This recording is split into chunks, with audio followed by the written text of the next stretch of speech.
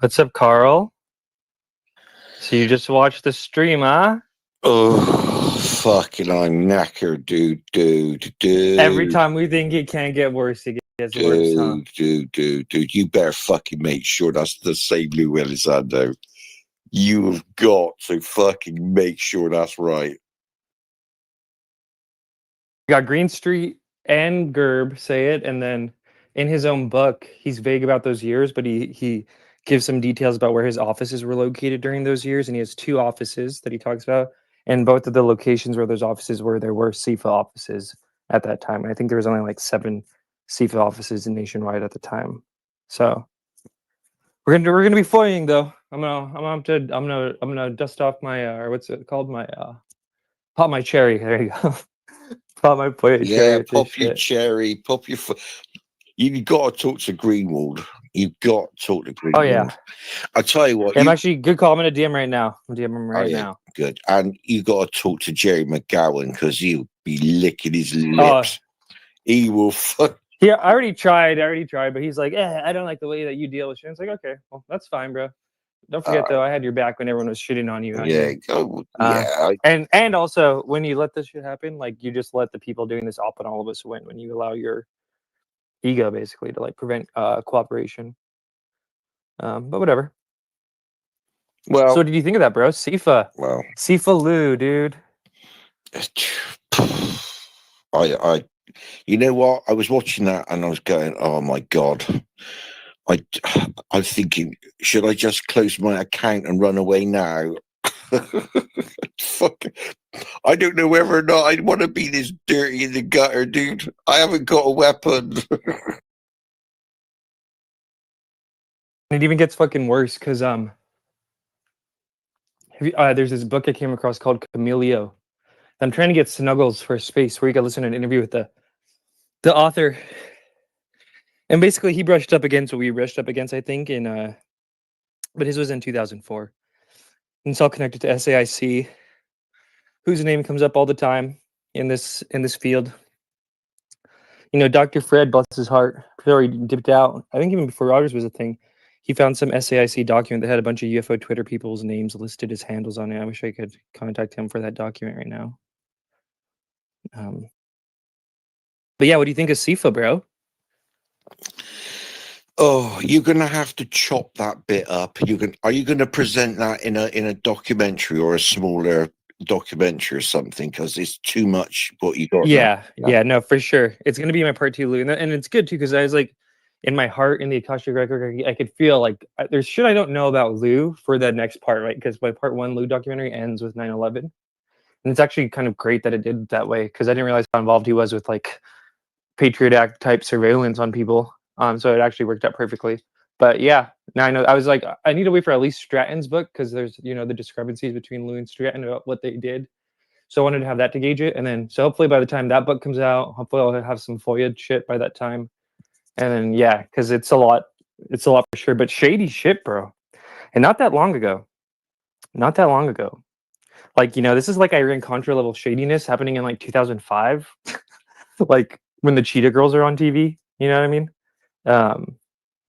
Yeah, no, but I just wanted to do because it was a big bomb, and I'm glad I did these live like I did with the Moran Learner Report.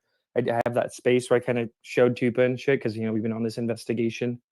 So yeah, I learned all that shit within the past few weeks. I tried to organize. You could even tell in the stream like I still honestly needed more editing to do on some of the testimonies.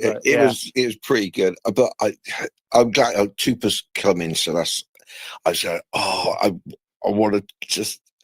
He's like, when you said, "Oh, I got some shit," you were really excited a few days ago. You going, "I can't tell you. I got to wait for the show," and I missed it, and I was like, I've just caught up now. It's like, oh man, Tupa's like, well, that was such a good reaction. It's like the fucking cogs are whirling in his head. It's like, I'm just sat here like, oh man, I literally just finished, and I've just messaged you, so I'm still right. Okay, so here's my thoughts. Oh shit, it's recorded. Okay. Oh god, was Ivan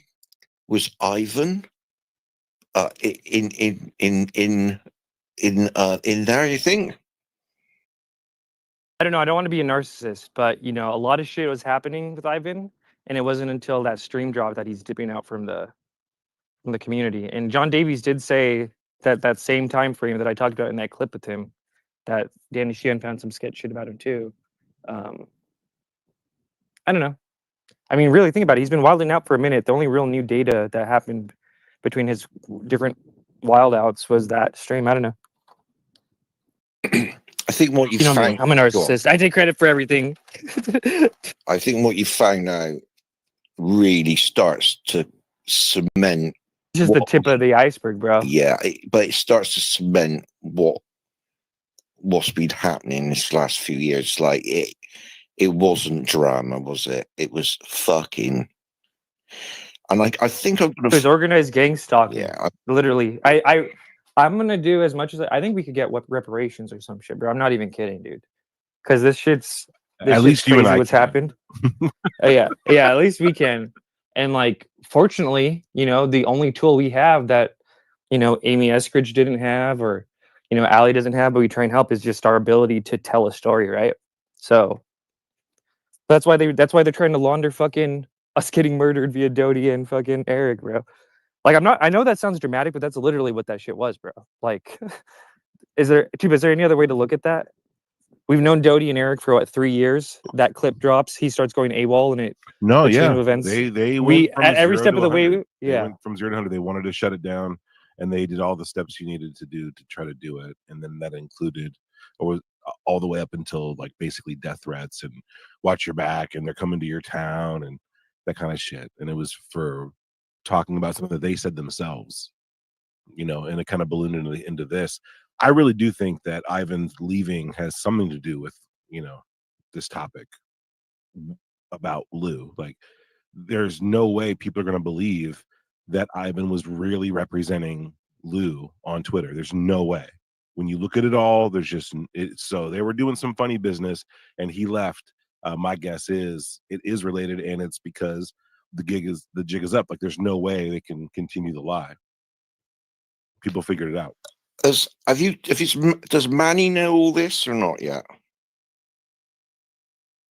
he's one. Him and Mike were the only ones I would have, if they were. And I was so busy, I didn't really do pre-planning. But I would have had Manny on for sure. But yeah, no, I don't know if he knows. Hopefully he knows. He saw the document, but I don't know if he saw the stream. It's actually hard to find a lot of information about that shit, believe it or not. Even though it wasn't that long ago, like 2005, 2006. There's not a lot of the news articles and stuff went away on it. No. But yeah, no. Did you see in the thing too the connections to fucking Lockheed Martin, Halliburton, and Northrop Grumman? I know. Well, when you said that, I'm like, oh shit. Oh dear. I was sort of surprised to see. Well, sort of not surprised, but a bit surprised to see Halliburton in there. But And they were doing some stalking shit of like, not even just anti-Iraq war shit. They were doing it like there was anti-Halliburton protests going on, that they were doing weirdo shit. And then again, planting people into groups. Like, I don't know what more people fucking need about Lue. I mean, it's all fucking there, dude. He literally, and then the quote that I highlight in the stream too of like, I'm not a UFO guy, never have been, never will be. I'm doing, like, this is what he was doing. How does he have all these connections that Stratton wants when he wants a weapon systems? I mean, it's all right there, bro. He was gang stalking for these people. And then it lines up with what Anjali said too, and it makes sense of why all this shit. And what Mike said, like, they're trying to create an incident. They want a milk fart to murder someone and us to be labeled terrorist, and then they could surveil us like they've already been doing, like maybe a little more legally. And all the narratives are so fucking controlled here that it's like a given in Congress, this amnesty discussion, right? It's just a given. It's not even like there's a debate about it. It's like, oh no, that's just part of the fucking disclosure. It's amnesty. Well, why is that? Oh, well, because Lockheed Martin connected, gang stalker connected, political action group infiltrator connected, Lue Elizondo has for the past 8 years used his little gang of psychos to control this narrative all the way to the top levels. When I think of disclosure, right, I'm not thinking from the perspective of a defense contractor or from the perspective of someone who needs amnesty, or company A, company B, which is, I'm trying to make an edit of this. I think hopefully this might be my next little collab with Great Work Grider, is just going through, actually I don't even want to say it because they're going to delete it all. But yeah, no, the company A, company B thing you hear echoed. You hear Rogan say it, you hear Alpuda say it. It's like, why the fuck? I don't think that way. Do you think that way, Tupa, Carl? It's like they're thinking that way. They're thinking amnesty. They're thinking we're gonna get in trouble for all this shit. Why are they when they thinking break down the company A, company B phrases? What are they saying? What's the context there?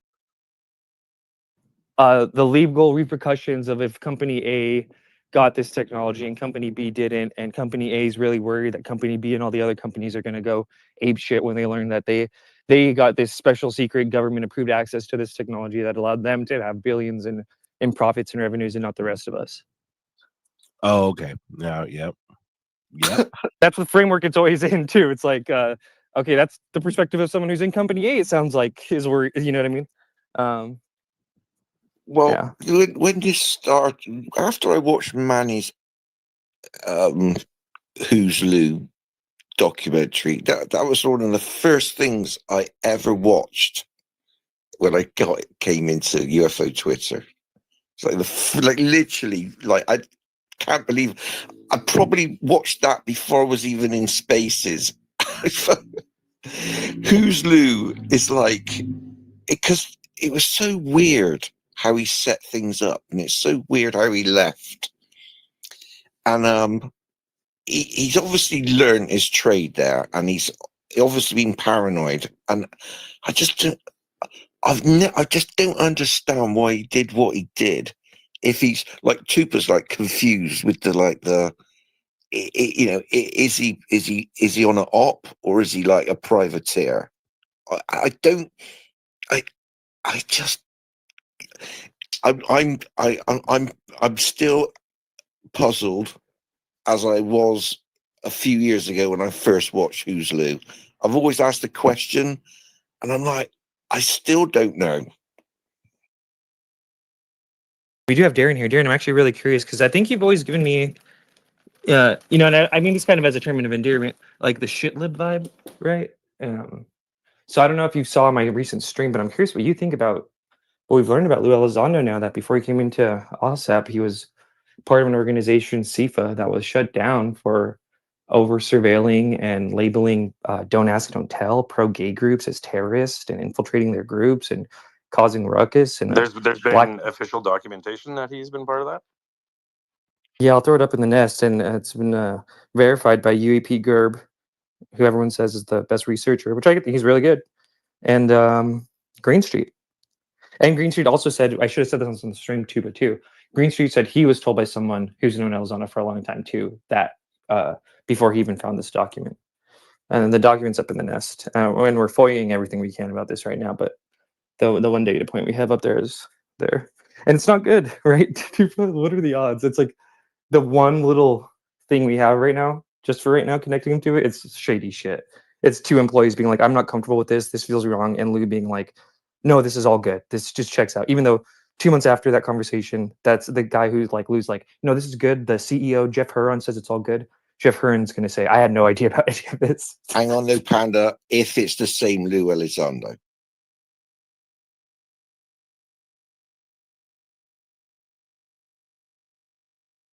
Hang on, you're not. I lost your voice. Oh, Yeah. Hello. Yes. Hello. Okay, that's good. See, Darren, I'm just good. Darren, I'm not even trying to do a gotcha. Like this, I think this is a big data dump for a lot of people. I think Mike had to think about a lot of things. I think a lot of people have a lot to think about. But that context of, that A to B necessarily doesn't mean it's all connected, right? Like maybe he did that end of his career there, starting a new chapter here. Well, exactly. But Like it doesn't necessarily mean anything nefarious, and it doesn't necessarily have anything to do with ufology. I don't know if you saw the stream too, and I still have to dig more because I actually think this thing might connect to some more ufology shit. But they're People in biggest contracts for intelligence jobs, and will tend to go to intelligence jobs are either assigned to or that fit their skill set. So it doesn't necessarily mean anything really. That's fair, but also it is an interesting data point, is it not? Like this is who this guy was. Like why it's another data point. I don't know how interesting a data point it is. I think if you look back on anybody who was in the intelligence community, you could probably look at some of the I'm sure they've held some positions that would look the same. It like I said, it doesn't necessarily have anything to do with ufology or or anything. It just could have been a position that he was holding. I'm sure there was a lot of intelligence Darren, people that held those positions. Correct. I'm not trying to do a gotcha, bro. Just meet me halfway. Like, you got to admit, I'm just giving you my opinion, Panda. Like, I'm just telling you as it is. I think that you're over sensationalizing it. And like I said, intelligence people hold intelligence positions. There's I've known people who've held intelligence positions like that here in Canada. Working. Bet you do. Working for CSIS. Working for what? CSIS. It's like Canada's CIA. How do you know these people? This isn't a gotcha. Couple of guys This I was in is the military with. Carl, let him go. What? How do you know these people? A couple people I served with. Oh, in the military. Okay, cool. Thank you for your service. I think we're all pretty much North American brothers, right? No, I don't know, man. I mean, like, Darren, aren't you like pro gay and shit like that? Like, I would just be like, dude, like, it's bad when you the whole organization, like, our government does so much shady shit. So for the government to be like, okay, we have to publicly fucking get rid of this shit is just like, it's wild, bro. Let me see. Maybe I'll pull up some audio clips here. I just have to set up my computer. Darren. The American sorry, government Darren, this and Canadian governments have done a lot of shady shit. Yeah, Darren, there's a question. Do you think there might have been 2 Lue Elizondos in the CIFA department? I have no idea. Here's another data point too, right? So it's the thing I said about how in his quote, I'm not a UFO guy, blah, blah, blah. I was asked to do the very thing. I left my old job to do this. 2008, same year. A lot of these weirdo accounts are from. He's also not open about this in his book or on his website. It's like there's a very clear, distinct pre-2002 and then post-2008 kind of thing. And those years in between, he does not talk about in any of these things, which I just think is another data point worth noting. Like, okay, why not? Why not just say, yeah, I was part of CIFA, I did the XYZ, da, da, da, da. You know what I mean?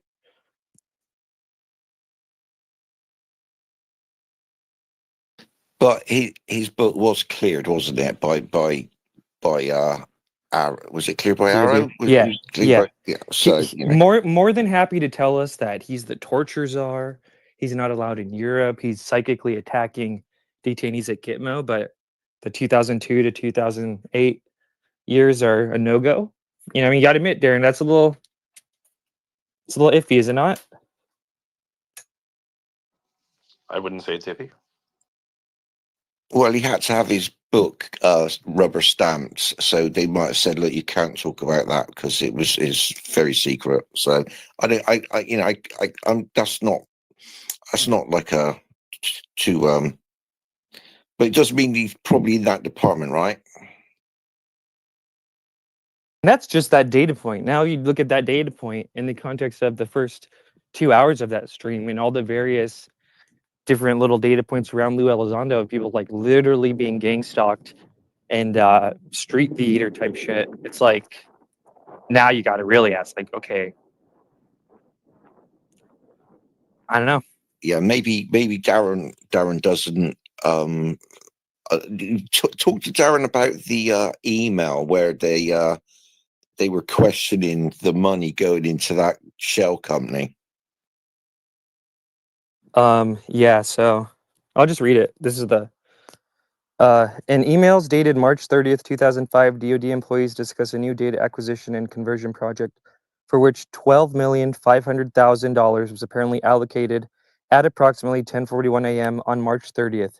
CIFA's chief technical scientist, Theodore Wiatrak, asked other DoD CIFA employees via email, is our guidance to give all of this money to MZM? Now, mind you, MZM was a shell company created by this guy named, can't think of the guy's name right now, but it was super shady, and this is part of that MZM company was blackmailing a bunch of politicians, one of them, Duke Cunningham from San Diego, which is right where SAIC is. Holy fuck, of course it is.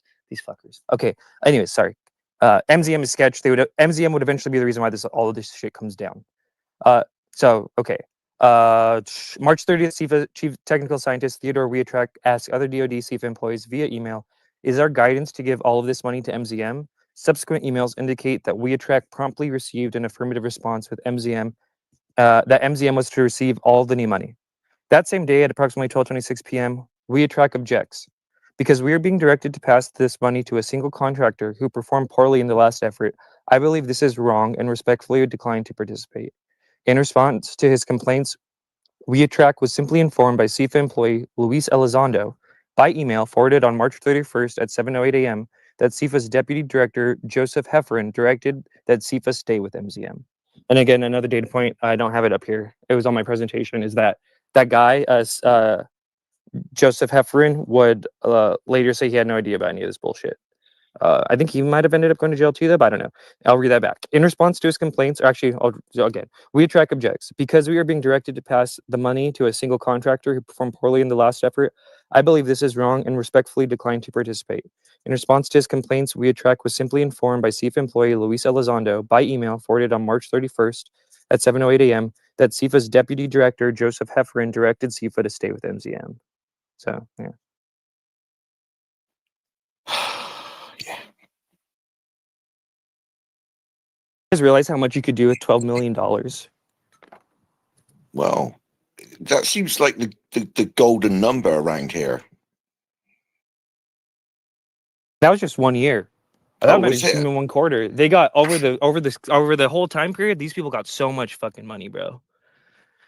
Some war dog shit, you know what I mean? People were fucking just making money off of the Iraq war. And mind you, the guy who made MZM was also connected to like the commission that put out the report that said that Iraq had weapons of mass destruction.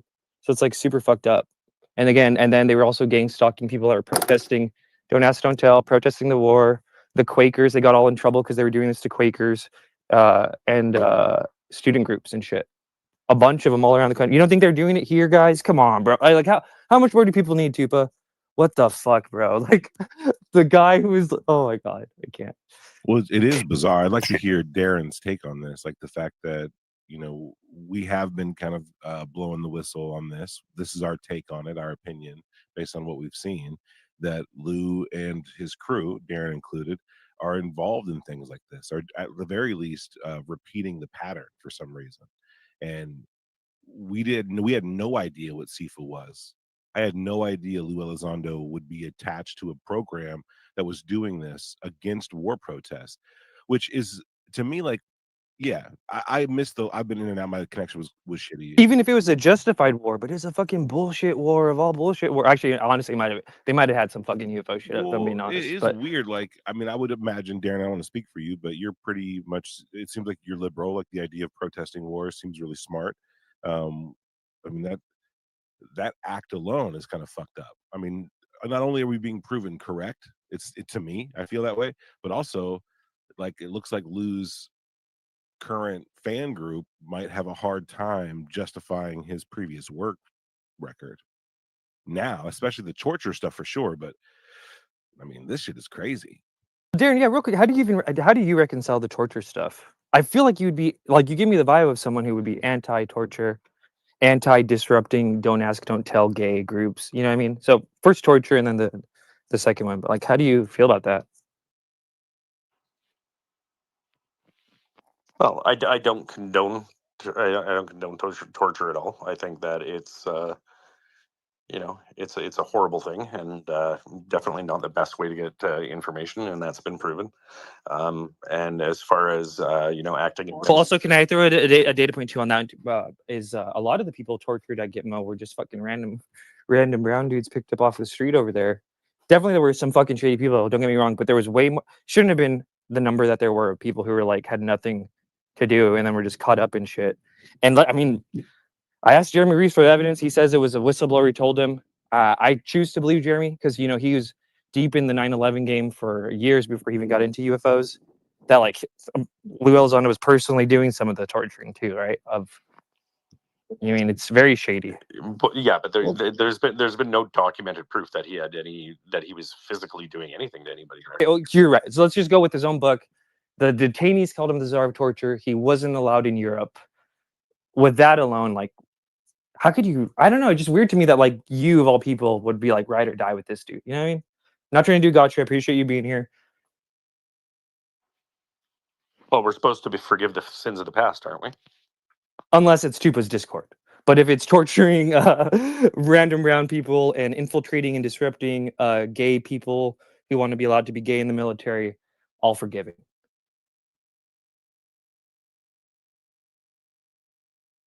Rather bizarre. Shut up, Baphomet, Gabra. No, that's a good point. Baphomet, Dabra. Oh, geez. So, Darren, based on your statements here, because if you're willing to forgive torture and this kind of weird shit, can we bury the hatchet here on my Discord? Well, see, like when you're serving and when you're serving the government, and you're serving the military, you're given a task to do, and you're given a task to do, that's considered orders, right? And you obey your orders when you're in those positions. What are you doing right now, Darren? No, I left the military behind years and years and years ago. I don't obey anybody's orders. Who do you know, Darren? Well, and also, Darren, to what you're saying though, like even the government was like, no, You guys would be surprised. this MZM, this MZM shit was too much, and this is unsanctioned, and people involved went to jail, and like it wasn't like a, what I mean. I get what you're saying though, like I was just following orders, brother. But Lue Elizondo is literally in that document being like, no, let's send all this money to this shady company that is blackmailing politicians, getting hookers for politicians, and not fucking performing. It's literally just tax dollars, bro. People's tax dollars just for fucking shits and gigs, bro. 12 million. In just like one little quarterly thing. So I think it's unfair pressing Darren on this. I think Tulsi. No, I'm Gabbard, not trying to. Yeah, No, He that's does okay, also but have a good point. really, we about- should be asking Tulsi Gabbard what she thinks about this. Well, yeah, and Yeah. following orders, dude. Like, I don't know if there is a way to not follow orders. Like you can't go outside of command. Like it has to go to your immediate superior, and your immediate superior is telling you to do it. It's like one of those real shitty things that you sign into. well, but like literally in the document we have, there's an employee saying, "Hey, this goes outside our standard operating procedure, and this is wrong. I don't want to do it." And then Lue Elizondo name dropped somebody who would later say they had no idea about any of this to say like, "No, do it." You know what I mean? Yeah, all right, fuck it, dude. Yeah, you're right. I can't argue with that at all. That was the juicy bit. That's the bit that I like the most. That some employees within CIFA said, we're uncomfortable doing this. We don't really want to do this, and then get told by someone called Lue Elizondo, might not be the same person. There might be 2 or 3 in that department, all with the same name, but tell them to like, don't worry about it. Carry on. Everything's cool. Can't make this shit up, huh, Carl? You really can't, bro. It's pretty fucking wild, but again, you got to make sure that that's there might have been another Lue Elizondo,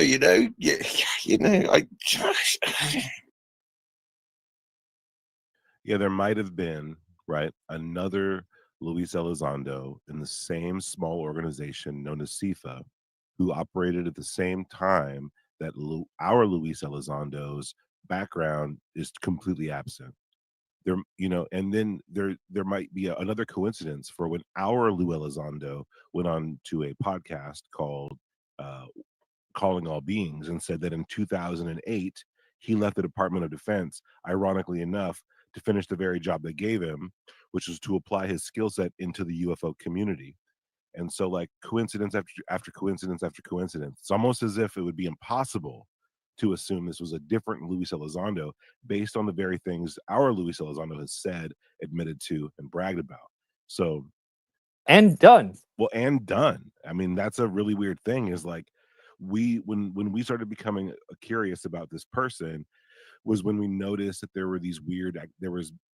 We were being treated like terrorists basically, and there was this weird kind of intel shit going on.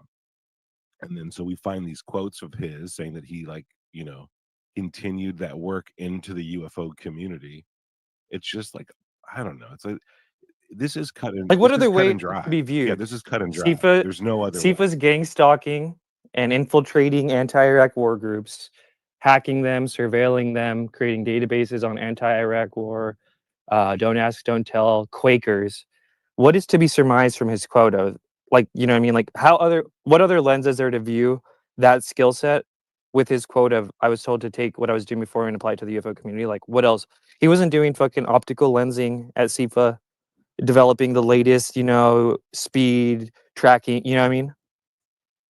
Literally, the only He thing we have of him is certainly- him being shady and making a shell company. You know? Yeah, kind of like the same methods. You know what's weird too is he said he was asked, but he doesn't say that he was ordered. And so I think that to assume that Lue has been operating in an official capacity in the UFO community would be foolish. I think this is private. I think he's been paid to do this by private industries, and he's like used clever language and a mask to claim that he's operating as a government person. It's pretty clear to me that he's utilizing skill sets that he learned about through CIFA in this community for a private organization, which sucks. I mean, that's a crime. So We're gonna get reparations, bro. Oh, if it's the same guy, because like I've got to say that just remember when Burleson came in and did 3 hours with you that we were upset with Christopher Sharp, and obviously we're going to apologize to Christopher because he obviously had the same interview verbatim with Eric Burleson earlier, and just took him an extra day to write that up, and so we apologize for any confusion there. So what I'm saying is that we can't jump to conclusions that that's the same Lue Elizondo. I don't think it's jumping to conclusions. I think that you know what I mean? I think that there's been enough evidence put forth to say that it's arguably him, that it's not a case of like two John Smiths. It's a unique name. It's a unique, position. It's a unique organization, and his very own timeline matches up with it. So I think it would be. And UAP Gerb. Well, you know, 100%. Yeah, UAP Gerb said people need to look into Lue Elizondo. We need to FOIA his time at CIFA. So like other researchers have found this. It's not just one little like rabbit hole or like lead. This has been vetted by multiple people, or at the very least kind of corroborated by multiple people.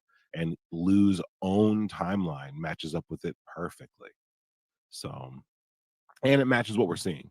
Ufologists have been treated like terrorists, right? That's 100%. They've been literally gang stalked. They've literally had street theater, which is a term. And, kudos to Chase. Chase was the one who's like, we need a different term for that. It turns out it is a term, street theater. And it's a well-documented phenomenon where, people, and there's already been SAIC, like job listings that people have found over the years of like, for people to do it, come make, if you're an actor, here's a day job for you. Just do, what I mean? So what's up, Darren? Oh, day players. For sure, dude. Can you provide the full document and the source of that document? Yeah, I will. I'll go ahead and probably post the full thing maybe tonight. I'm sitting at my computer right now. But yeah, and so by the way, that document is an FBI report after all this shit, bro. Where was it sourced from? It was originally on this the local San Diego, which is interesting. Again, that's where SAIC is. That this is the one guy who got busted with it. A local San Diego news thing put it out, and randomly they took it down recently from their website. But Green Street had a copy of it. The reason why they took it down? Could it be that it was not a real document? I don't know. I really don't know. I mean, we heard from Keemstar that like whatever your little group that you're, I think, a foot soldier of that you might not even know the full extent of, has like high up connections to Twitter that his longtime connect didn't even know what the fuck was going on. You know what I mean? Sorry, what does that have to do with what I just asked? Well, it's just big. I don't know why that document got taken down. Same thing happened when I did my Anapolina Luna space. A bunch of documents on one of their local sites that had all this documentation about that. Luckily, I was able to save them all. Like as soon as I started the space, they all like took them down.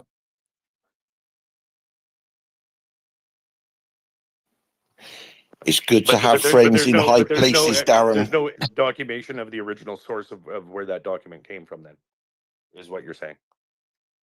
Online, no, but it's a 28-page report. I'll put it all up. I'm totally down to when I get time. I'm trying to think the best way to do it. There's not really like a good unified like put documents up place, is there yet? I feel like there's a few of them that like bounce around. You see like Scribd and shit like that, but do they don't have a recommendation? We probably shouldn't be claiming that it's a real document until that's been vetted, right?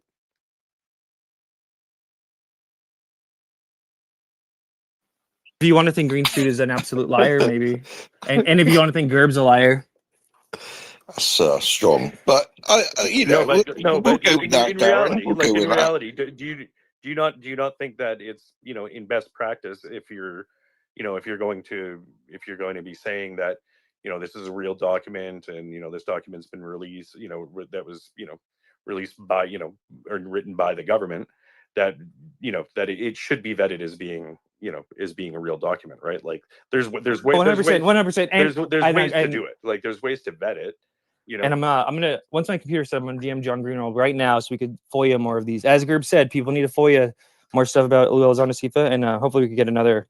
Hopefully we could get this on the FBI's official site. If Greenwald comes out and he can say, you know, that, you know, he, you know, that was you know, that he obtained it through freedom of information, then yeah, then, you know, that's a vetted document. But, you know, until it can be completely vetted, nobody for sure can say that that is an original actual government document, right?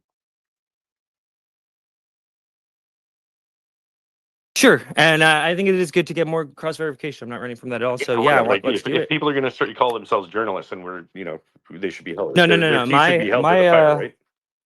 My bio says UFO news and history documentaries #grifter. Nowhere does it say journalist.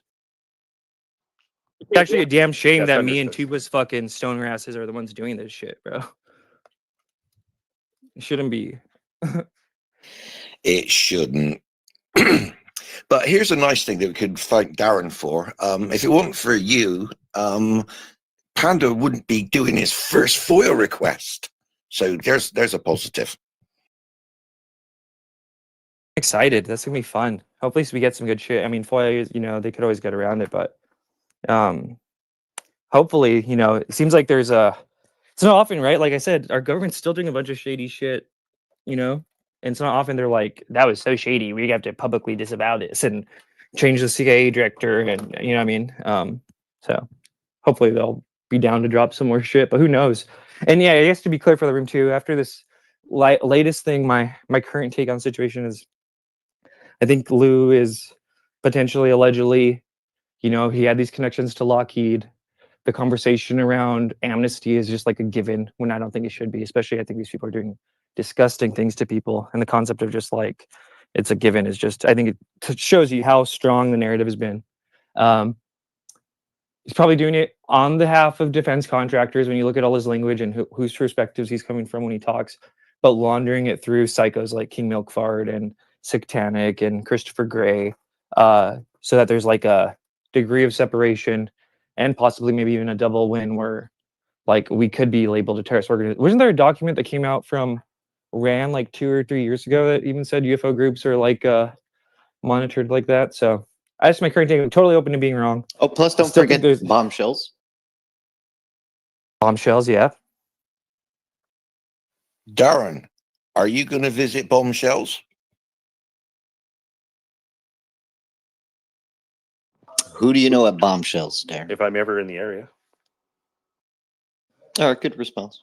Alexa. That'd be, don't you you ride a bike, right? That'd be a cool little trip. Bike down to Bombshells and back, I feel like, when it's not super snowy where you're at. Yeah, I'm sure it'd be a fun ride. I'm just avoiding the US right now. Because of Trump? Yeah, pretty much. Yeah, you're right to do that. You're fair to do that in free world. Because of the FBI. Oh, because the FBI? Because of the rich universe? Because of Tulsi Gabbard's task force to stop the weaponization of the intelligence community against citizens. I know a couple people in the FBI. I'm not worried about that.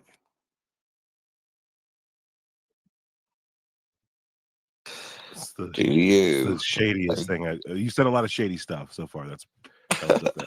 He's a quality actor. He's fucking so good. And I mean that, like, you're so good at being such an asshole.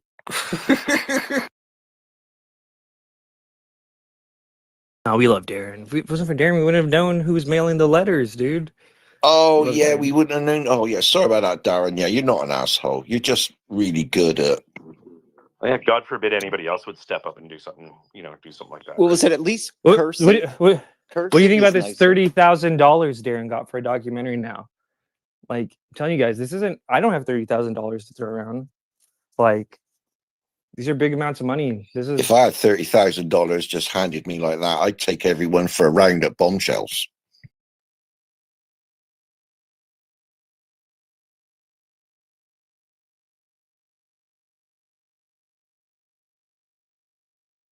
And hopefully, I hope we're gonna get Logan in here, and it's gonna turn into a different of a little space. Because, Tupa, have you ever heard of the book Chameleo?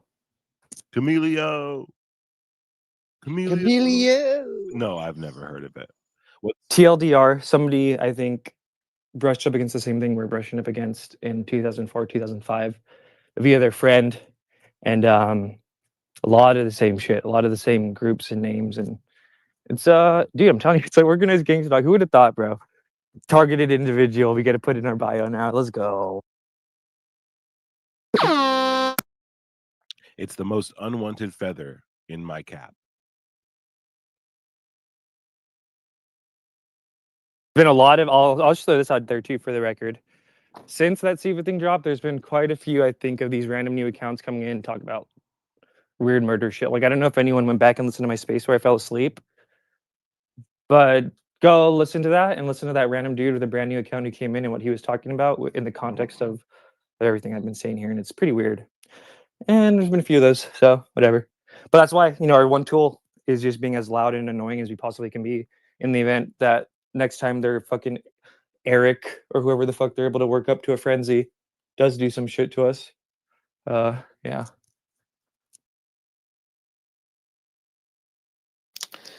Yeah. That's what Amy said, right? In the beginning, make a documentary. It's fucking Amy said. Amy gave us the groundwork. You gotta be loud. If you're quiet, they'll burn your house down and not give a fuck.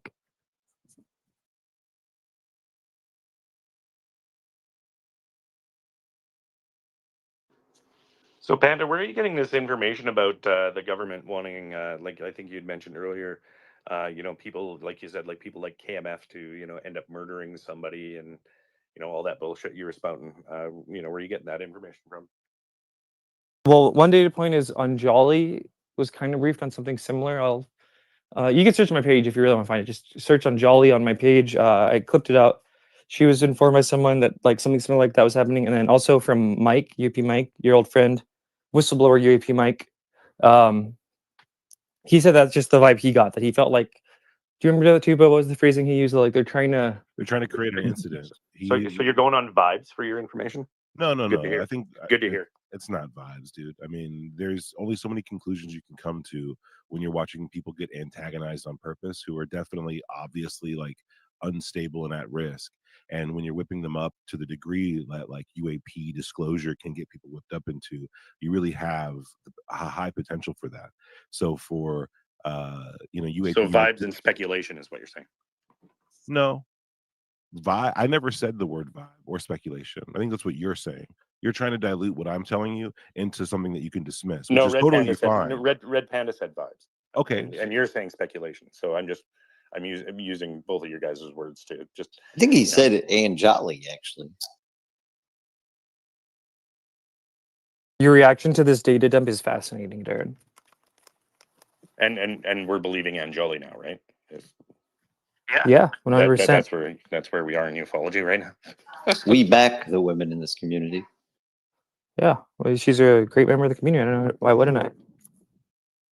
Well, I'm not saying she's not entertaining and a nice lady. I'm just, she said she, walked through an invisible wall in a mountain and visited with aliens. So She wasn't, and it's gonna sound funny because it's kind of like, well, she was in the intelligence community. She does have connects, so she says that she was informed by someone still in that this is happening, and yeah.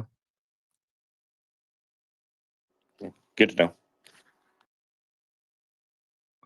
Yeah, I think her opinion on this stuff is as valid as anybody else's, and based on like, I don't know, just say like, oh, that's like what we're listening to. That's like the state of ufology. I mean, we're talking about ops. This is the state of like civilians versus the government, right? Like we're in a state of protest. If what we're identifying is real, then we're trying to fight back against government overreach and this kind of oppression that's going on, especially if it's being used by private companies trying to utilize these government tactics against civilians in the context of ufology or UFO secrecy or whatever this is. Yeah, I would just assume that you would like. I'm waiting for the moment you flip, that you realize, oh, I'm on the wrong side of this. Like the Well, principles and values you I'm stand waiting, for. and I'm Mr. waiting Self-funded I'm bit waiting for out the point. Chupa. I'm waiting for the point you provide any reliable information about it. Maybe then I'll flip. Darren, let's be real. Let's talk that through. Let's say it comes out more and more information, more and more Lue Elizondo being sketched in CIFA FOIAs. Will it change your view on everything? Dude, Like, I see. I don't rely on speculation and vibes for my information. I go by actual provided information you go by that's the Talon that's database. vetted, that's vetted and proven to be real. So I'm not going to sit here and say what if or when, what if this happens or what if that happens. I'll go by information when I see that it's proven to be true, which I haven't seen from you guys. So as soon as you guys can provide that, maybe Well, I then don't you'll see me know. flip. You've continuously accused me of being a threat to ufology because of the potential for us to push racism or something, which we've never done. Right? I've never done that. But you're always relying on like you know what I mean. You're calling the alarm, sounding the alarm for what? Like I think you speculate a lot, and you live in fear a lot too. And I'm concerned why like you pick and choose who. You said you were I'm sorry, paid but what $30,000 to make a documentary proving Chupacabra is dangerous. And that doesn't sound like some CIFA shit. I don't know. I don't know what it is because I know Tupa ain't dangerous. It's weird. It's almost exactly. I didn't to say a that's what I was T. doing for a documentary. Well, yeah, you did say that. No, I said it was about social media and ufology and about the good and bad in it. I said you'd be included in it. I didn't say you were the You focus said of it. you said that the movie would prove that that was the case about me specifically. It might have the movie might do other things, but you made it clear that one of the objectives of the movie was to. No, it would feature all the information that proved that you're that way, but that's already been put out on Twitter. So, But yeah, you still never proved that though. So I'm curious, like, what I no, mean? you proved it. You all of the information is available. Like it came from your own fingers typing it into Discord chats. Again, you said earlier that like people's past are the past, right? Like I've been hosting spaces for 3-4 years. No, haven't. I'm saying that that's what you guys believe. Like that's what you. If you Oh, tortured those terrorists at hateful Twitter Gitmo, fingers. then you're good, Tupa. Or if you were infiltrating Don't Ask, Don't Tell groups, you're good. But the Discord, Yeah. If I was, Is Chupa going to be It's so the good weird. guy in this movie then? Chupa's never been the good guy. Oh, come on. It's going over Actually, the line. we're gonna learn. We're gonna learn You're Chupa's the fucking good loose guy. kid. You're the good guy in the movie because in the end you actually end up realizing how much of a fool you've been for following these guys, and you turn. I'm the good guy? You turn around. Yeah, you're the good guy. That's cool. All right. Fuck The end yeah, just hasn't been dude. written yet, Fuck Carl. The yeah. end just hasn't been written yet. All right, cool. All right. You're I'm right there. keeping, The end my definitely hasn't options been open. written yet. I'll be waiting for a couple of them Aboriginal documentary dollars, of course. Can I don't want to change the subject much, but I hosted a space today and I feel like I invited Tupa, I invited Red, but I think you guys are gang ignoring me. How Are you you guys are ignoring him? ignoring my stuff and you're doing it as a gang, so You might not have. Yeah. You might Well, just not that's- have enough Disavow. followers. Tupa, I mean, Zim, did you watch the stream? No, no one does. It's okay. I'll play some of the clips. This, you know what? I have to get back to that. I will do that. You gang ignored my stream, bro. You guys are gang ignoring my stream right now. Is this going in your film too, Reverend Darren? Because honestly, this is really important that Zim didn't watch Red's stream. I think it's gang-noring. We can't throw the egg in there. Just try it again. Gagnoring.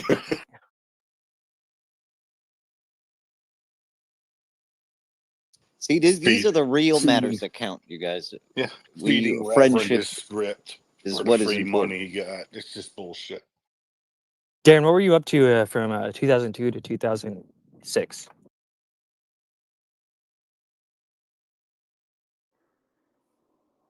What was I doing? Like for what?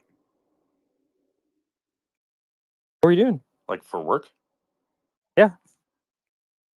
Oh, I was a barber for most of that time.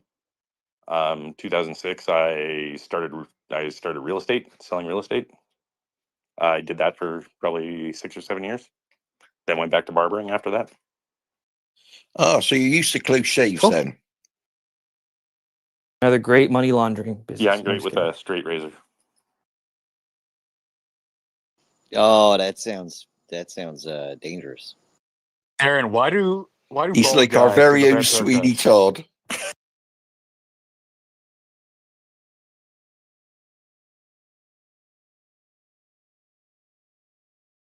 Sorry, what was that about bald guys? Why do bald guys get the best haircuts? Because they don't spend time worrying about their own hair. They have more time to worry about yours. That's nice. That's fair. Darren, why did you freak out that one time in that space when we found that old podcast that you were on? I always wondered about that. I didn't freak out about anything. I thought it was interesting that you guys found it, and whoever wants to hear it, I can supply you with links to it. Darren, what happened to the UAP disclosure fund? How the fuck would I know? You need to FOIA it, man. Don't ask that question. That was a bit of a gotcha. I gotta admit that. I've got a question for Darren. Are there any particular FOIA requests that you would like Red Panther to go for? That actually is a good question. While we're digging into this CIFA, MZM, Lue stuff. He can FOIA whatever he wants. But is there anything in, because like we want to do standard of evidence, anything? Is there anything like you're really looking out for that would If that would make you? if there's any information that I wanted, then I would do the work. So I'm not going to ask or tell anybody else. You're not curious. to do You're not work. curious at all what your acolyte was doing during these years that in an organization that was shut down for gang stalking, anti-Iraq war protests. Unless it has something to do with UFOs, ufology. That was also contracted by Northrop and Grumman, Lockheed Martin, and Halliburton. disclosure. Then I really could care less, actually. Lockheed Martin, Halliburton, Northrop Grumman. Seems the only people that are really terribly interested in it are you. What You know? what do I matter to disclosure for UFOs at all?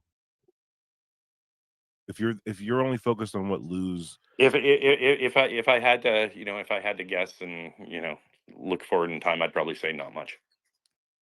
right? So what's the interest? Why are you so much more interested in what I'm doing than like what Lue's doing, who has much more of an impact on the community you care to?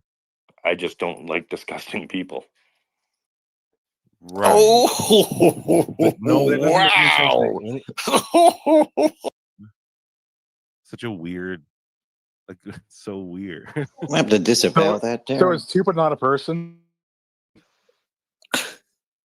I said disgusting people, so I Disgusting included Fuck me. them in that that genre. Oh, I think we should have a prayer for Tupa. I mean, please, Tupa, wash your feet.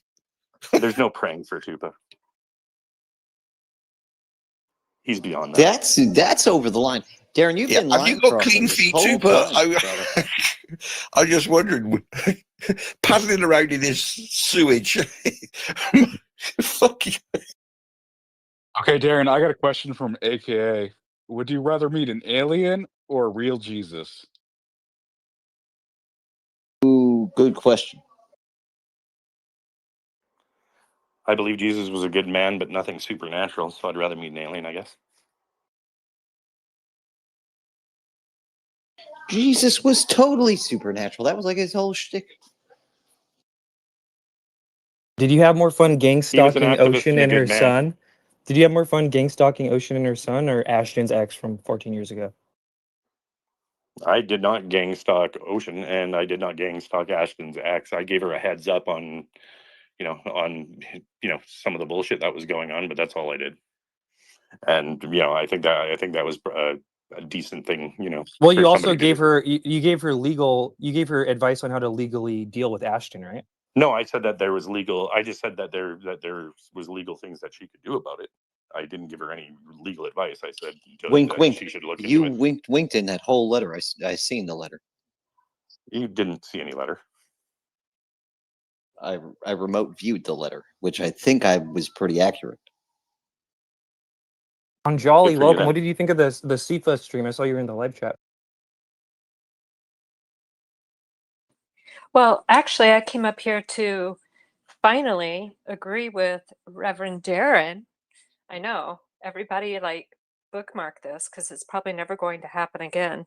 That that Jesus was probably just a dude, and that a lot of his sayings and the stories that we have written down are parables. They're like a roadmap to enlightenment. That's just my opinion. But yeah. But what do I think about the CIFA stream? Intense, enlightening, and I want more. I want those years FOIA'd. I think that would probably benefit all of us. Well, and Anjali, you were once an insider. What what can you say about the authenticity of those documents that were provided? I started to put those up, so maybe you'll tail that for that. But Anjali, could you maybe for the room repeat what you had said that one time in that space that I clipped out about like what you were told about? Yeah.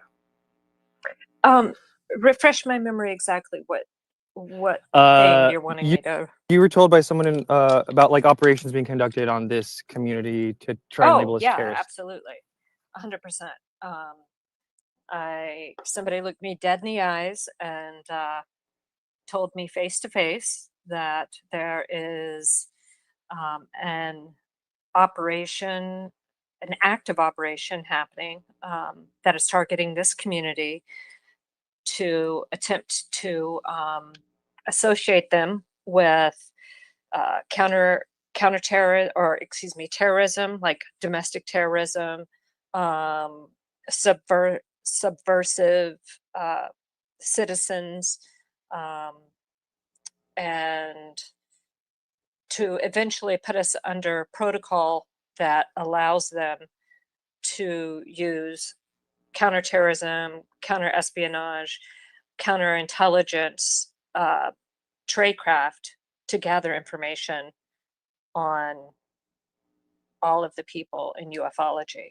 So, and that's funny. You said that before we learned about any of the CIFA stuff, and it's That's literally right. like what CIFA got in trouble for doing that same thing to Quakers and like don't ask, don't tell people. Pretty wild. Totally not connected, I bet. Sorry, Right. Anjali, can you provide the situation again where that information was provided to you? Was that a classified briefing? Was it a skiff? No, it was not in a skiff. It was face to face, without our electronic devices around us, in a place where only I would hear what was being said. So was it considered a classified official briefing? No, it was considered. It was classified information that was passed to me from an intelligence officer. And it was a warning. Okay, so and at the time, were you legally available to take that information, or was that information that shouldn't have been supplied to you? Why does that matter to you? Isn't Yeah, it I relevant? plead the fifth. I'd Yeah.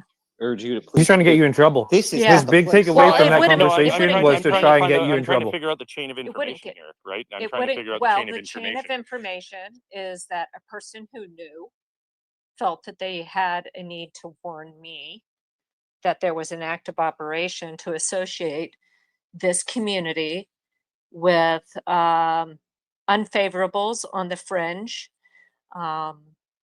so that they could use provisions under Homeland Security and counterintelligence and so on. The things that I don't need to, go on and repeat. So Okay, it was friend to friend. Wouldn't you agree, though, that there has been false information provided from one government official to other government officials within, the U.S. government and within the intelligence agencies, that is remarkably false and to paint a narrative? I think it's really interesting that you're so defensive about what I'm saying. I'm just asking Actually. questions. I'm just No, asking you're not questions. No, just asking you're trying to questions. You're poke asking holes. leading. You're trying to poke holes Whataboutism. in it. Yeah, and like Yeah. it's such a broad. Coming No, from a I'm very not trying to. distinct I'm not trying perspective. to poke Such a holes. I'm broad not trying to poke holes in comparison. anything. What I'm trying to do. Darren, if you have a specific What I'm question, trying I to think do. that's important. But you asked you I said, asked a very specific question. let me finish.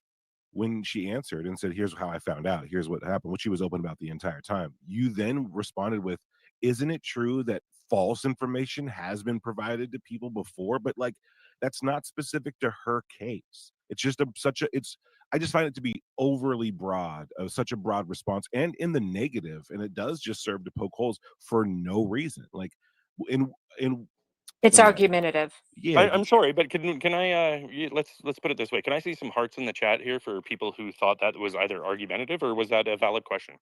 Hearts for valid question. No, your comparison at the end isn't a valid question. She said, here's how I found out, and she never said, I know it's a fact and I did my research and he's infallible, he cannot tell a lie. She just said, this is what I've heard. And then you said, well, isn't it true that some This people is what I told. What I was isn't told it by true that someone some that people I have trust. lied? Isn't it true that lies that people Well, no. First, you said, "Were you legally in the position to be Yeah. told this information?" Yeah, dude, that's all. Yeah, it which is. doesn't get me in any kind of trouble. I'm trying to establish a chain of information. People lie every day. And I'm trying to Reverend. establish how reliable that information could be. And that's all I'm doing. I'm just asking questions to, Right. to Well, I can give you my opinion on its reliability. I took it to heart. This person went to great lengths to be able to tell me this information in a setting where it would not be overheard, and also gave me other information that I found to be very credible, some of which I already knew, because it was also my experience being on the inside, being an insider, as you would say. And so it was information that I was aware of through a different channel in a way that this person would not have known that I was aware of, because they were not part of the project that I was working on that was classified at the time and is still classified. So I found it to be a sincere warning, not a threat, definitely not meant to be a threat, but to warn me that I was walking into a lion's den and that I would be surrounded by operatives who had a job to do, and that it was a directed job. And could that directed job Welcome be, to the gutter. could that could that job be directed as different disinformation? Because isn't that exactly what disinformation is they feed you some some real with a little bit of fake, so that it makes the story a little bit more believable, right? And what do you do? That is part of tradecraft. That is part of tradecraft, So, is it not? oh, how you would know, huh? How do you know that? How do you know that that's part of the tradecraft? Did somebody tell you? No, it's a sincere I've spoken to a lot of people in in the intelligence. Well, how do you know that they weren't lying to you? I mean, isn't that what they do? Don't they Well, lie to you? exactly. That's what I'm saying. Okay. And how many people in the intelligence community have you spoken with? I've spoken with a lot of people in the intelligence community. How many do you think have lied to you? Probably all of them. Who do you know, Darren? Well, the thing is that intelligence officers, we have a different kind of relationship with each other. And though there have been operations that have targeted intelligence agents, it's typically a foreign intel operation and not friendly on friendly. So, yeah, I trust my source. I know my source. My source has been vetted. And I know my source very well. But that exact information that they've given you, has that been vetted as being true information? Of course Well, it's true. It does back up exactly what Lue himself said. So, Darren, what do you think Yeah. about? What do you think? It about actually what, was supported by Lue Elizondo. He said he was asked to apply his skill set. So, and I didn't even know that at the time. In fact, what I was told predated that interview that he gave and said that. So, if anything, it was Anjali, for your confirmation. assessment, do you think it's treasonous that they do this? Sorry, I got food in my mouth. It's ironic that Darren's defending someone that's said on video that he's a disinformation agent and a counterintelligence agent. That's his job. Yeah. That's his assignment. That's his mission.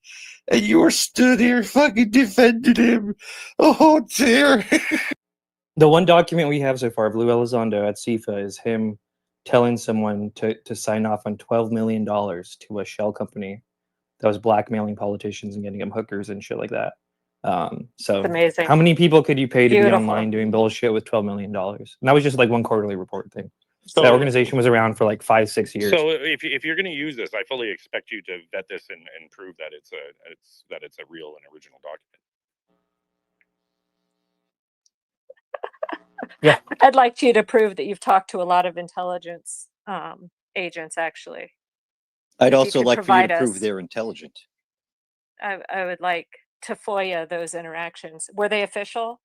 Was it in official capacity? Were you in a position to get that information at the time?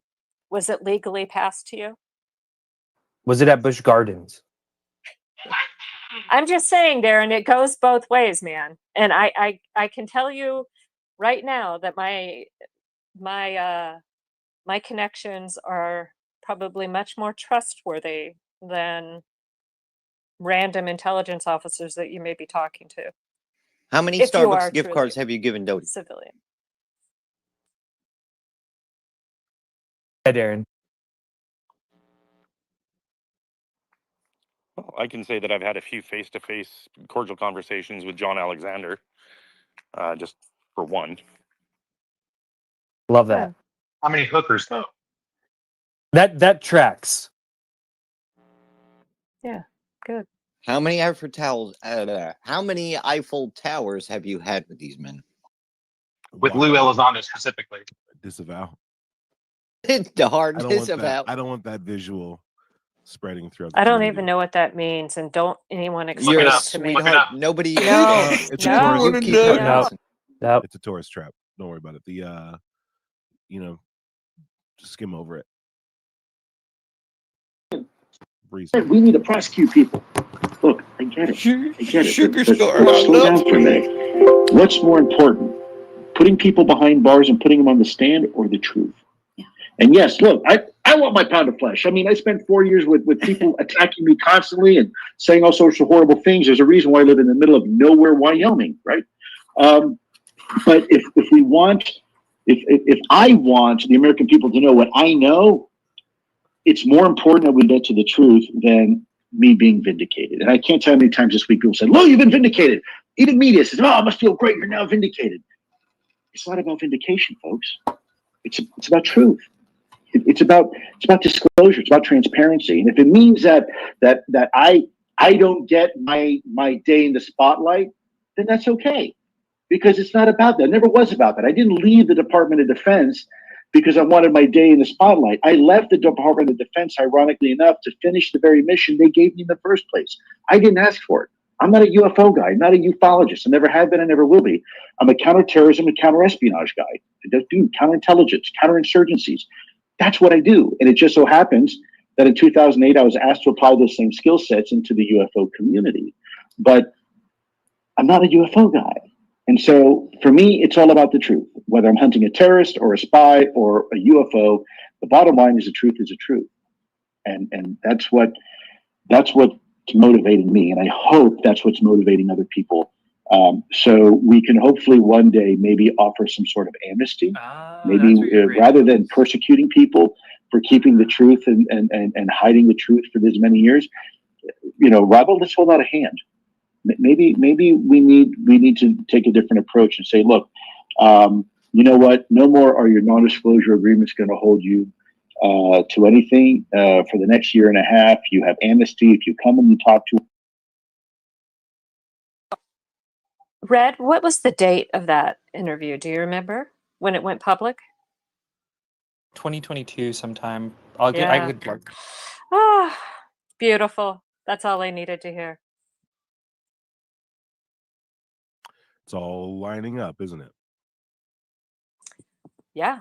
Actually.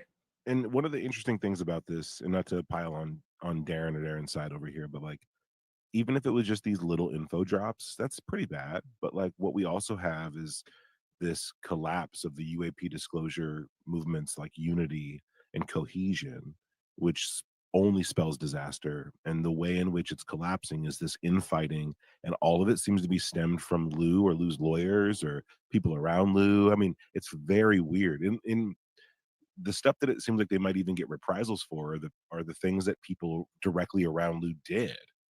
Like the Sawans and the Heatherleys, and it just seems strange. It's backed up by almost every aspect. Like history, when we look back on it, we can go, oh yeah, I guess that was happening. But you've still provided nothing but speculation towards any of that. No, there's all kinds of evidence that's been presented. I don't know why you're not registering that.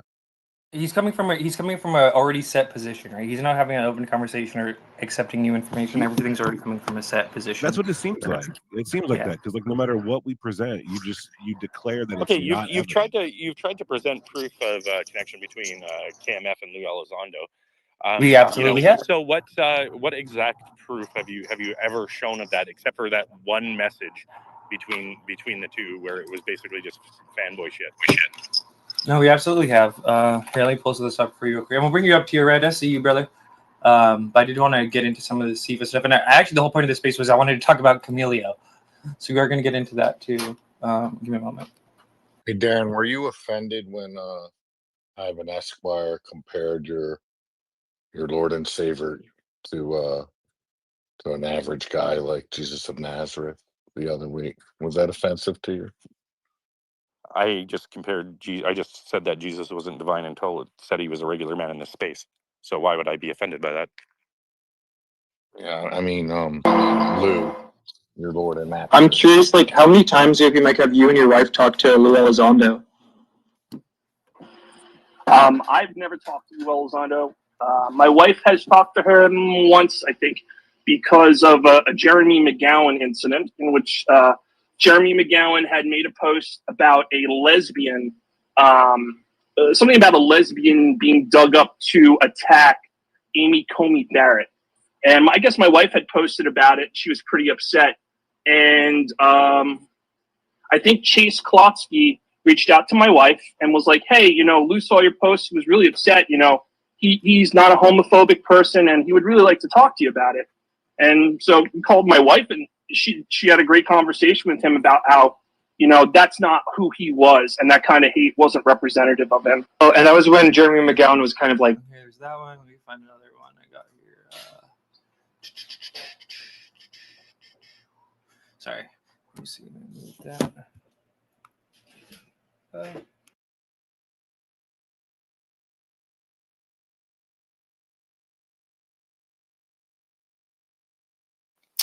I'm going to be logging off in a minute, Red, because I'm running out of battery.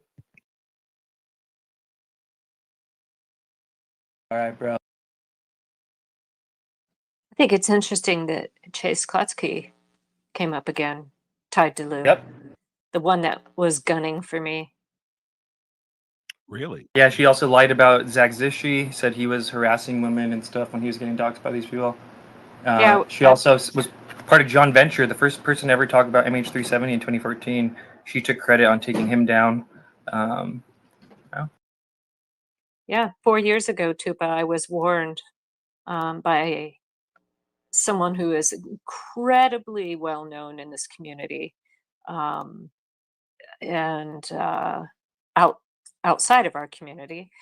And I received a proton mail from this individual warning me that somebody I had never even heard of, Chase Klotsky, was gunning for me. And then when I looked her up and went to her X profile, which was Twitter at the time, that's how far this goes back, she had already blocked me and I had never even heard of her. And at the same time, what's his name? Richard Butt was in the back channels whipping up experiencers to dig in dirt on you while pretending to be your friend, right, Anjali? Yep. He was publicly pretending to be my friend while he and Chase were in a Discord server. Yep.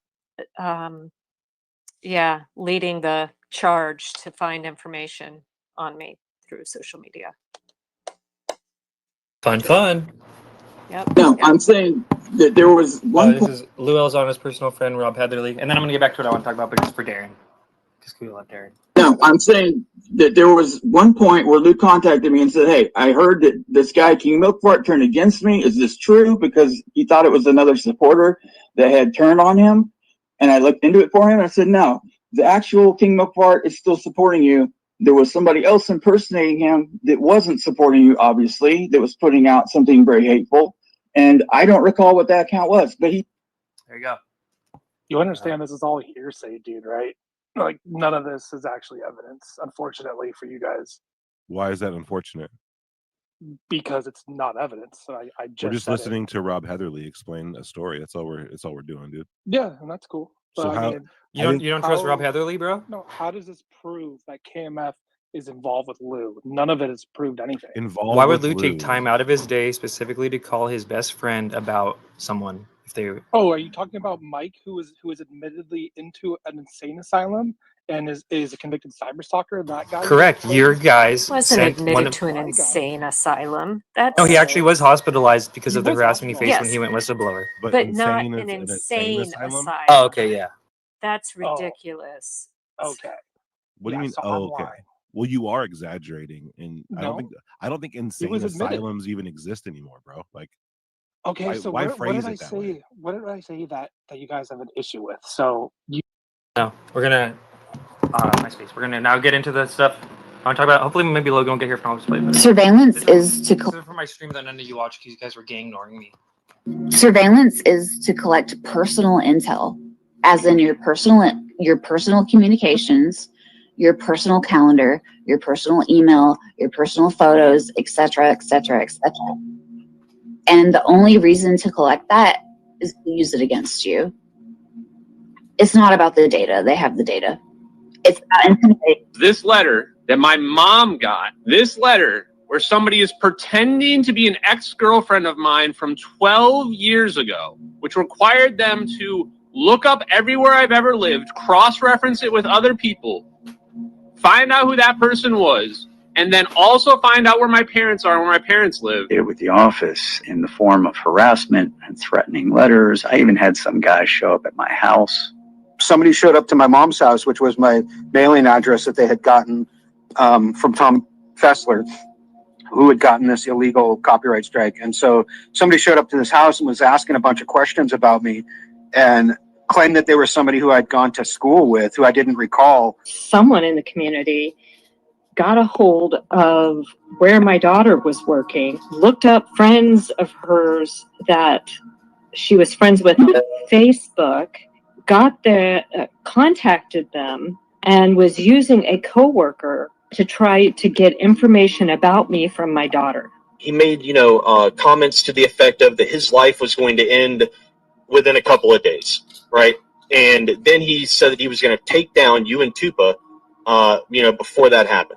My life is going to end within a couple of days, and then I'm going to take down Tupa and Red first. Lou did previously work at the counterintelligence field activity, so I don't want to get involved in the drama there, but I do think that is something for people to, and especially a character like Lou, who is surrounded by a lot of controversy. Yeah, I do think, and all I'll say is I think more questions need to be asked and documents void about his time at CIFA in the early 2000s. the counterintelligence field activity. Oh, yeah. I left the Department of Defense, ironically enough, to finish the very mission they gave me in the first place. I didn't ask for it. I'm not a UFO guy. I'm not a ufologist. Never have been and never will be. Part of the Office of the Director of National Intelligence is now working to conglomerate all of these databases, and that the counterintelligence field activity, CIFA, of the Department of Defense is working to ensure that the military gains access to all of these. Showed that the agency spied on don't ask, don't tell protests and anti-war protests at several universities around the country.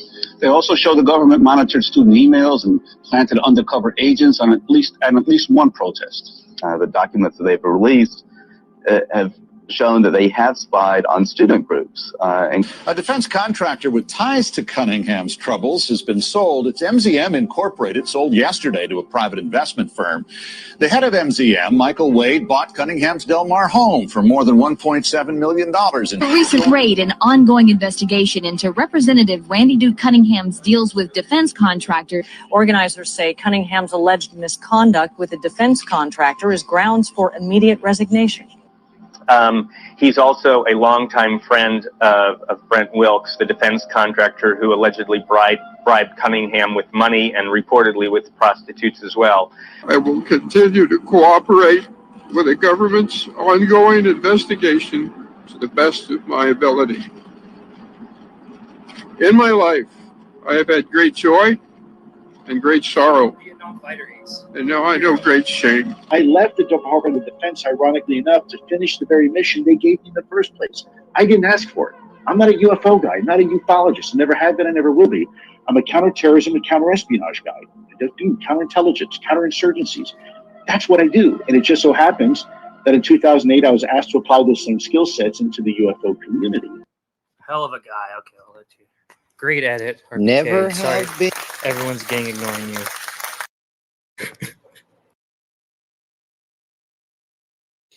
I think you just stick that on TikTok. Never have been, never will be. Should be on his fucking tombstone. Not that I'm going to have anything to do with how he gets there, but I just mean that's one hell of a line. Oh, Octo couldn't even handle the montage. Okay, we'll go to Sugar, and then I'm going to play some more news reports of the time. Thank you. Darren, I have some questions for you. I was hoping you could help me with. In my heart of heart, I believed for years that you had nothing to do with it. It was just chance circumstances that you got involved with something unbeknownst to you, resulted in me deleting my previous account. So I just wanted to know if you could give me perhaps some background on this. I was harassed by a man that I never spoke to on Twitter. He threatened me. He also threatened numerous women after I deleted my account to rape them to death and very dangerous language. And again, I had never spoke to him prior to this, but I hadn't deleted my account at the time. I pulled back. However, the reason I did delete my account was when UFO Shane was arrested. I know that at the time, and I don't know your relationship with him now, but I know at the time you were very close with him. And again, in my heart of heart, I did believe, and whenever I tell this story, I always say it as this, that I did believe, or I do believe, that unbeknownst to you, when you posted like a call of arms to see if you guys could find out who caused Shane to get arrested, you asked, and I'm not going to say the community because I don't want a spotlight on them. It's not, I feel, again, they are innocent in the circumstances, but you had posted like, come on, everyone, let's find out who, our brother Shane got arrested. Let's kind of dox them. It was something similar to that. My harasser. I had no idea Darren was doing that. That is actually wild to learn. I just want to just clarify. He was doing it in my heart. Again, whenever I tell a story, in my heart of heart, I always say that it was something that Darren was unfamiliar with. That was circumstances that were happening. But he did post it because he wanted to know why, or he wanted to know who had UFO Shane arrested. And my harasser, the one who made violent threats towards me, racial threats towards me, And then also threats towards other women, at least 4 or 5 women he harassed that I could name. I don't want to throw their names in the mix here, with horrific sexual deviancies that he had posted. He threw my name in the mix under your plead or call of arms to see if you guys could find out who it was that had Shane arrested. He threw in my @ tag on that community you belong to, that you were trying to find out what was going on with Shane. Now, and when I tell this story, I always, in a way, defend you and say that Darren had no idea what was going on. It was just circumstances that my harasser felt that was advantageous to throw in my name after your request to find out why Shane got arrested or who had Shane arrested. And that's when I deleted my first Sugar account. When I came back, I kept a low profile. I really didn't socialize much on this account. I left and came back a few times, but I never had an opportunity to speak to you directly. And I did speak to, I'm sorry, Fettuccini and KMF in a space once. And I told the story and I said it just as I did now. And they didn't have any alarms, or they didn't direct me like, oh yeah, he would have done something.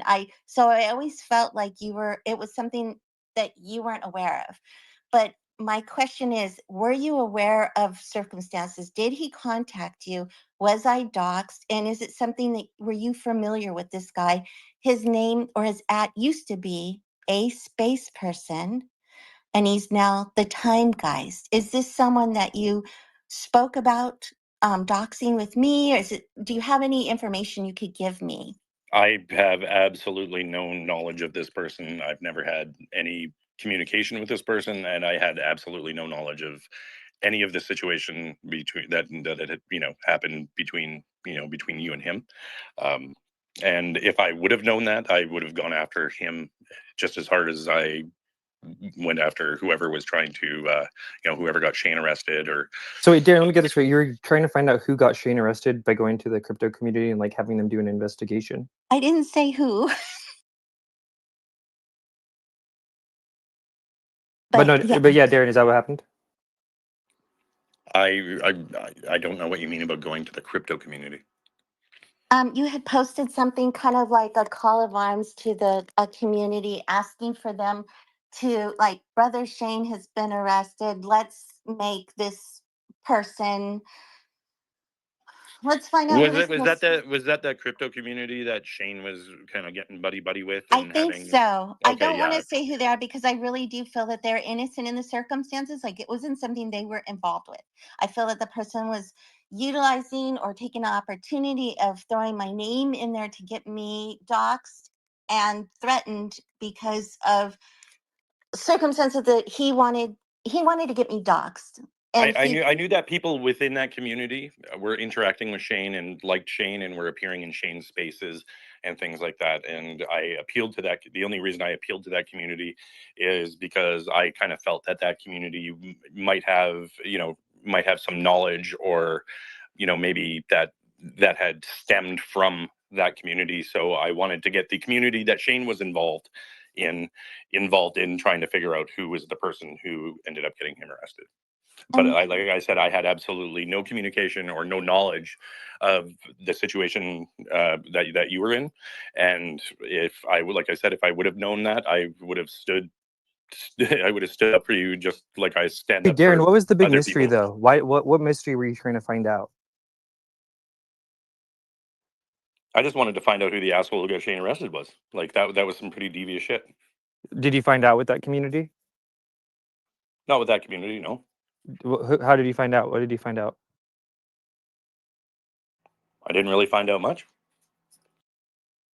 I appreciate that because I was so scared. That's when I deleted my first account and I was scared to come back.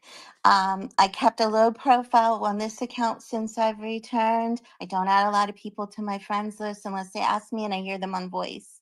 But it scared me. And as a female, I mean, I'm geared up. I could take care of myself as far as I know. I'm trained to shoot. But it's scary as a female to have someone threaten that has has posted things that shows that he has a propensity for rape.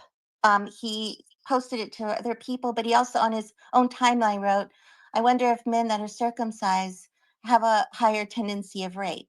So this is a person that was scary. And that's why I left, because That I person was a part of that concerned. community, Sugar? I'm not sure where he was. I don't know where he lies in the battlefield, but because my name was brought up in the circumstances of trying to find out who it was that got Shane arrested, I was scared. I left. I didn't have anything to do with Shane. At the time, my mother was still alive and I was taking care of her. I only came in at night with you guys on Spaces. I didn't have time to get involved with the No, drama. we got you. Okay. And what happened to you, that's absolutely horrible. And I'm terribly sorry that happened to you. It's people, that's a plague on social media, and people like that don't fucking deserve to live. Yeah, I was scared of him. But what I wanted to say is, because I know that you're making a movie, I would like to ask on behalf of the women who have been harassed, because it's different when a man says something to you. I don't like to be sexist or say feminist things or go on about things like that in the community, because I want to say we're all equal. This is a great equalizer, is being online. Our voices are all equal here. But for a lot of women that have been harassed in a way that, we're physically threatened with rape or things that are horrific, that it hits us differently, especially if you're a single woman. So I would like to ask of you, if you do create a movie that involves the UFO community, if you could extract any information that has me listed there, because of my concern of my safety. I don't want that to somehow trigger that person, because he is back in the community, and I wouldn't want him to go after me or any other woman. This man has issues, and I'm very concerned for the women here, because he did go after other women here as well, unprovoked. Yeah, I can absolutely assure you that any information that I will be using in my movie, using anybody's names or anything like that, will be cleared with those people. There is a significant portion of the movie that will be dealing with harassment against women in the community. I haven't actually gotten to the point where I've actually written that or made really any decisions on who I'll be interviewing, who I'll be talking to. But I can assure you, if you do not want your name involved in that movie, it wouldn't be.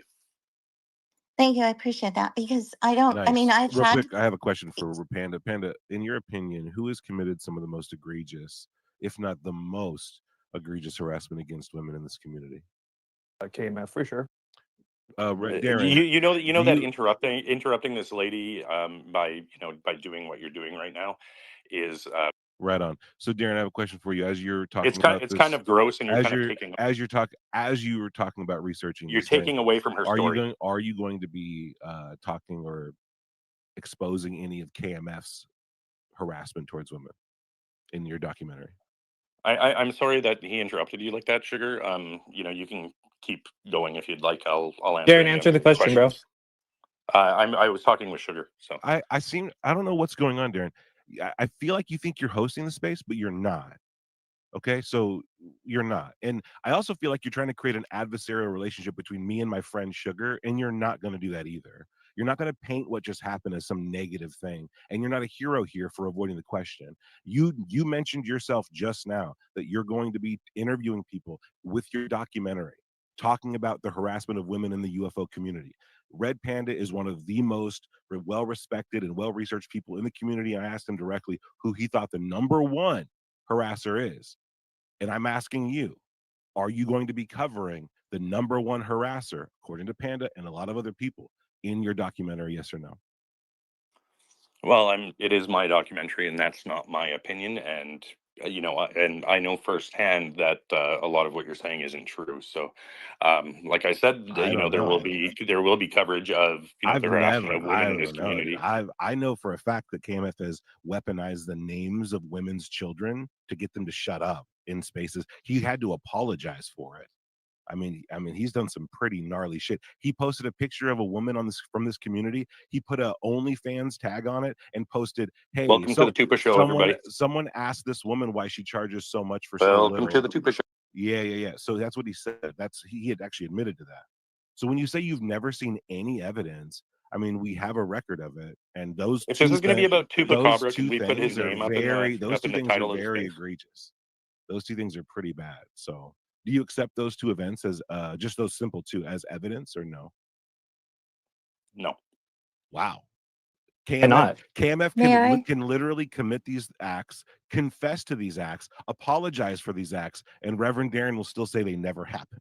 And he'll be funded $30,000 to make a documentary saying you're dangerous and I'm dangerous, but nothing about that. Go for it, Anjali, and then Money Penny. Then we're going to continue with this news thing. Thanks. Just in support of Sugar coming forward and sharing her story, I would like to share that I also received threats through private messages on multiple platforms, threatening bodily harm to me, violence, and sexual harm, threatening rape, and also telling me that if something were to happen to my children, that it would be my fault.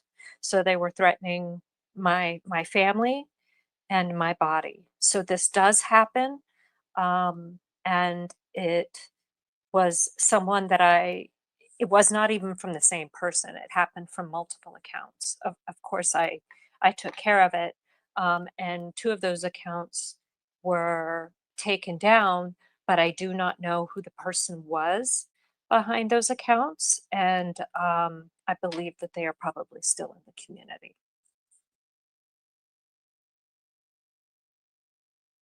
Sorry you guys had to deal with that. One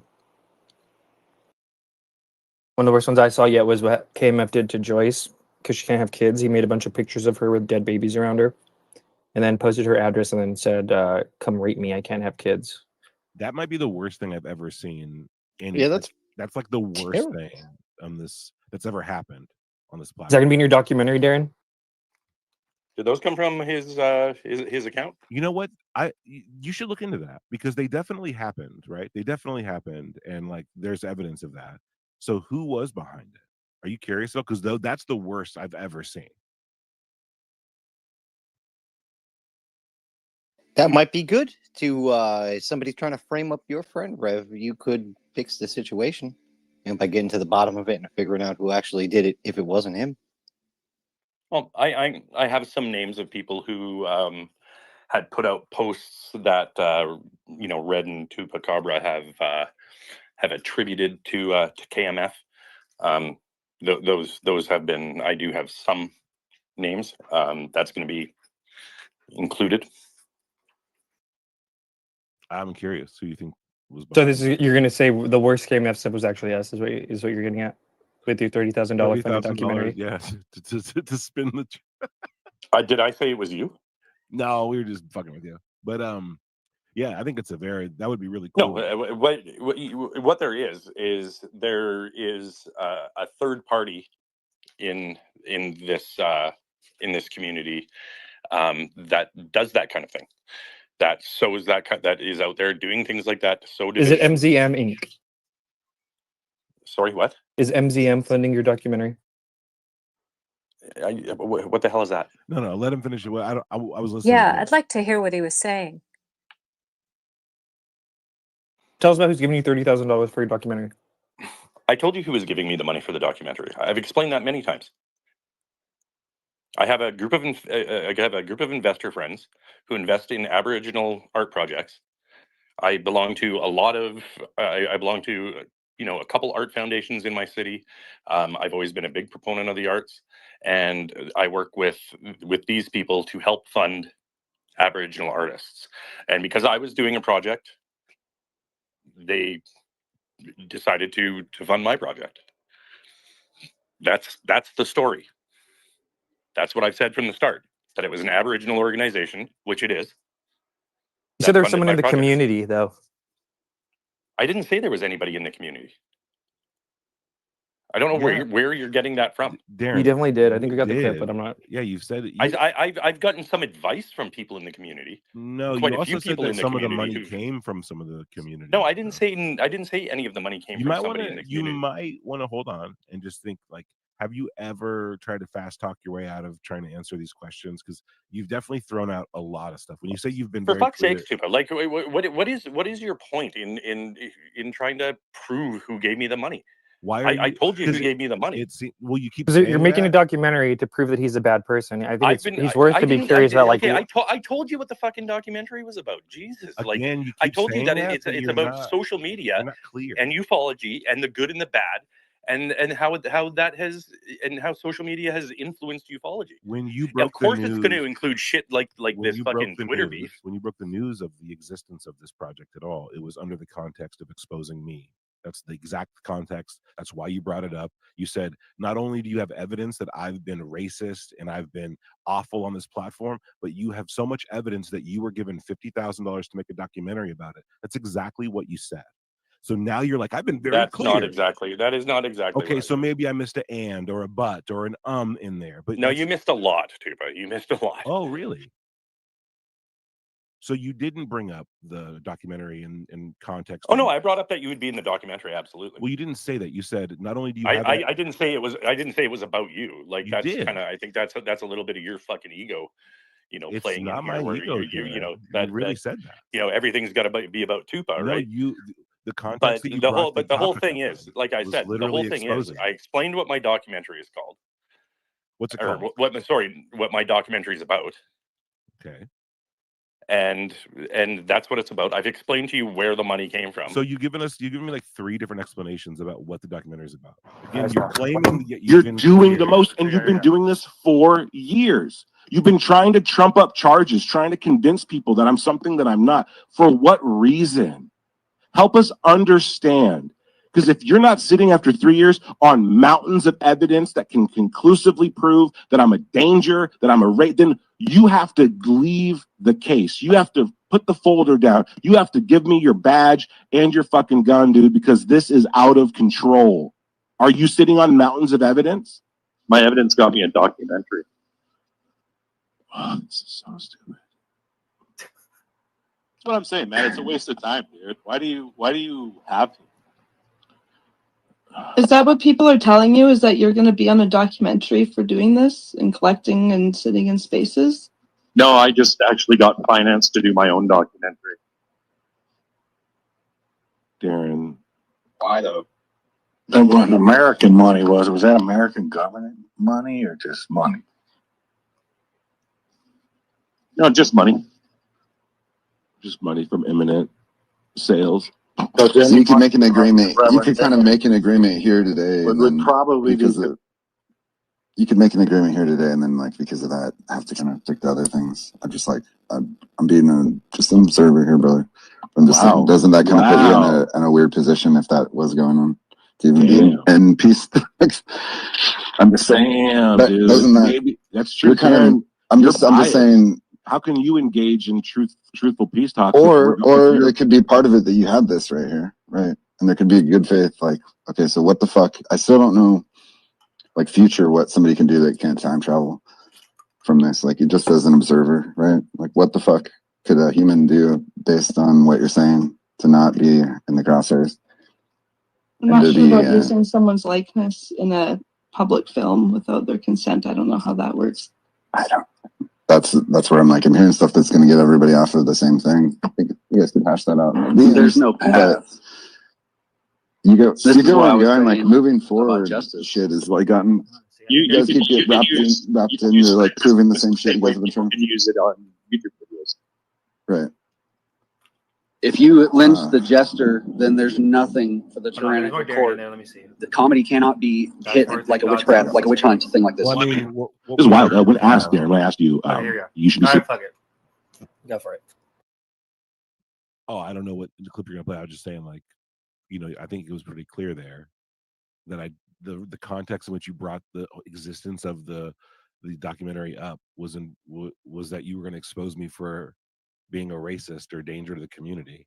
You said that your evidence of that specific thing got you a documentary. I forgot. It's actually $50,000. He says, not 30,000. You said 50,000. So how, if anyone could tell me, if you guys could chime in, what I said to Darren, he said that's not what I said. Okay, is it?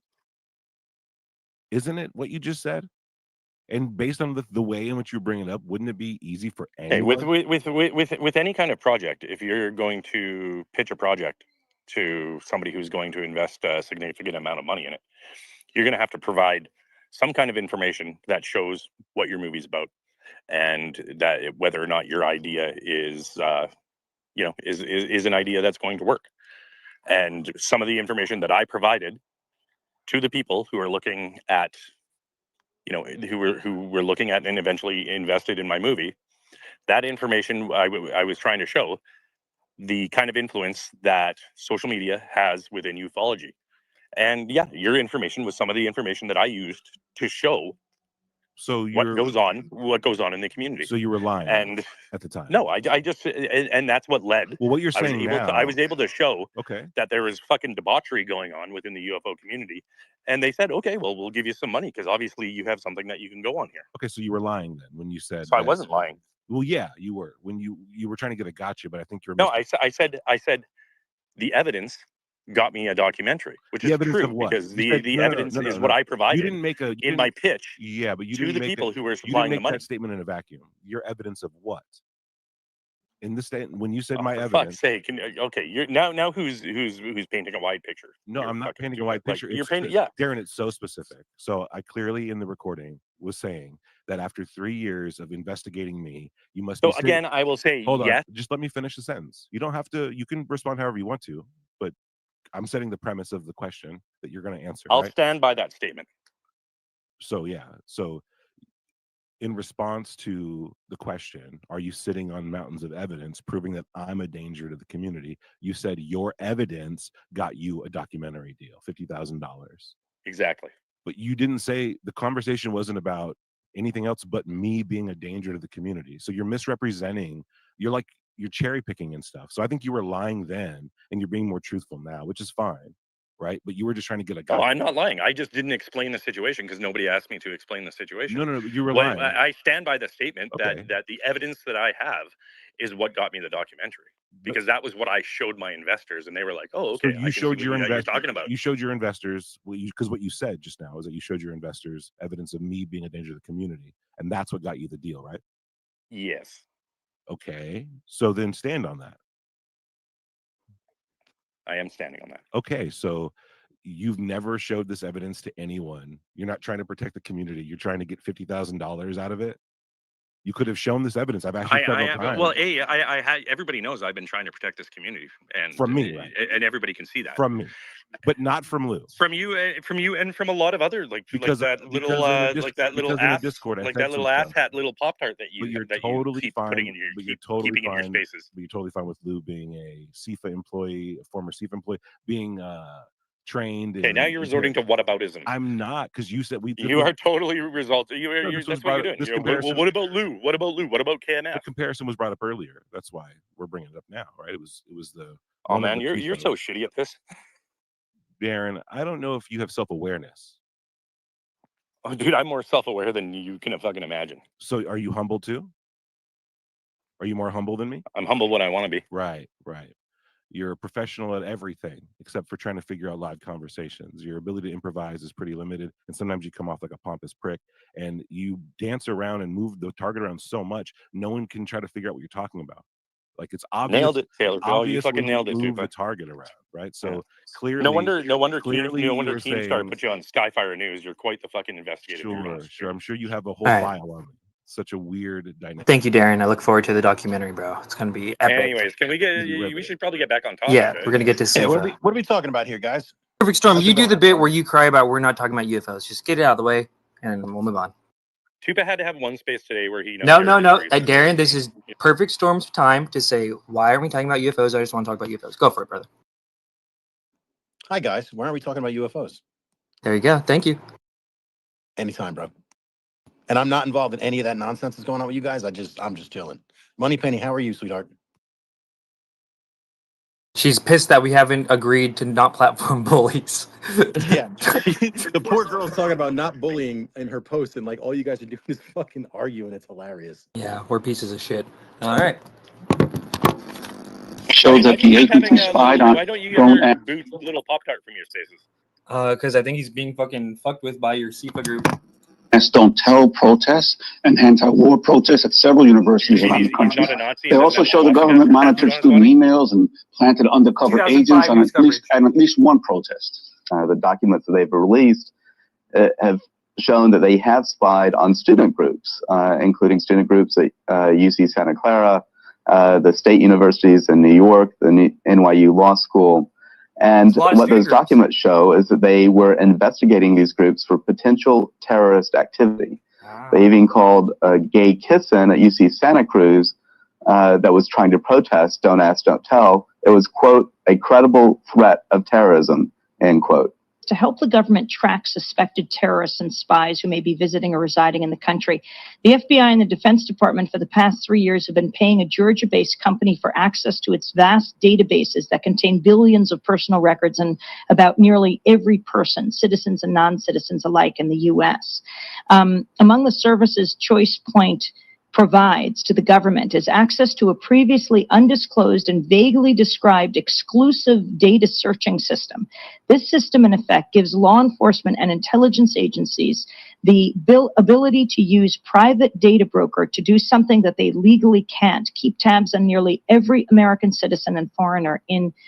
We know that there are dozens of these databases: Cornerstone, Talon, JREES, LEO, LESIC, the Coast Guard ICC database, the FBI Guardian database, the FBI TRRS database, the Joint Intelligence Task Force Counterterrorism Homeland Defense database, the SSOMB database, the BTS summary. We know that these databases are out there and that they all deal with domestic issues. What is particularly worrisome right now is that the National Counterterrorism Center, which is set up as part of the Office of the Director of National Intelligence, is now working to conglomerate all of these databases, and that the Counterintelligence Field Activity, CIFA, of the Department of Defense is working to ensure that the military gains access to all of these databases as well. So each of these, which goes into the creation of various watch lists and various tip-offs for the military or the intelligence community to surveil certain people, that determine the key. There was some complaint issued yesterday by Bill Nelson of Florida in response to the Lake Worth surveillance. Other usual suspects will That's speak. another thing about all this CIFA shit that's so weird. A lot of these names come up. Bill Nelson, Florida. He was also NASA administrator talking about UFOs for a bit. Daniel Inouye, Ted Stevens, their names come up all the bit. They might have even been being blackmailed in the same way that fucking homeboy was. Oh, but they didn't get in trouble. But 2 years later, they're funding OSAP. Isn't that interesting? Out, but I'm Chuck Fager. I'm director of Quaker House in Fayetteville near Fort Bragg, North Carolina. We're a peace project that's been here since 1969. We've been down the road of government and military surveillance before. In the early days of Quaker House, both military intelligence, FBI, and we believe the CIA were spying on us. We got Freedom of Information Act files released to us from both military intelligence and the FBI. CIA said they had a file on us but wouldn't show it to us. These files showed infiltration of meetings, surveillance of activities going on at the House. And it's interesting to read them now, 35 years later. And so it was entirely appropriate that this kind of thing be put a stop to in the late 70s and 80s. But now it's back. My name is Snehal Shingavi, and I'm a graduate student at UC Berkeley and a member of the Berkeley Stop the War Coalition. The report that was just released on MSNBC about a kind of scrutiny of activists around the country who've been doing counter-recruitment activity included in the list a protest that we have done at Berkeley about military recruiters. One of the military recruiters showed up to campus a few months ago. The protest itself was very peaceful. It included about 20 students who went in and confronted military recruiters about their presence on campus. And the thing that's really quite striking about the report is not that they are watching anti-war and anti-recruitment activity. We sort of suspected as much, but it's how nervous the military has actually become by some pretty tame and pretty peaceful protests against against military recruitment and against the war in Iraq. This has everything to do, in our opinion, with the fact that this has been a largely unpopular war and a war that they've had serious difficulties in recruiting young people into the military to go and fight. And it seems pretty clear to us as activists that the military is really very nervous that their ability to conduct the kind of campaign that they would like is hinging on the very thing that activists are attempting to prevent, i.e., recruiting students and young people for this war. Hi, my name is Kristen Anderson. I'm a student at San Francisco State University. I'm a member of the National Coordinating Committee of the Campus Anti-War Network. I was involved in the May 7th, 2005 rally at the San Francisco Recruiting Center. That was the launch rally for the Proposition I College Not Combat Ballot proposition that passed this November here in San Francisco. While it is not entirely unheard of for the government to be monitoring peace groups, it's not surprising considering the climate that we're in with the Patriot Act, and it takes us back to the days of the COINTEL program that the government was engaged in. My name is Will Klatt. I was a high school senior when the Columbus Student Network helped organize the anti-war demonstration down at the State House in Columbus, Ohio. There were students, like organizers as young as like 12 to 18. I was a senior, and we had no idea that the FBI had listed us as a threat to like the state or whatever. And it's just like a complete shock that like peaceful protest and like dissent can be viewed as a threat by our own government. My name is Frank Cordero. I'm from the Des Moines Catholic worker community. And the protesting that we have gotten attention, at least a moment, is our efforts out at Offutt Air Force Base. Formerly the Strategic Air Command, now the Strategic Nuclear Command in post-Cold War era. Offutt currently is the command for all of our thermonuclear weapons and Space Command. And for the last 26 years, we've been going to Offutt on a regular basis, specifically around the occasions of August. Oh, shit. I didn't edit it right. Oh, well. Shit. Oh, there you go. What do you think, Tupa?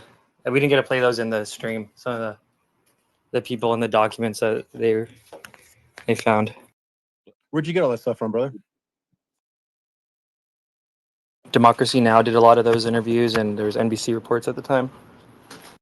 Nice. Hey, do we got to do the hand up thing here? I'm sorry. I'm still new to this stuff, so if I've disrespected anybody by not putting my hand up, I apologize. But I just if don't you know how it see works. other people's hands up, maybe consider it. But if not, just kind of chime in. Good rule, man. Thank you. What do you think about that, Darren? Don't ask, don't tell, or terrorist. Oh, no, don't get him started, please. That's the whole point of this, brother. If you want to go start a space, I will retweet it. The title of the space is Lue Elizondo, CIFA, Carl Learns the Truth. Nothing in there says UFOs, ufology, anything. It's good enough. I like it. Let's go. Well, in the comments here, I wish we could talk about UFOs. Let me see. Oh, no. That's not me knocking it. That's just me picking on her. My bad, dude. It's not me talking shit. What do you know about that, Tupa? High schoolers, don't ask, don't tell. It wasn't just one school, one pro. It was hundreds, maybe even thousands. Yeah, I mean, it shows a complete infiltrated lack of moral integrity. Like it's it's unethical. It's terrible. I mean, the act alone of turning like certain groups into terrorists so that you can overwatch them and over survey them and like that's just so gross, bro. And then utilizing children and whatnot.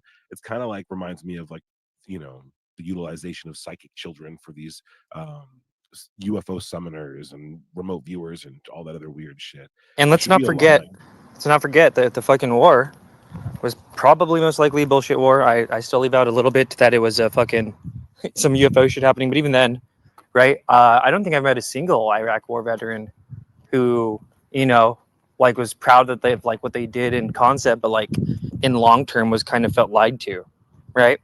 Desmo, Brandon, community members I think are well respected here, served, fucking locals, right? Even Grider, I think, everyone's like, yeah, we did that, proud of our country, but like also there was some fucking deception going on, right? Tube, is that fair?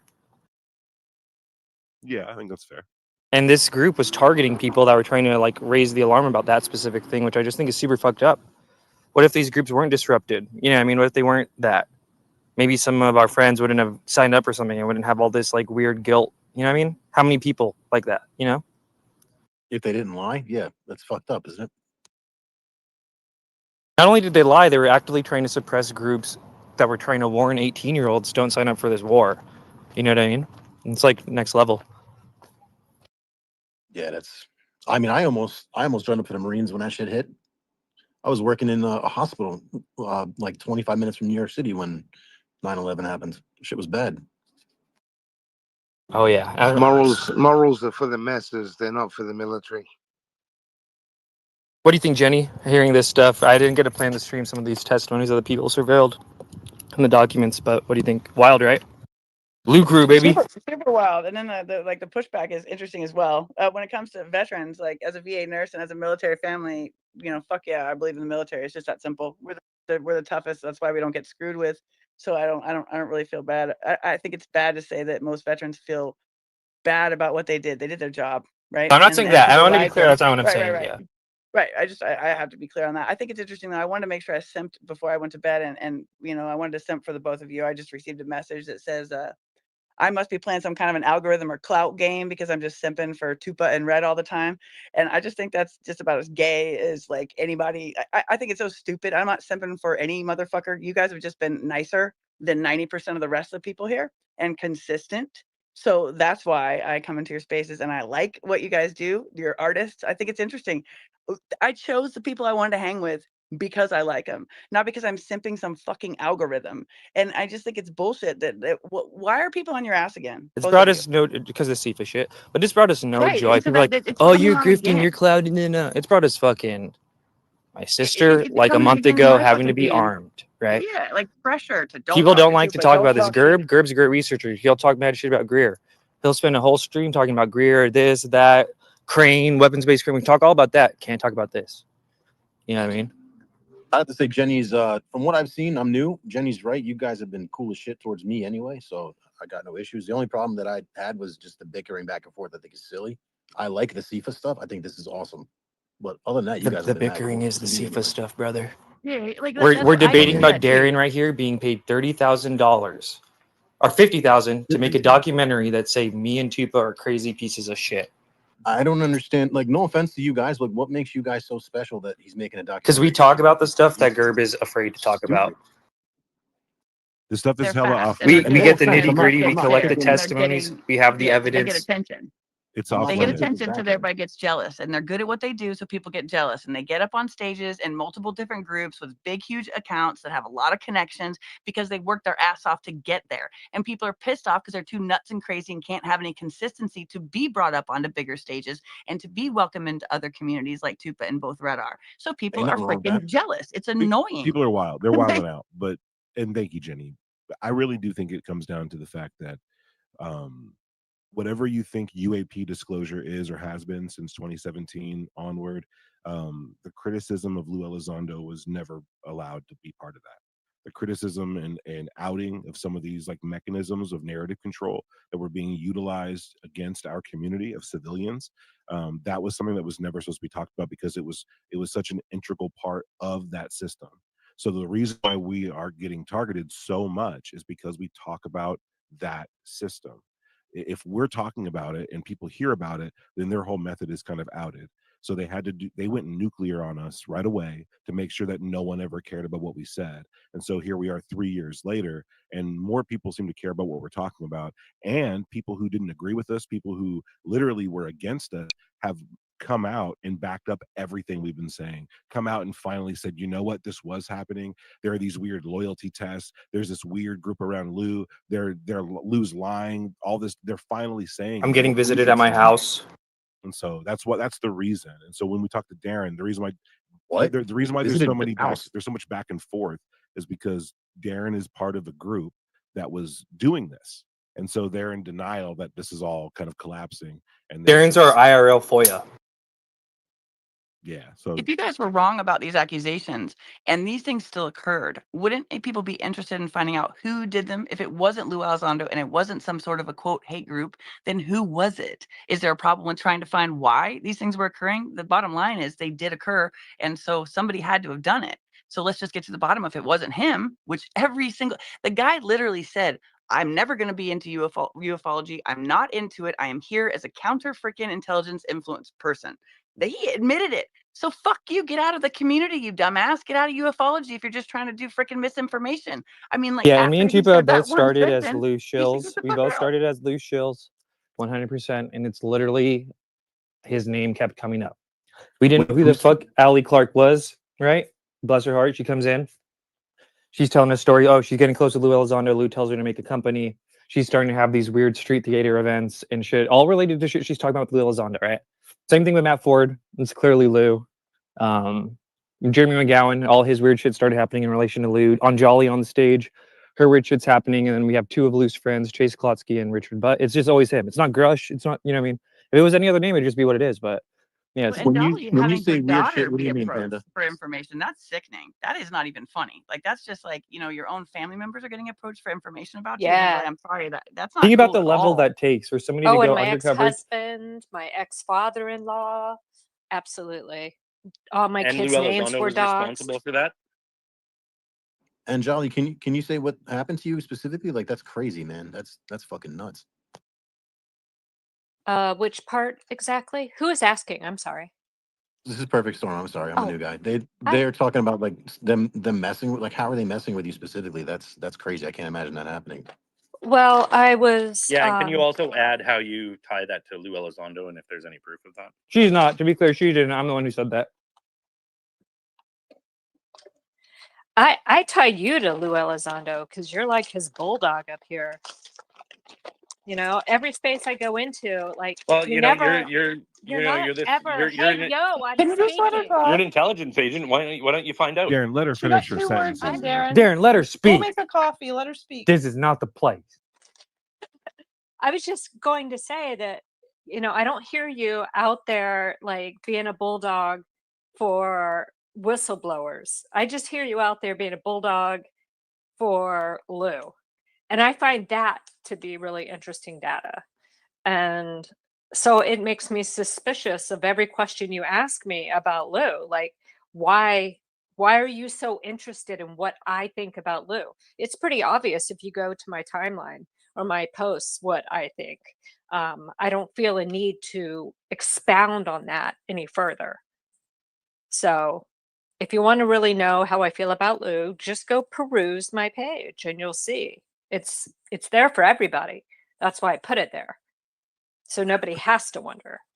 You can kind of sum it up because also that definition keeps on changing the more he reveals who he is, So it would be easy to just sum it up in words like what is he to you? This info? Is he intel for another agency? Who? Reverend Darren? Real I quick, have guys. no idea. Perfect Storm asked Anjali what her experience was, and before we move on to Lou and all that nonsense, I think what happened to Anjali is really important if she's willing to share it. And then, sorry, I'm not meaning to commandeer the space, but I really don't want to skip over that really important part. Yeah, sorry about all the noise too. I'm trying to make dinner. I'm eating very late tonight, but I mean, there have been a lot of things that have happened. I was warned right away that one of the national executive directors of MUFON, who was working in Washington, D.C., was gunning for me, coming after me, essentially. And that person was using a Discord server, among other things, and was pairing up with someone who was pretending to be my friend publicly, but behind the scenes was working with Chase Klotsky, who is a big supporter of Lue Elizondo, to essentially get other people to go out into the community and into social media and find out information about me. So what that resulted in was my ex-husband being approached by several people, being emailed at his place of work, so that he knew that so that he would realize that they knew where he worked, which I take as a subversive, a passive aggressive threat. They got his personal cell phone number and were calling and texting him there. They called my ex-father-in-law's home, on his landline, and were asking him questions about me. And I've been divorced, since 2013. We separated in 2012. So this was long gone history, so they were going back years and years to try to find out information about me. And in addition, they were approaching my daughter. They found out through social media where she was working, who my family was, who all of my family members were, where she was working. They found someone else who worked there that was friends connected to my daughter through social media, and they approached her. And the reason I know this is because she ended up confessing to my daughter, because she started asking a lot of questions about me. And my daughter said, "Hey, it's really weird. I've got a coworker who's asking a lot of questions about you and about your experiences, and what I know and what I don't know, and just trying to get information about your past and stuff." And I knew exactly what was going on, and I said, "Don't tell her anything, because I've been hearing through the back channels, essentially, that this stuff was going on." And I had screenshots that people didn't realize that I had, from this Discord server, where people were encouraging others to dox my family and to contact them. And so I have those screenshots before this person left that community, because they felt extremely uncomfortable with the direction that group had taken. And it was because of the way that they were coming after me. So what else? So my children's names were posted there, and including my daughter-in-law before they were even married. And I was approached through various DMs on different platforms, threatened with violence, threatened Anjali, real with, quick for the room. yeah. Sorry, continue. But tell It's okay. the story in the grocery store, and then when you were on your trip as well. And there's actually a term for this. Remember we were talking about this with Chase the other day, and he's actually right. He's on vacation. He's not going to be able to revel in it. But I might start a new one after, because I kind of wanted to be isolated. But there's this book called Chameleo, which is about basically, I think some guy brushed up against the same thing in 2004, 2005 and wrote a book about it. Let me see. And I'll read you the definition for street theater. You're going to love it. It's already like, all this stuff's already like, what's the word? Identified. And how do you spell theater? Fuck. Shoot. Sorry. I'm looking it up right now. Actually, maybe you go for it, and then I'll find the thing, and then Yeah. So in 2004, 2005, that's when I was working at DIA and at the Pentagon in the executive support office under Rumsfeld. So, but he's the one who headed up CIFA, right? Yeah, I am very aware. Is anyone speaking, Red? Yes, we are, Kent. I'll cycle you. And he introduced J. Allen Hynek at the 1966 or 67 congressional hearing after the Michigan wave. Yeah. He was young, handsome, no homo. But yeah. So Right. tell us about the store thing and the Okay, but I don't think that I've finished with. Oh, sorry, go for it. Wherever you were. Yeah, with my kids. So a lot of their information was covered in this Discord, this server, I should say, and Which, by the way, quick pause. Sorry, have you heard the Matt Monroe testimony about a secret Discord server collecting information on people? No, but I'm sure. Yeah, I I'll have wouldn't to be send that to you in the surprised back if channel. it's But the it sounds same. like the same Discord. Yeah. Yeah, I'm sure. He was told the people making it had money. Yeah, probably federal or MIC dollars. But Chase was working for MUFON. Chase Klotsky. She was one of their executive. I don't remember exactly what position she was in, but she was at that time out in DC when she was gunning for me, which was only told to me through proton mail. But then other people were approaching me and telling me this particular account is also Chase Klotsky. I see that they're interacting with you. And I just wanted you to know that that's actually Chase. And just the name kept coming up over and over again from Wait, different sources. Is this a Chase that's in Spaces a lot? Just Chase that I would know? No, this is a female. This is a different This is one. a female. This is a female. Absolutely. And she had me blocked, and I didn't even know who she was. I was completely new and out there. So that confirmed to me that there was something to it. And my daughter ended up approaching her coworker the next time that she was asking questions about me. And she said, look, our family's being stalked right now. And I just have to ask you why you're asking all these questions. And she said, oh, really? I didn't know that you guys were being stalked. Somebody asked me to get information from you about your mom, and I've been doing it, and I'm really sorry. And so she confessed and apologized and stopped doing it. And Did she say anything about the person who asked her, the circumstances of how this all happened? Just that she was approached through Facebook, which was consistent with what I had learned also, was that a lot of this was going through Facebook, because that's where the majority of our social media was at the time from the past, and so Was she paid, or what was she told? How was the framing for her? I don't know anything beyond what I've said. My Okay, thank you. daughter, it scared her. No, And terrifying. yeah, she just called me immediately and told me, and I was like, okay, look, just don't talk with this gal anymore at all. And we didn't ask any questions. I didn't ask my daughter to do anything more. I really just wanted her to feel safe. And then there was at my son's wedding, there was a tragedy, and that became like fodder for the fire. And they were posting like information about my son and his new wife, and saying a lot of really disrespectful and disgusting things, and erroneous things about what had happened and how this person had been killed.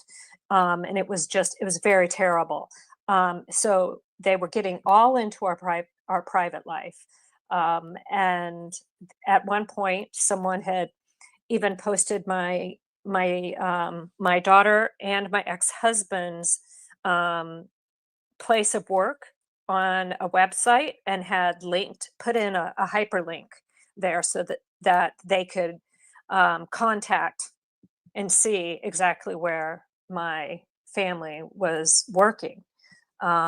So it's caused me to not share very much about my family anymore.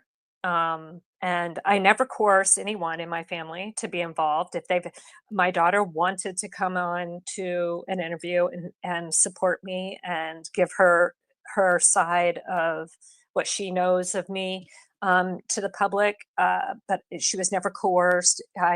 She is an adult, and she Can I was ask that you able- ask no pressure, but if just let her know that we're looking into this stuff, and if I would love to be able to talk to her about, pick her brain about what all that interaction with that person was. Obviously, no pressure. But I did know she Sure. did go on that one show, so maybe she'd be open to it. But yeah. Yeah, she might be. And she went on that show with me to show support for me, but also because we needed information about some things that were happening behind the scenes. And this particular person had information that I needed, and I trusted that he would provide me that information, and he did. And so it was totally worth it to me. It was totally worth it to my daughter. We felt good about the outcome. But so it's been really difficult for my family, and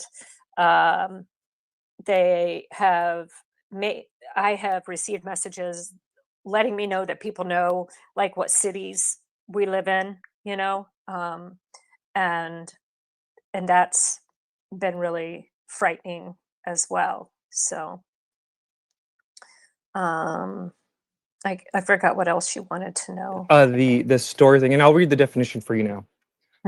And Allie Clark could resonate with this, and so could Amy Eskridge. All about street theater. Street theater is a feature of the organized stalking with electronic harassment scene. Street theater is activity performed by persons complicit in the electronic weapons harassment, but are skits, as opposed to direct bodily attacks performed with electronic harassment equipment. These skits are designed to imitate the breaks of normal living. Additionally, they are performed in such a way that the target and only the target knows they are being harassed. They cannot convey to others that this is indeed harassment. Feelings of a total hopelessness and that everyone is against me is one apparent purpose of these skits. What is impossible to convey to people who are not targeted is that what is different about mind weapon research skits is quantity. When you encounter normal breaks of life several times a day, every day, you are no longer talking about normal. Several breaks a day of a type which you might expect every couple of months is not natural or random, but try explaining this to someone who is not targeted. Another apparent purpose of such skits is to discredit and isolate the target so that others will regard him or her as a crank and a nutcase when the target complains. Far from simple pranks or practical jokes, these skits provide the mind weapon researchers with extremely good cover. If the target is ever coerced into contact with psychiatry, the psychiatrist's legal powers of imprisonment without due process of law dramatically increase and reinforce the isolation and labeling of the target. Many people know in advance what they are experiencing will discredit them and will thus complain. So street theater takes many diverse forms. Here are a few examples.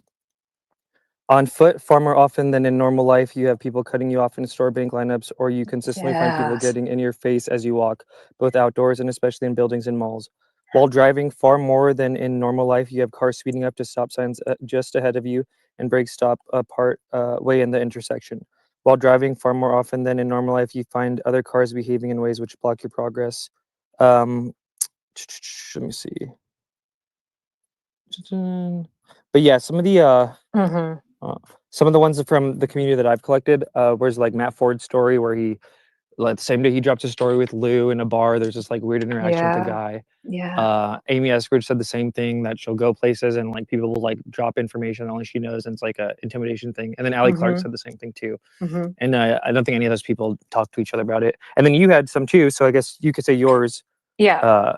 Yeah. So in 2018, I contacted the executive director of MUFON, the only person outside of my immediate family and my closest friends who knew about my ongoing contact and how it started in my home and then led me to being in an underground facility with non-human intelligence and going through like an entire ordeal that I went through. So I had sent him an email explaining to him my situation and also letting him know that I would like to become a field investigator for MUFON. So that was the start of that. So nobody else knew about this, but it started. I didn't know this until 2021, but it started being circulated around conferences in quiet circles. So it wasn't something that was being announced. Okay. It was like being essentially passed around to what we would call insiders, that this had happened to a woman in the Mojave Desert, blah, blah, blah. So that was in 2018. In 2019, I went into a grocery store in Southern California with my daughter, and a woman came in, and she approached us on the coffee aisle, and she was asking, or she struck up a conversation with me, and she was letting me know, she was dropping all these hints that she knew a lot about me. She was talking to me about political hot spots that I would be familiar with. she was talking to me about places that I had traveled, both as a civilian and for in intelligence. And she talked to me about some of the things that I had eaten and drank during those times. Um, she was dropping a lot of information about me, and my daughter was a little alarmed, but she wasn't catching it like I was. This woman had an accent. She spoke very good English, but there was a heavy accent to her voice. And My guess is Russian. um, and um, she made me very uncomfortable. Let's just put it that way. The whole So hold on one interaction. second. Hmm? This lady walks up to you in the supermarket, just starts randomly talking shit like, "I know you did this," and blah. Like, Yeah, that well, is she nuts. stands beside me for maybe 30 seconds while we're looking at coffee. And she first makes her first comment to me was something about coffee, but then she threw in my trip to Italy, and she started talking to me about grappa and the cafe correctos and things that I had specifically really enjoyed while I was there, you know, and some of the dishes and some of the cities that I had gone to. So and that's what got my attention, and I realized immediately that I was dealing with what I thought was foreign intel. And the the message that I got from this was, we're aware of you. We know where you are. Um, because at that time I was traveling around Southern California and well, even up into Central California and sometimes in Northern California with my daughter and our pets in an RV. We were taking like a year and a half and having this adventure in California. And so it was really odd that here we were coming in our car. We had left the RV out in the wilderness and had come in to get some supplies, and I was approached. And So you said previous to that you were taken by NHI to a bunker, and that's I'm just Yeah, confused. that's kind of yeah. We're I'm gonna let her confused. finish her thing. There's Gotcha. I'll send you some stuff in the back channels. Continue, Anjali. yeah, okay. Um, so yes, I had mentioned just to MUFON, the executive director of MUFON, that I had encountered this non-human intelligence and had been inside of an underground facility. Um, and and that information was being circulated in to insiders that were meeting at conferences. So they would go to UFO conferences and that information was being given to them privately. Okay. And I didn't find out about that until I came forward in 2021. And some of those people let me know that they had heard about my encounter years before. And so then the woman left the store. She didn't buy anything. She came in behind us. She stood there, talked to me for a few minutes, and then she left. She didn't buy anything. And as soon as she walked out of the um, out of the store, I told my daughter, "We are bugged, and we're being followed." That was a foreign intelligence agent, and I was just approached to let me know that they know where we are and they know a lot about me. And so I decided to test it. It was a very quiet ride in the car back to the RV. We were pretty shook up about it. And then a few days later, we went far away from our RV and left all of our electronics there. And we got out of the car and we went on a short hike. And we thought we were far enough away that they probably couldn't hear us if the car was bugged. And I said, "Look, we need to find out if anybody is listening in our RV." And if our devices are bugged. And so I made a plan for what I was going to say. We got back in the car. We went back to the RV, and we were playing a dice game and joking around. All of this was set up, and I said what I said I was going to say, which was I don't want to repeat what it was that I said, but I just said, if you come here and essentially contact me, then I will cooperate with you. And because I was very interested in knowing what it was that they wanted from me. So two things happened. One of those things was I was taken from the RV by the same group of the non-human intelligence that I now know that they would have been considered 4 tall whites. They very Nordic looking beings, and a smaller gray figure. They came, woke me up in the middle of the night, and I was like, "Oh, hey guys, it's you again." And they took me. I followed them, actually. I just followed them right out of the RV, and I just have like blips of what occurred after that. And then like a couple of days later, we're out in the middle of nowhere, guys. We're out, it's off season, and we're out at Giant Rock, and we're there because there's nobody there, and we loved it. And so we're out just doing a few things around our RV, and this guy on like a mountain bike, a motorbike, came driving up out of nowhere, and he stopped and got off of his bike, took off his helmet, and walked over, and he was like, "Hi, my name is Christian, and I'm looking for an angel." And I said, "Do you mean Angel Leah?" And he said, "Yes. Are you the angel I'm looking for?" And I said, "I have to be." And he said, "Well, I was told to come out here and talk with you." And that's the end of what I can say about that story. And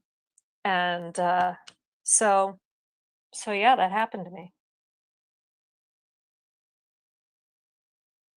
Wild. And yeah, it's a thing. And probably here shortly I'll transition into playing some of this Chameleo stuff. Maybe if you could hang around here, if not, just listen. But it's wild how it's happening a lot, I think. And it's been happening. It's connected to SAIC. It's connected to Lockheed Martin.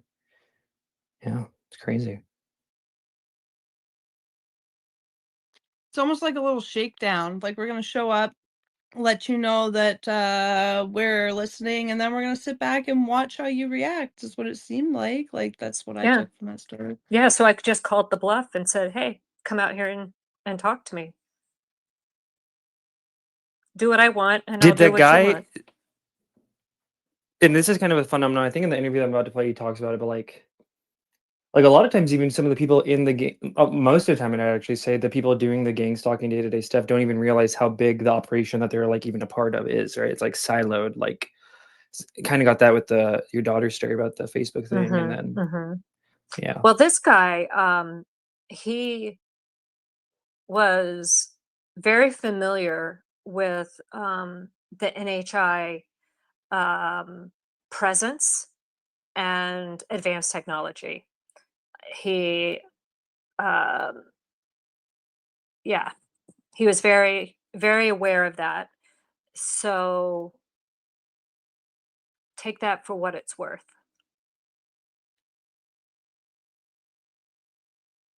It was also the very first time that I Interesting. heard the word reptilian. I never knew anything about that. So Oh yeah, and I think previously you'd said he was recommending David Icke. yes, he was. Which, interesting enough, that was one of the first little vectors that they tried to cancel Tupa over, was David Icke. Interesting. Yeah, he asked if I had read any David Icke books, and And I said, no, I've never even heard of that person. And he said, well, you should read his books. It'll explain a lot to you. So. All right, well, I'm going to start this. Thank you, Anjali. I'm going to start this Chameleo interview. Let's see. And hopefully you can get Snuggles in here because I do want to do some other work and I don't want to be... Oh, Snuggles is here. Snuggles, get up here. Maybe you could play it for us, but I'll play the beginning. This is Robert Guthrie. He kind of goes into it, but I'll give you like the quick TLDR. It's a book called Chameleo, A Strange but True Story of Invisible Spies, Heroin Addiction, and Homeland Security. And basically, he brushes across what I think is what we're brushing across here, which is this like organized gang stalking related to like defense, UFO, advanced tech shit. That's a commonality amongst like me, Tupa, Matt Ford, even Ali Clark, Anjali. So yeah, one of his friends basically was dealing with it, and he kind of wrote a book about it. And this came out in 2018. All right, let's see, where am I going to go? I think around 15 minutes.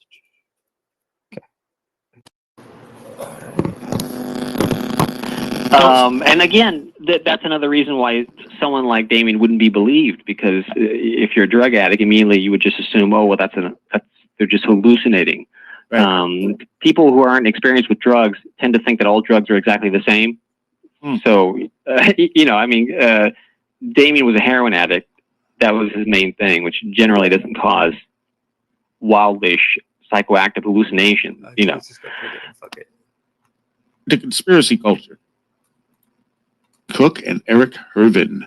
Thank you all. Thank you for having me on. And your book is Chameleo, A Strange but True Story of Invisible Spies, Heroin Addiction, and Homeland Security. And when did this come out? The book was published in 2015. So it's, you know, it's a couple years old at this point. Okay. And this is nonfiction. Absolutely nonfiction, though there are people who will try to tell you otherwise. Yeah, and well, you know, you're a fiction writer. This is the thing. Like, I'm looking at your bio, and you're a fiction writer, and you're into conspiracy culture. Yes, that's true. I've like the book I just published this past November is called Until the Last Dog Dies, which is fiction, which is about a humor virus. It's a virus, a pandemic virus that affects the entire world, that it affects only the humor centers of the brain. It doesn't kill you, but it takes your sense of humor away. Oh, man. And it's told from the point of view of a stand-up comedian in LA. And eventually he comes down with the virus and it starts affecting him as well. So it's kind of, it has this speculative science fictional element at the core of it. But it kind of also emerges out of the Chameleo experiences as well, at least at a metaphorical level, about taking someone's imagination away, their sense of humor, their spirit, their soul away. And that's where the idea came from for Until Last Dog Dies. But I think if you read that, which is a novel, and compare it to the way Chameleo is written, I think that a reasonable person could tell that they're written very differently. And that the way I write fiction is different from the way that I wrote Chameleo. Or my first book, Cryptoschatology, that's also nonfiction and is very much different from my second book, which is called Spies and Saucers, which is a collection of novellas that all take place in the 1950s amidst the contactee culture at that time period. So I have 2 books of nonfiction, 2 of fiction, and I think that they're written in very different styles. The approach is different. The stuff in Chameleo, I don't think that anyone could come up with it. It's so peculiar that, and in fact, that's one reason why I included long transcripts, conversations between me and my friend, who I call Dion in the book, but his real name is Damien. I include long conversations with him and also a very long interview with Richard Schoengert, a scientist, because I think you can read that and see that this is not dialogue that anyone would make up if you were writing a stage play or a screenplay. I tried to edit it down as little as possible, so that you could that authenticity would be obvious to the reader.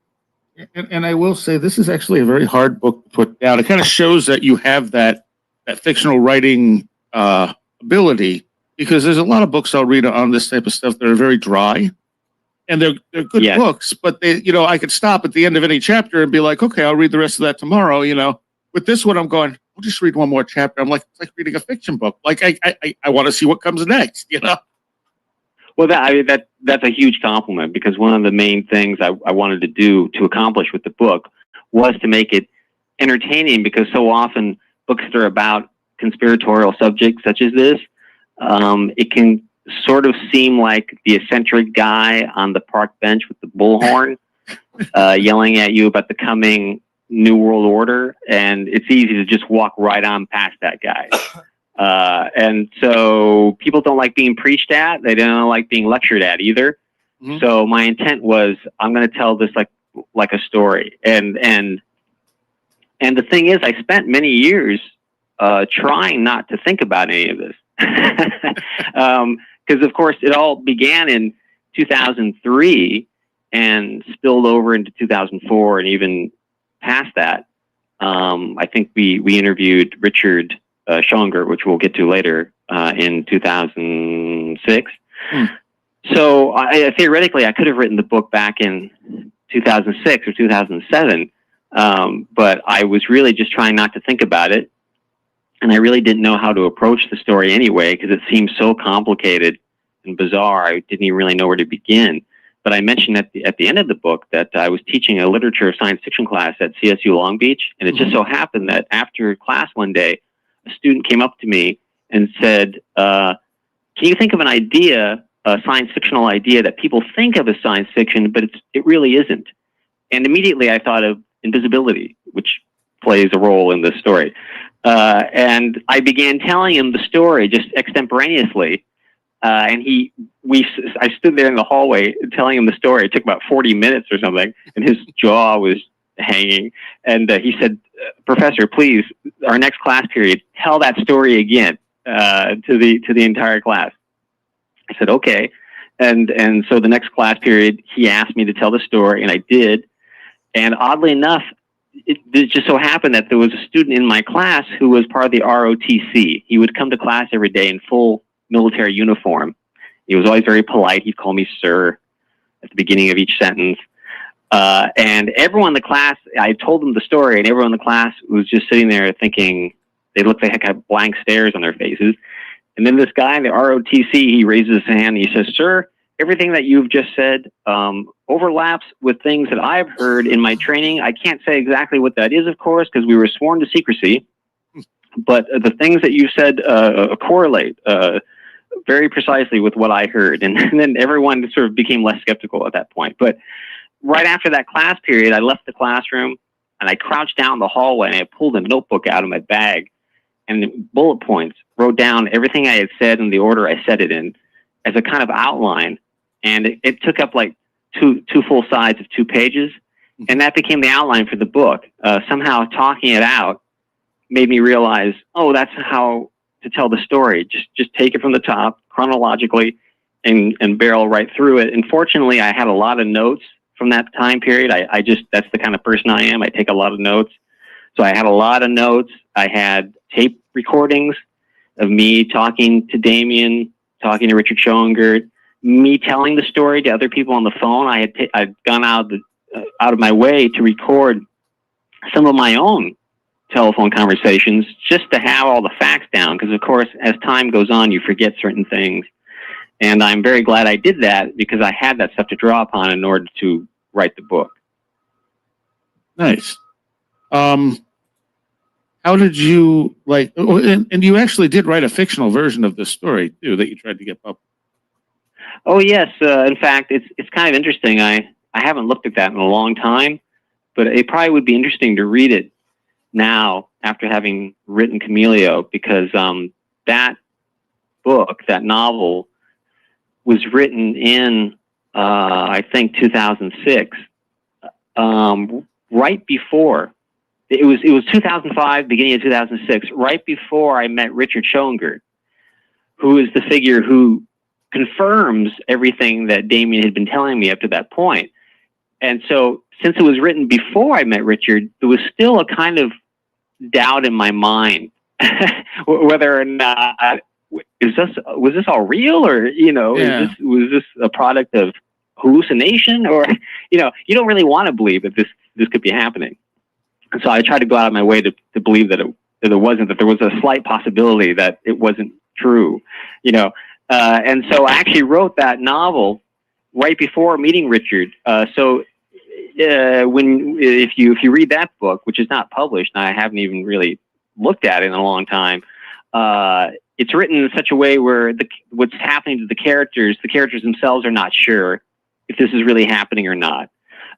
So they would be kind of interesting as an artifact to read that, because that's kind of like where my head was at before I sat down with Damien and spoke to Richard at great length about his technology, which was stolen and used against my friend Damien. How did you get interested in conspiracy culture to begin with?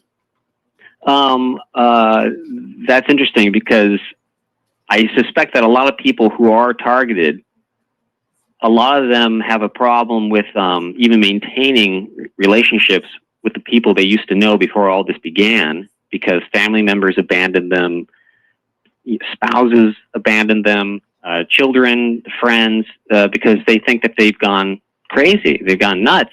Sure.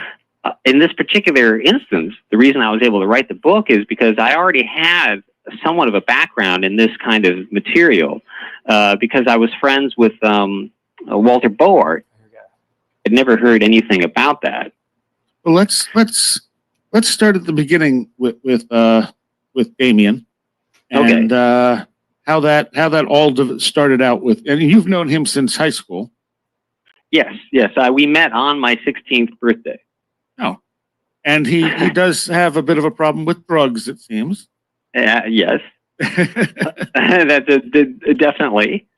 And again, that's another reason why someone like Damien wouldn't be believed, because if you're a drug addict, immediately you would just assume, oh, well, they're just hallucinating. Right. People who aren't experienced with drugs tend to think that all drugs are exactly the same. So, Damien was a heroin addict.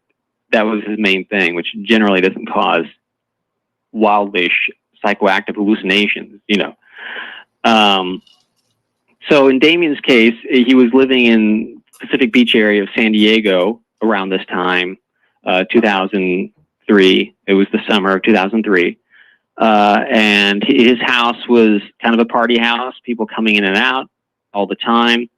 And he, through a friend, met this kid who needed a place to stay. And so Damien was like, what the hell? Sure, you can crash on my couch or whatever. And the guy's name was Lee, or at least that's what he said his name was. And one night, Damien's having this party. There's people doing all sorts of drugs.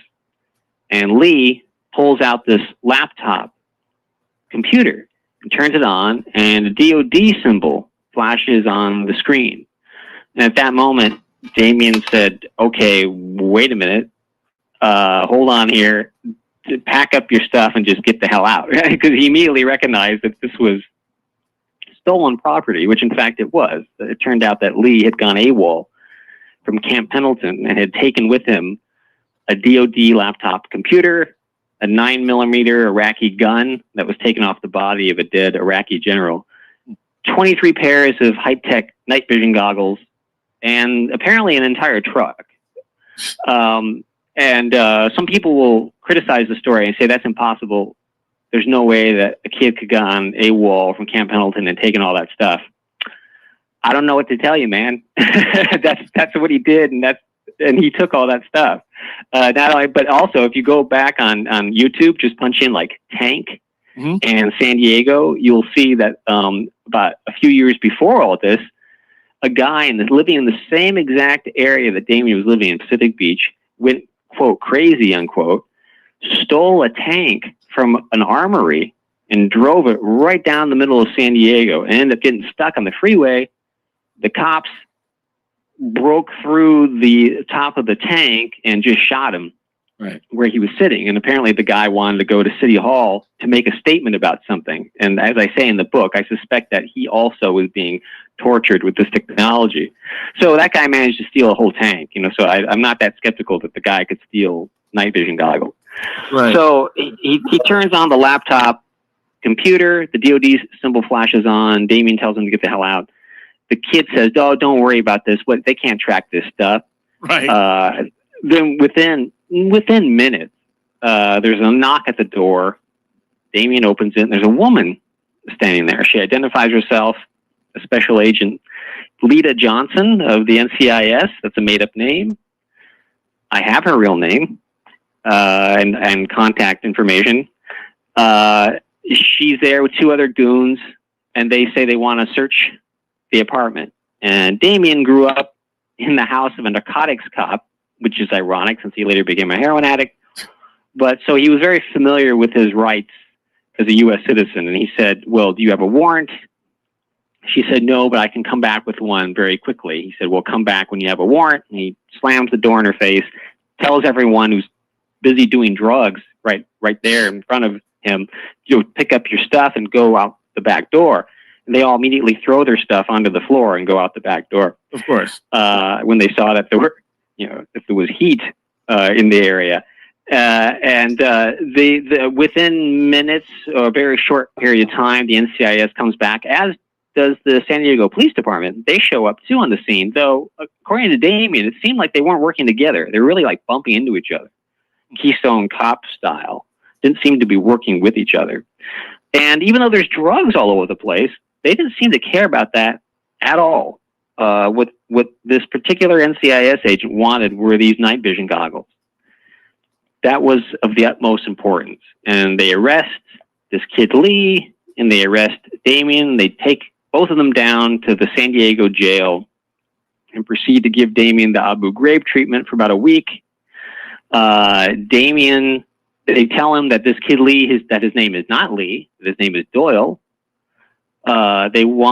They think that Damien is somehow involved in the sale of this military equipment, as if Damien and this kid were in league with each other to sell this equipment to like Al Qaeda.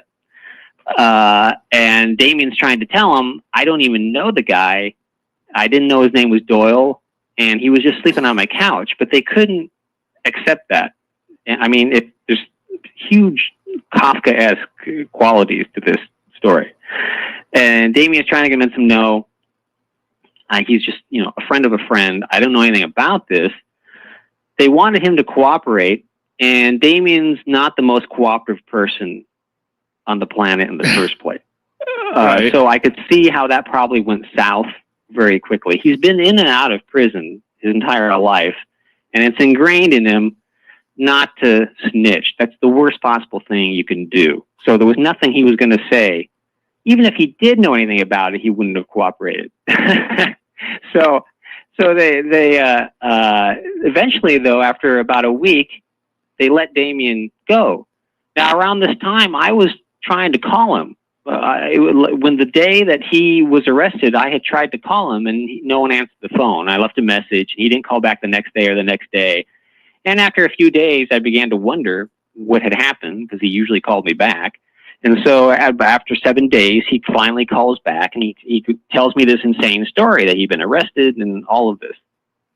We both assume that that's the end of the story. They realized Damien didn't have anything to do with it, and they just let him go, and that's the end of it. A couple of days later, he calls me back to tell me that there are just hordes of jarheads, military-looking dudes, following him around the city. And in the way he described it at first was that there was like a dozen of these guys following him around and being very obvious about it. A parade of people who would follow him into 7-Eleven, then follow him out again. He'd go to the Mexican restaurant down the street. They would sit at all the tables around him and stare at him. And then he'd go home, and they'd park in the parking lot outside the apartment building and just shine their headlights through his window. Or they'd blare the car radio at 3:30 a.m. right outside his apartment. And it started with really sort of, quote, mundane, unquote, harassment like that. When he first started telling me about it, I wondered myself, is this some sort of meth-induced paranoia? Right. Which is certainly, it's possible. People who take meth have paranoia and they think that people are following them. And so I wondered if maybe, even though he'd never exhibited any signs like that before this moment, maybe this, who knows, maybe this is the breaking point. So I asked him, I said, why don't you take photographs of the people who are following you? And you say there are these cars following you around. They're parked outside your apartment. Take photographs and send them to me. So he did that. And I wrote all the license plate numbers down and sent the list to a friend of mine up in Seattle who worked for the DMV. He ran all the numbers through the system, and all of them came back as non-existent, which didn't make any sense to me because I knew they existed. Right. And if Damien was being paranoid, they would come up as real vehicles, people living in San Diego. Sure, yeah. But they didn't come up at all. They were officially non-existent, and the only way that could be is if they were government vehicles. So that was like the first indication, and that list of license plate numbers is in the book. That was the first indication to me that, okay, no, he's not being paranoid. Then, as the thing progresses, he starts telling me about how the harassment is getting worse and worse. And what would happen is this would be a continuous thing. And this woman, this NCIS woman, Lita Johnson, all the people who were parked outside his house and harassing him, they would suddenly pull away. And then Lita Johnson comes up, goes up to the door, knocks on the door, and says, have you changed your mind? Or are you willing to cooperate now and tell us where these night vision goggles are? And Damien would say, I can't do that because I don't know where they are. And then she would say, well, if you change your mind, call my number. And she gives him her card. She and her two goons get back into the car and drive away. Then all the cars come back and they start turning on the car radio again, shining the lights through the window, and all the harassment starts up all over again. And it was very complicated. I mean, this was what they call at the time, the term gangstalking didn't even exist in 2003. People were calling it, quote, street theater because of the way that it's almost a performance. Two people will be walking behind you, talking about you, saying private details about your life as if you're not there. Then you'll get on the bus and there's two people on the bus and they continue the conversation or repeat the words that you heard an hour before. And so he's telling me all this. By the way, I should point out that in this area in Pacific Beach, his apartment is right next to a corporation. At that time, it's since moved. At that time, there was a corporation called Science Applications International Corporation, SAIC, that was within pretty much walking distance of his apartment on Garnett Avenue. There was another corporation called ATC, American Technology Corporation, and both of these corporations specialize in creating exotic weaponry, noise cancellation weaponry. Quick pause. Here's DeLong talking about SAIC. Let's see. I don't know. I do know that there's connections to man, you won't even fucking believe it. I'll tell you that. You want to hear? Please. Atlantis, the sunken city. Yeah. There's a connection. There's a connection. What's the connection? That there's a very advanced group that left after a catastrophe and hung around in a small outpost here, and throughout time would push civilization forward, and that's who the Greek gods were. Whoa. Yep. And that's why it's very interesting on the Roswell wreckage, there's Greek writing. Is there? Yeah, there is. I've never seen any of the wreckage from Roswell. Have you? It's online. You see it. Type in Roswell wreckage. You can see it. Well, Type all I've ever seen is the dude standing in front of the bullshit, the weather balloon stuff, and they're laughing and yucking it up. Roswell wreckage, Roswell I-beam. You'll see it. And it's got these Greek markings as far, and the witnesses that were there did what do you call it? Where they go on oath and tell. So that actual I-beam showing the word Eleftheria, which means freedom in ancient Greek. You gotta. This is a big deal. Okay, so I'm sitting with this guy. He was like, not that long ago, was director of CIA, and he went on to be director of NSA. Okay. Well, I think we can find his name. Maybe. But right when I sat down and told him about the book, you know what he says to me? What? He goes, I didn't read much science fiction as a kid, but I read a lot about Greek mythology. Hold up, Tupa, are you there? Yes. You know who was the director of the CIA and NSA? No. Michael Hayden. Uh-oh. Weird. Okay. And looked me in the eye. I said, well, you're going to love the last page of my book then. He's like, am I? And when my book was about ready to go to pressing, I had a very important person call me up. He says, can you stop that pressing and maybe insert something about Greek mythology? And I said, I sure can. So something you got to realize is, for example, the 6th biggest defense contractor in the world, at least they used to be 6, is a company called Science Applications International Corporation, SAIC. Their headquarters are actually in San Diego. And in the front of the building, you have an obelisk coming out of a fake lake and 2 Atlantean on thrones. And they're both holding pyramids. And one says the past and one says the future. And they're 8-foot tall statues. Wow. Okay, let me see. His apartment is right next to a corporation. At that time, it's since moved. But at that time, there was a corporation called Science Applications International Corporation, SAIC, that was within pretty much walking distance. Another sidebar too, maybe Logan is here, he could back me up on this, but at one point Fred found a document from SAIC that apparently had a bunch of UFO Twitter people's handles on it. And he was all freaking out and going schizo about it. Department on Garnett Avenue. There was another corporation called ATC, American Technology Corporation, and both of these corporations specialize in creating exotic weaponry, noise cancellation weaponry, quote, non-lethal weapons. So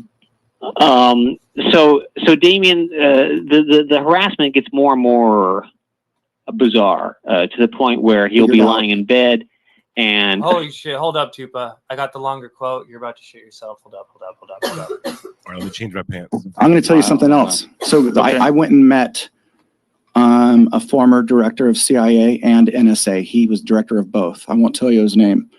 And right when I sat down and told him about my book, pull that picture up again. Look at those little hands. And right when I sat down and told him about this is a big deal. Okay, So I'm sitting with this guy.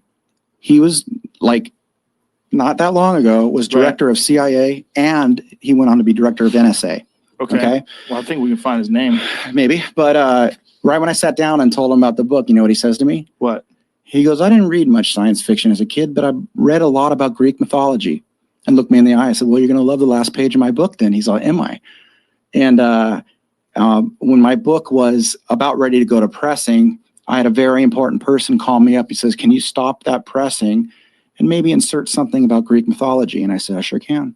So something you got to realize is, for example, the 6th biggest defense contractor in the world, at least they used to be 6, is a company called Science Applications International Corporation, SAIC. Their headquarters are actually in San Diego. And in the front of the building, you have an obelisk coming out of a fake lake and 2 Atlantean on thrones. And they're both holding pyramids. And one says the past and one says the future. And they're 8-foot tall statues. It's fucking nuts, by the way. In SAIC, they went over to Lidos. Michael Hayden, former director of NSA and the CIA.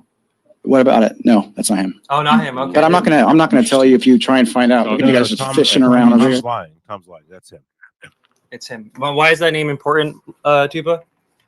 I just think it's random. The Hayden Center liked a post that was tagged in a King Milford harassment archive about them harassing the hate group harassing like NASA and whatnot. Sean Kirkpatrick in 2023, Michael Hayden, former CIA chief, the Hayden Center's like little think tank thing, liked the post from there. Also, here's some more about Michael Hayden. Let's see. I don't have it queued up, right? We'll just listen together.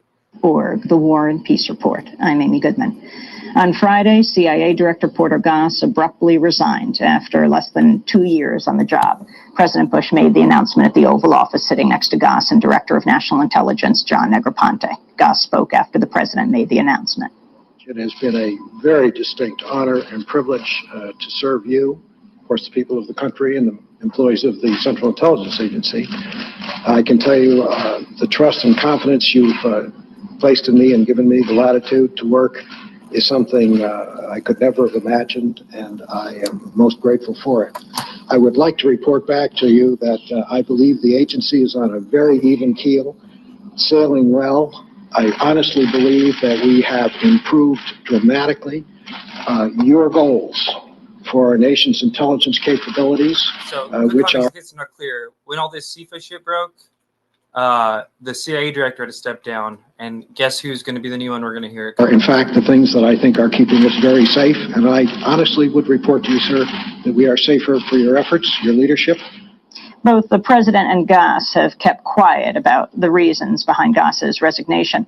When a CNN reporter asked him about it on Saturday as he was leaving his home, Goss said only, quote, "It is one of those mysteries." But the Washington Post quoted anonymous senior administration officials saying that Bush lost confidence in Goss early on, and it had been decided months ago he'd be replaced. Goss, as a former congressman from Florida, had also come under increasing pressure as allegations arose that he and a top aide, Kyle Dusty Fago, may have attended poker parties where bribes and prostitutes were provided to now jailed Congressmember Randy Duke Cunningham. Fago is the executive director of the agency and is under internal review.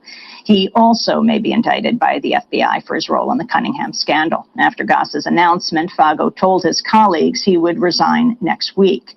This morning, President Bush nominated General Michael Hayden to replace Porter Goss. Hayden's the Deputy Director of National Intelligence, the former Director of National Security Agency. It's expected Hayden would face a contentious confirmation process over the administration's domestic spying program, which is run by the NSA. This is General Hayden speaking at a rare news conference in January defending the spy program. He was questioned by Knight Ridder reporter Jonathan Landay. My understanding is that the Fourth Amendment of the Constitution specifies that you must have probable cause to be able to do a search that does not violate an American's right against unlawful searches and seizures. Actually, the Fourth Amendment actually protects all of us against unreasonable search and seizure. But that's what it says. The measure is probable cause. So, Tuba, all the data points out loud. We got Michael Hayden potentially talking to Tom DeLonge about Greek god UFO shit. Michael Hayden becomes CIA director after Gross steps down in connection to the MZM Cunningham prostitute drug parties, CIFA. And Michael Hayden's think tank, the Hayden Center, liking a post in 2023 about the UFO hate group harassing NASA and Sean Kirkpatrick. What's to be made of this? Quite the run. Really weird. All right, we'll continue back to the other thing. That was just really weird. What the fuck, dude? So what? Is Michael Hayden listening right now on Anon? Of a hand holding a gun would appear on the wall above his head and then tilt downward so that the silhouette of the gun was pointing at his head. He saw this amorphous mass of black energy crawl across the carpet, crawled into his leather jacket that was laying on the carpet, and then the leather jacket started moving.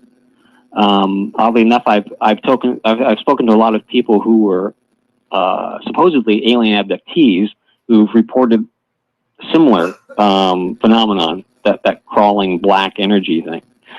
Then he tells me that there's people in the house who he cannot see, who are interacting with him, pushing him over, talking to him.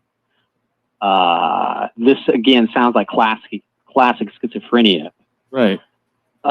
He at one point he opened the bathroom mirror and the medicine cabinet, and as the mirror was in motion, he could see briefly the outline of a person behind him, a little person.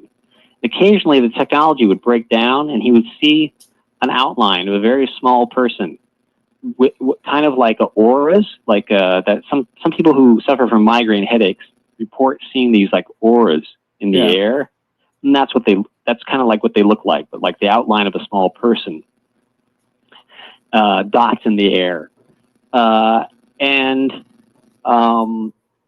then Lita Johnson would call again. Now, have you changed your mind? Yeah. Oh no, you haven't changed your mind yet. And then it start all over again. So I actually, at one point, I asked Amy, and I said, why don't you give me her phone number? Because she'd given it to him. She said, call me, when you change your mind. So I said, give me the phone number. Half because I just wanted to make sure that she was real. Yeah. You know, and so I called her. She answered the phone. She identified herself. I told her who I was. She seemed really put off that I was calling her and asking. She seemed really surprised that anyone was calling her to talk about this. And I said, well, my friend claims that he's being followed. And I got a series of CYA answers, like listening to Hillary Clinton speak. Just a lot of like legalese, sort of going out of your way, verbal acrobatics to avoid actually answering the question. Call it Darrening. So, for example, when I said, is my friend being followed? She goes, no one in my agency is currently following your friend. Which I'm sure that that's a true statement. Right. And then she would say, I said, well, then is it okay for Damien to leave town? Because I don't want him to do anything illegal. And then she said, I wouldn't advise that. And I go, well, if you're not interested in him and there's no case against him, why would you advise that he not leave town? She goes, well, it just might make things difficult later on. And she was very annoyed that I called. She implied that Damien was crazy. Conversation didn't end well. The whole transcript of that conversation is also in the book. Right. Then there was the case of the food fight, where Damien was in his kitchen making lunch, and there's two jarheads right outside his window talking to each other about Damien. So Damien starts putting in like spaghetti and pasta, and then he just starts throwing in like baking soda and Jell-O and peanut butter, and he's mixing it all together, pudding. He mixes it all together in this weird sticky goo, and then runs outside and throws the pot of goo over the fence, and it hits both of these jarhead guys on the head, and they're covered in this weird goo, and they just go running off into the parking lot of like the Bonds that was next door, which is later on actually led to the only moment where Lita Johnson actually admitted that they were watching him, because Damien got it into his head that it would be a really good idea to contact Lita and ask her if they could meet for lunch, because he wanted to he said to me, well, I'm going to offer my services that I can maybe help track down the goggles and then they'll stop harassing me. And I said, that's insane. They're just going to think that you've had them all along. That sounds like what Lue did to Allie Clark. Let me help you deal with your harassers, and then he's adding to it. And you've been holding out on them this whole time. No. This will be good. It'll show them like my good faith, and so he does meet with them, and that meeting didn't go well at all. Lita Johnson was there at a bagel shop on Garnett Avenue with her superior. So that's how you showed you how serious they took this. Mm-hmm. And Damien at one point just said, listen, I just want to stop having food fights at the Fed. I don't want that to happen anymore. And Lita Johnson smiles in spite of herself and said, yes, that made us all laugh. That was the only time where the curtain was pulled aside. And she actually admitted that he was being stalked, harassed, and surveilled. Yeah. There's also an interesting aspect to that conversation in that there's a kind of Candide-like quality to Damien, where sometimes he's not aware. There's a kind of oddly innocent quality about him, even though he's been in and out of jail. and so there's a kind of sometimes a bit of an unawareness. And so to a quick sidebar. This is Teo read randomly on May 2nd about Michael Hayden. General Michael Hayden, identified by Tom DeLong, is a Greek mythology enthusiast, served as CIA director, NSA director, and principal at SAIC from 2009 to 2014, specializing in cybersecurity and intelligence. He is a hero, in my opinion. Teo read, thank you. Well, that's wild. Why did you do that randomly on May? What? There's one point where Lita Johnson is telling him how great an area Pacific Beach was when she was a little girl, and that it really needs to be cleaned up, and the scumbags we need to do something about all these scumbags in San Diego, in our town. And Damien's not getting that she's talking about him.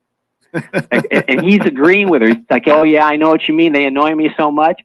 And I can just imagine her blood pressure rising as he's not getting that she's insulting him. Right.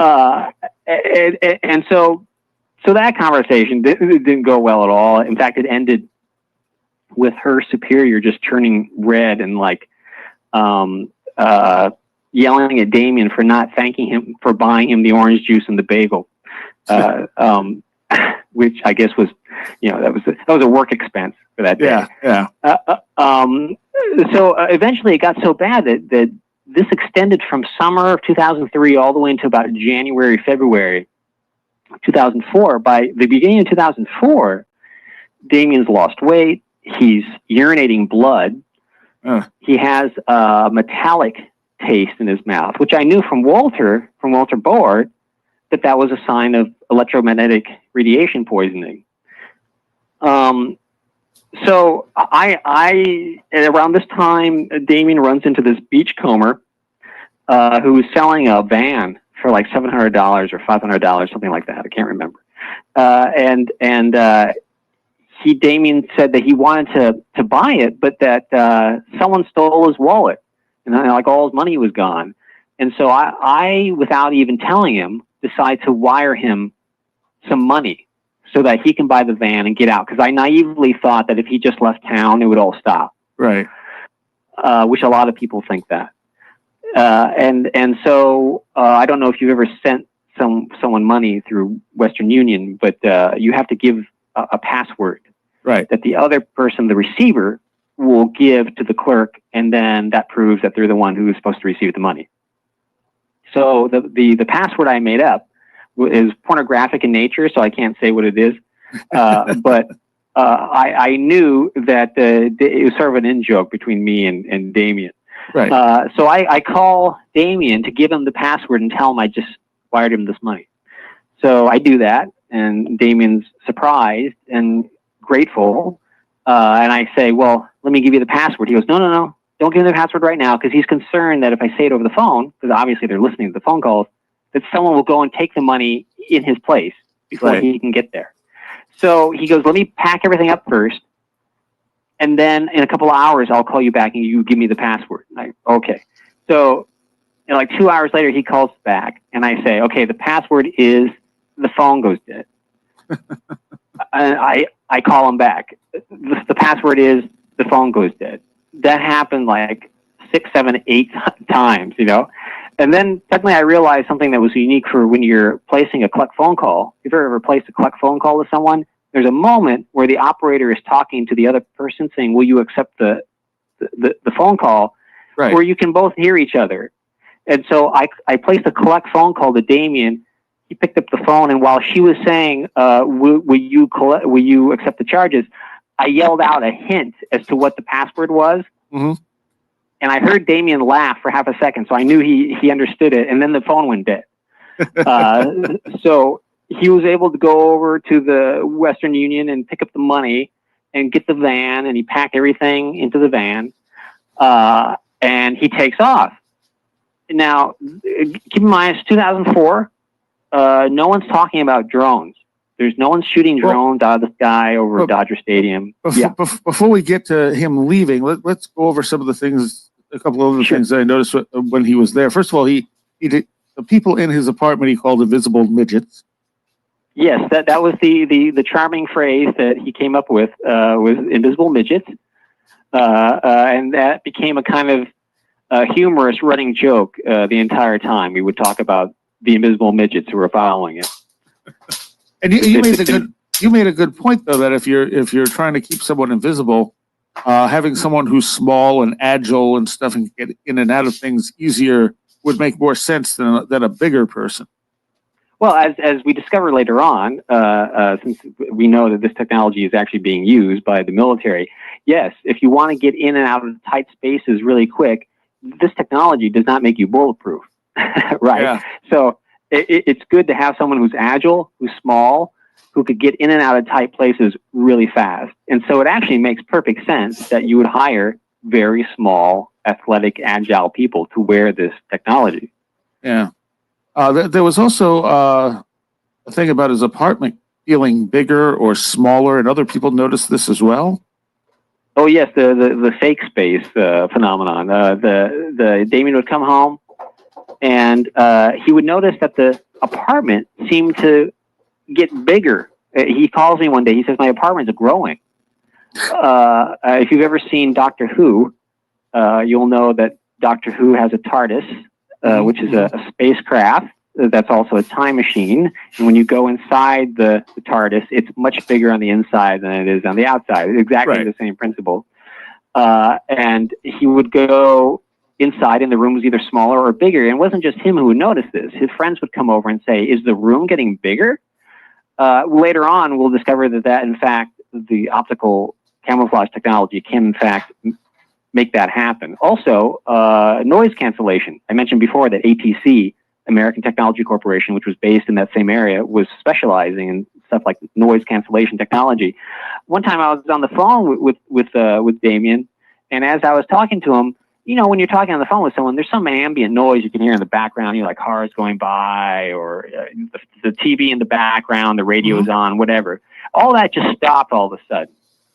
And then Damien says, all the noise is gone. And then very often things would happen that if you didn't know any better, you would think the house is haunted, or that there were poltergeists in the house. Things start flying around the room. And as I said, Damien's been in and out of jail. He's been homeless in D.C. He shared a prison. He was on the same cell block as Mike Tyson. So he's been around the block. Okay, he's not easily scared. He was crouched on the floor. You know, he sounded like, you know, an 8-year-old girl as these things were flying around the room and tchotchkes shattering on the shelf. And I heard that myself. I was on the phone with him when that happened, and he was scared S-less. So there was a whole panoply of odd phenomenon that was going on. Yeah, the other interesting one was his window or one of his windows looked like it was a window to somewhere else, almost like a portal. Yeah, he opened the curtains and he looked out the window, and instead of seeing the scene that he'd always seen, suddenly it was this sort of surreal science fictional landscape, like 3 moons in the sky. It looked like a Boris Vallejo painting. But then he opened the door and it just looked like the normal scene that he would always see.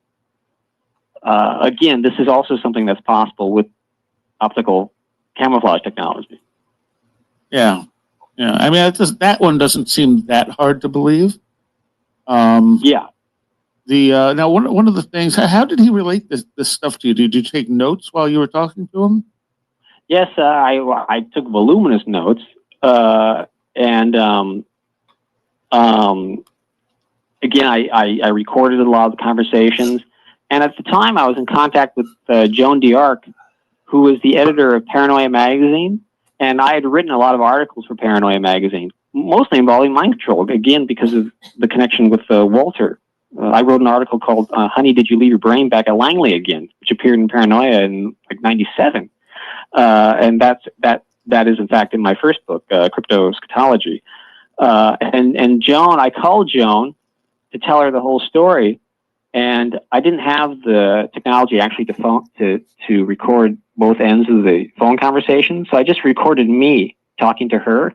Mm-hmm. And I'm so glad I did that, because I kept that recording. And so later on, when I decided that I should write a book about this, I went back to that recording, and a lot of the details that I otherwise may have forgotten, like specific dates, specific times, specific names, little details like that, were there on the recording, which I made simultaneous with it happening. So yes, I tried to document it in many ways. And in fact, Damien was documenting it the entire time too. He was photographing a lot of things, and a couple of those photographs appear at the beginning of the book. Unfortunately, I was just speaking to Damien the other day on the phone, and I've known other people who have described when something takes over their body and makes them do something that they don't want to do.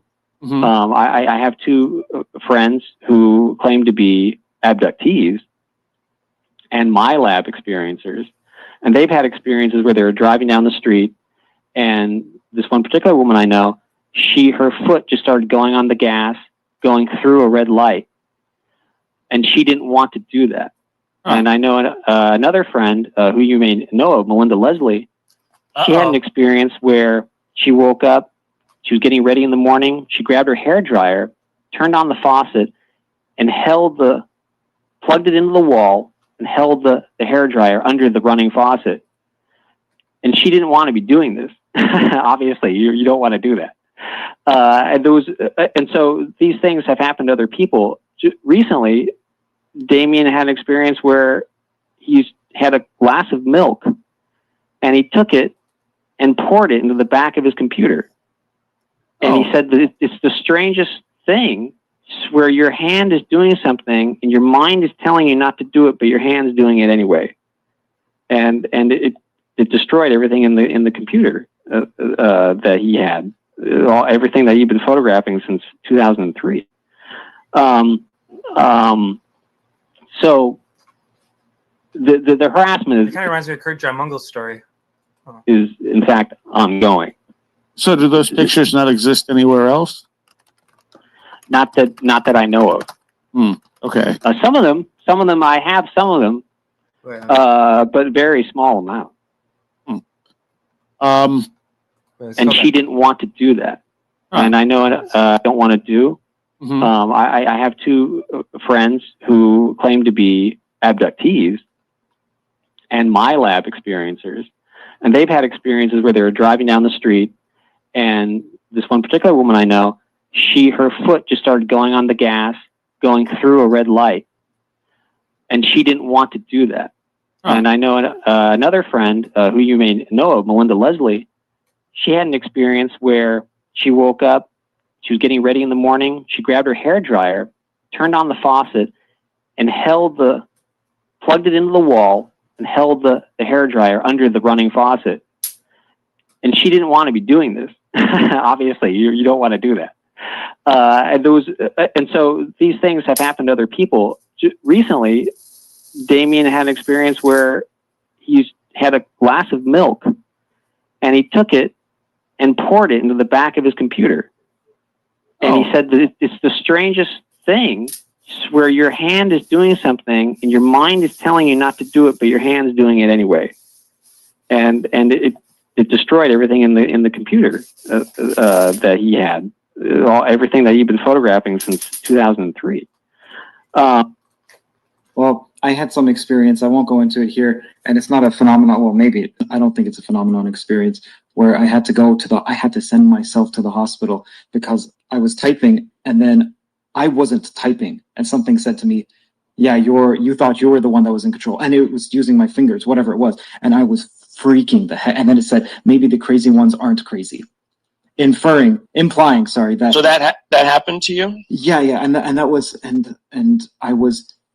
I like even talking about it now works me up a bit. So anyway, I called the hospital just to say, you have to come get me because I don't know what I'm going to do. I'm not suicidal in the least, but I don't know, like, why would I?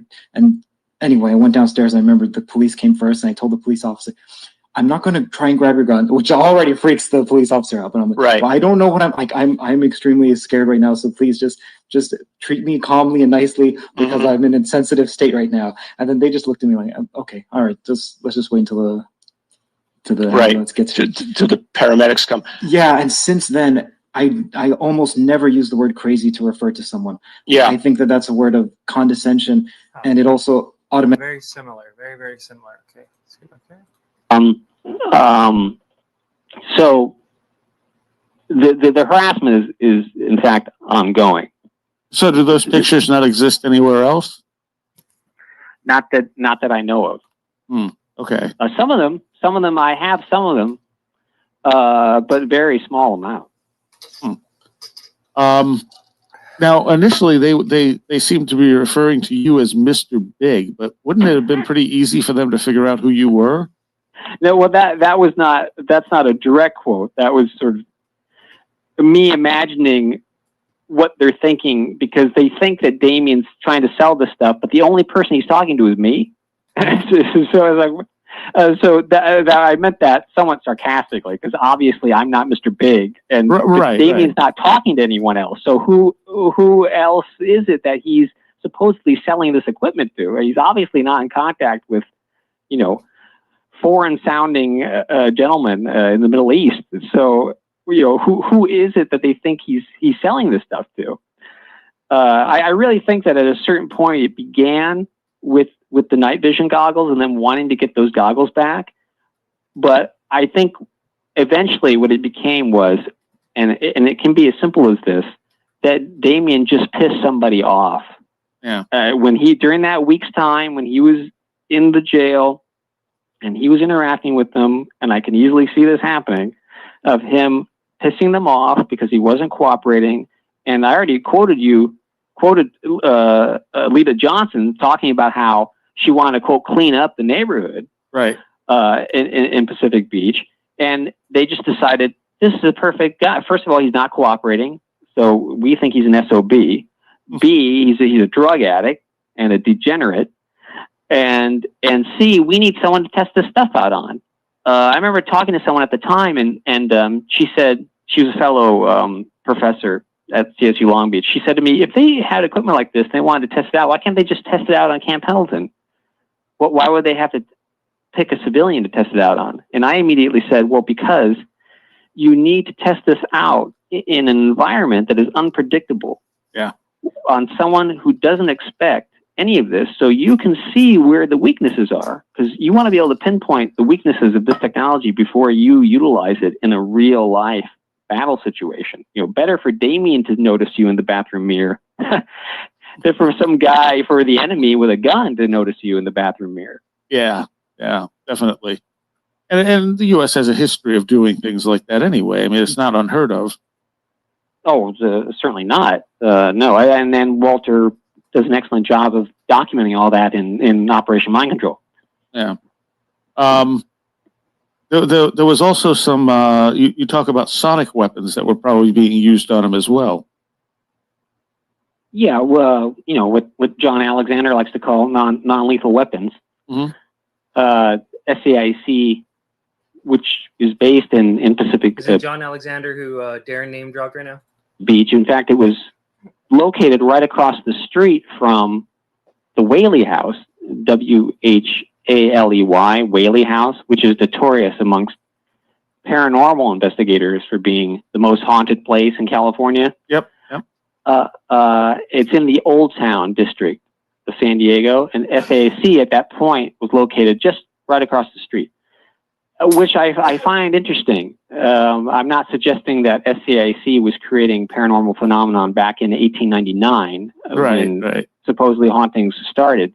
But it is interesting. One wonders if these people don't pick certain geographical locations because perhaps they're a nexus for this kind of odd phenomenon.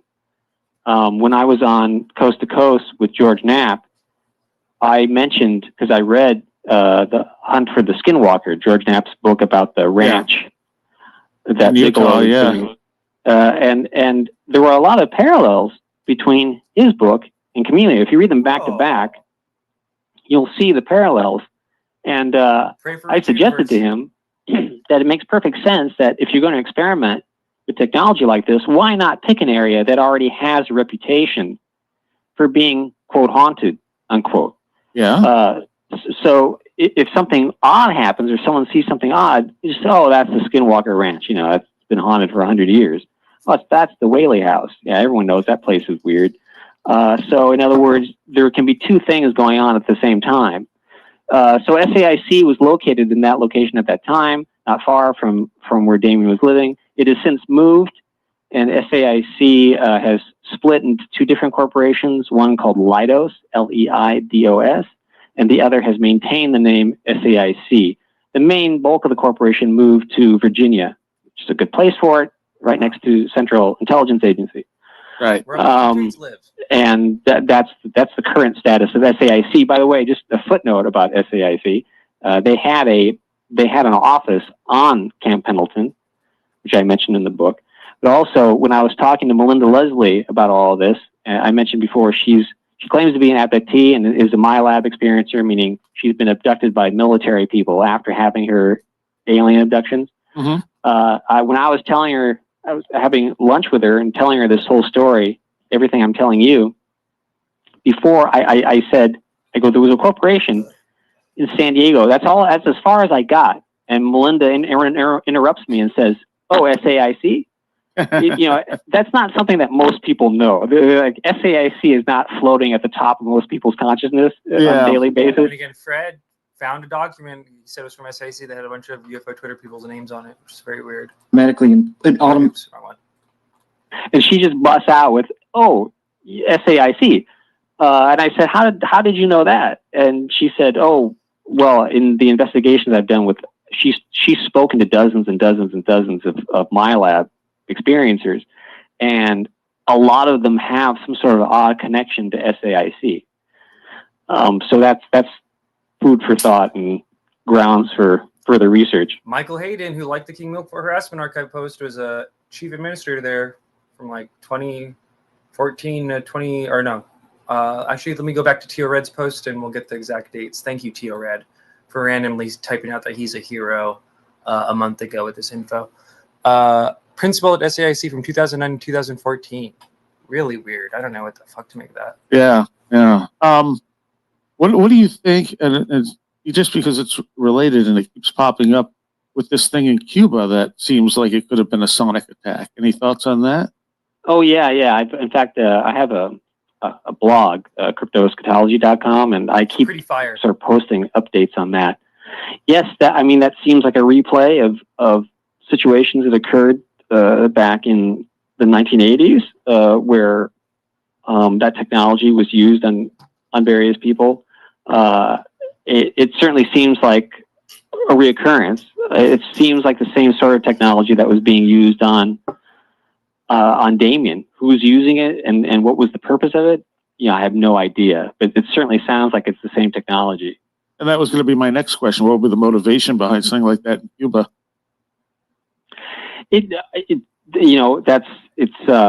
Who knows? It could be something as simple as what I've just said. If you're not cooperating and you have access to this technology, there's a lot of evil people out there, right? Yeah. And if they have access to this technology, the way I describe it in the book to try to get it down on a mundane level that people can wrap their minds around it is, imagine you've just cut off Special Agent Lita Johnson on the freeway, and instead of going into road rage, she writes your license plate number down, and suddenly you're on, quote, the list. And now that sounds like a paranoid, the list. What do you mean? That sounds pretty paranoid. But actually, it's not really paranoid, because when you take into account the black budget, the ballooning black budget that occurred right after 9/11, you have a situation where all these intelligence agencies have been given all this money to prevent another 9/11. And so now you need to spend this money. And the way I bring this down to a prosaic level in the book is I explain that my first teaching job was I was an English tutor at El Camino Community College in Torrance. I had a tutoring job.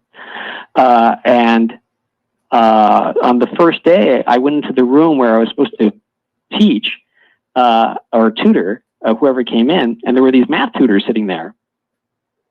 And they weren't doing anything. They were just like playing games, like flipping through their notebook, whatever. And after about like a half hour, I turned to them and I said, "What are we supposed to be doing? We're not doing anything." And they just laughed and said, "Oh no, you don't understand.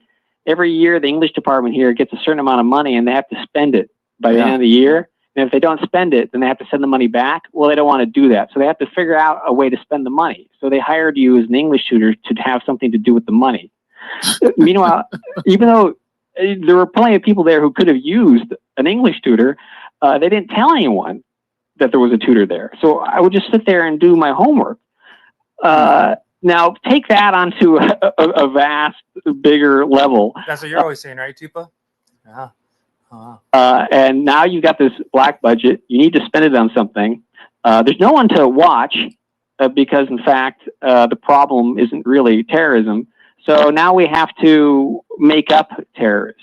And so now everyone's a terrorist. Right. So so this guy in San Diego who's not doing anything, pretty much just minding his own business. He's abusing anyone. It's himself. Isn't it interesting? That's where TTSA was near there, Escondido, San Diego. That's also where the big shock in Who's Lue, the documentary, was that Lue Elizondo had already bought a house over there before he had officially left or was in the TTSA fold. Right? Why did he have a house in San Diego? So now, why was Manny's mom gang-stalked for releasing that information? We're going to say he's a terrorist, and we'll follow him around, and we'll create our little crypto Wikipedia page on him and keep adding information about him into it, and then we can say that we're doing something. Meanwhile, the real terrorists you're walking in across the border of San Diego with a thermonuclear bomb strapped to their shoulders, and no one notices that. Right. That's why I really question the latest school shooter, who there were multiple 18 tips about this guy, people calling into the FBI saying this guy's about ready to explode, you should do something about it, them claiming they don't have enough manpower to do anything about it, which in fact is probably true. And I think that that's exactly how this situation started. You get someone like SAIC or Leidos, they approach the FBI and they say, you don't have enough manpower to watch all these potential terrorists. We do. Just contract it out to us. You can use the black budget money that you have, share it with us, and then you'll contract it out to us, and then we'll surveil these people and harass them, et cetera. And the FBI says, excellent idea. Here's the check. Then, so now SAIC is doing this. The business is burgeoning, right? So then you got another, who knows, Infraguard, which is another one of these corporations. They approach Leidos and say, you know what? You don't have enough manpower to watch all these people, all these terrorists are wandering out here. You should contract it out to us. And then Leidos goes, that's a good idea. And then they sign the check over to Infraguard. And now they're doing it too. And then some other corporation, the Macy Group, MASY, they come along and they say to Infraguard, you don't have enough manpower to watch all these terrorists. Right. And they contracted out to them. There's just endless kinds of these, the DSAC, the Domestic Security Alliance Council, Whitney, Bradley and Brown, Infraguard, ITA International, Prescient Edge, EKS Group. It just goes on with these privatized industrial corporations who are doing this kind of thing. They're surveillance role players. That's used to be what they're called. They probably changed the name now. But essentially it's government-funded vigilantes, which sounds like a paradox. How can you be government-funded and be a vigilante? But that's a pretty good way of describing it. Now there were also some experiences that Damien had on the beach. Oh yes, I had. I think you're the first person to mention this. Because they're really weird experiences. I think you're the first interview where anyone has ever brought this up. But he was on the beach, and he actually there was a vehicle following him, and he could actually see the tracks in the beach following him, but there was no vehicle visible. And then on top of that, he had another experience with you're talking about the leapfrogging robots. Mm-hmm. Yeah, so he was on the beach, and he described them as these robots that moved in this kind of weird, jerky fashion, almost like a Ray Harryhausen stop motion figure from like Jason the Argonauts from the 1960s. Mm-hmm. Like, you know how the claymation is kind of like jerky and doesn't move in a kind of smooth human way. He called them leapfrogging robots. There were these odd mechanical creatures that were kind of leapfrogging on the beach right there in Pacific Beach. And I included that detail because I took to heart something I read once in an interview with John A. Keel, who wrote a book called The Mothman Prophecies, which was later made into a film. And I read an interview with him once. And by the way, he had a similar kind of time lag. His experiences in Point Pleasant, West Virginia occurred in the late 60s, but he didn't write the book till 75. Right. And I read an interview with him where he said it was so disturbing, he didn't want to think about it. And it took that long, about 8 years, to write it. And that's about the same time period that it took for me to process it and begin writing this book. What Keel said was that very often UFO researchers will leave out the most important detail of the case because it sounds silly or irrelevant or ridiculous. And that Keel discovered that usually those were the most important details. And so he always made the high strangeness details were the most important. So he always went out of his way to include them, which is why I didn't leave out the leapfrogging robots, which, by the way, they just had like a Spa War conference, where they show off their new technology. And I was watching it, and sure enough, there are these robots that are moving in this weird jerky fashion, and they're leapfrogging. And so, when they show you something, that means they've had it for many, many years. Oh yeah, decades probably. Yeah, and so the other weird detail that I insisted on including in the book, even though it might make the whole thing sound ridiculous, so I guess some people would say the whole thing does sound ridiculous.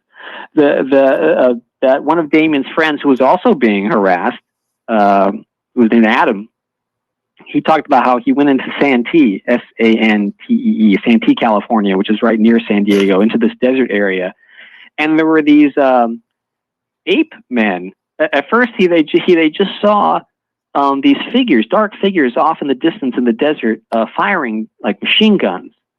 That's ominous just by itself. But there's a bunch of desert rats who go out there and just shoot. So it may not be that odd. The machine gun thing might be a little, worrisome.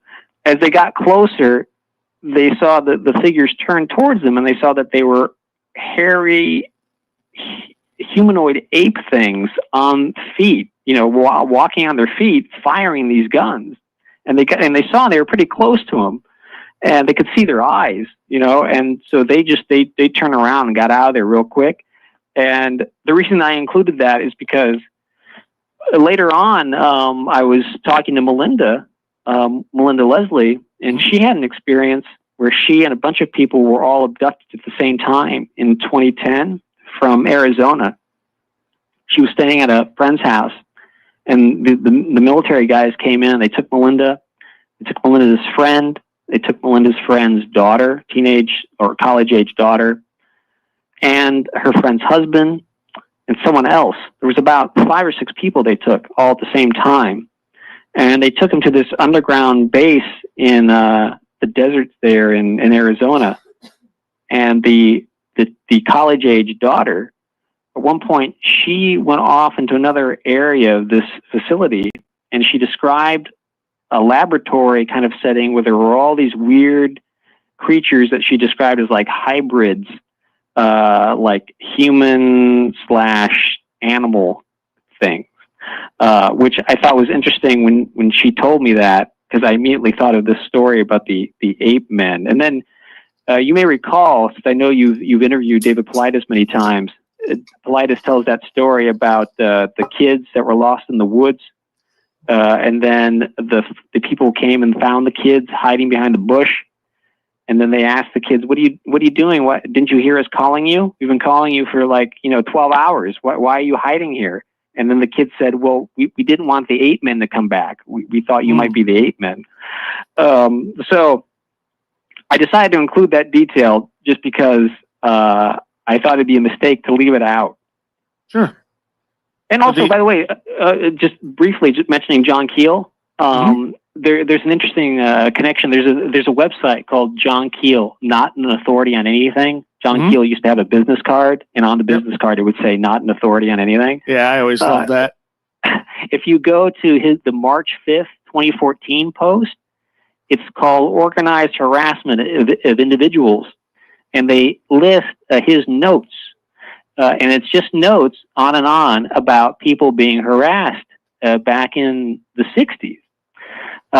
So I think, even though this thing ballooned after 9/11, 2001, I think it was going on even back then. And in fact, the first person who interviewed me about this book was Tessa Dick, the widow of Philip K. Dick. She has a radio show called Ancient of Days, and she interviewed me. And she told me that that she really liked the book because she could identify with it. Because when she was living with Phil K. Dick in Orange County in the 1970s, she said all the same stuff happened to Phil. And that specific incidents, like I describe in the book, how when Damien was living in that apartment on Garnet Avenue, his neighbors moved out one by one by one over the course of many months, and were all replaced with new neighbors. And all those neighbors were completely hostile to him. And Tessa Dick said the same thing happened to Phil Dick. And in fact, these new neighbors would move in, and they brought in this weird technology with antennas and stuff like that into the apartment. And then the radio started talking to Phil, but not just Phil. Tessa Dick heard it too. And the radio's not even plugged into the wall. And there's a voice coming through, insulting Phil Dick, personally. And Tessa Dick heard this too. So it wasn't just like Phil was hallucinating. So again, that's in the 70s. Yeah. So yeah. Wow, I did not know that. That's interesting. The invisible vehicle on the beach. And later you do get confirmation that this technology was available. You would think they would cover up the tracks though, unless they wanted him to see the tracks. You know what I mean? That could have been it. I mean, it could have been part of the harassment. It could have been a ploy to just freak him out. Yeah. And I mean, obviously showing them the robots again would be something just to freak him out and make him think he's losing his mind. Sure. Yeah. It often reminds me of not the movies of Mission Impossible, which I haven't seen, but back in the 70s, the Mission Impossible show and the heroes were these intelligence agents who often, like, their job was to make someone go nuts. Yeah. And by the way, Phil Dick really loved the Mission Impossible TV series. But there was one particular episode where their job was to make some sort of dictator, like Fidel Castro, think he was going crazy. So the guy who was an expert in disguises would make everyone up to look like they were skulls or something, and then he would see a bunch of these people pass by, and he thought he was going crazy. And I asked later on, you wonder, sometimes these TV shows where they're getting their ideas from. Mm-hmm. I asked Richard Schillinger later on when me and Damien met him. I asked him. I said, with this technology, could you use this to make someone appear as if they were going crazy? And he said, "Oh yes, I included that in the patent. I included that as one of the uses of the technology. That not only could you use it to camouflage people, but you could also use it to make a tree look like it's a man or a dinosaur or a giant spider, whatever you can imagine, and that you could drive someone crazy for psychological warfare purposes." And of course, he was thinking of it as being used against enemies of the United States. He didn't think that they were going to use it against civilians. Yeah. Well, yeah, but it always is going to be. Of course. And there's always going to be a scientist who's naive enough not to understand that. Sure, because they're not thinking that way.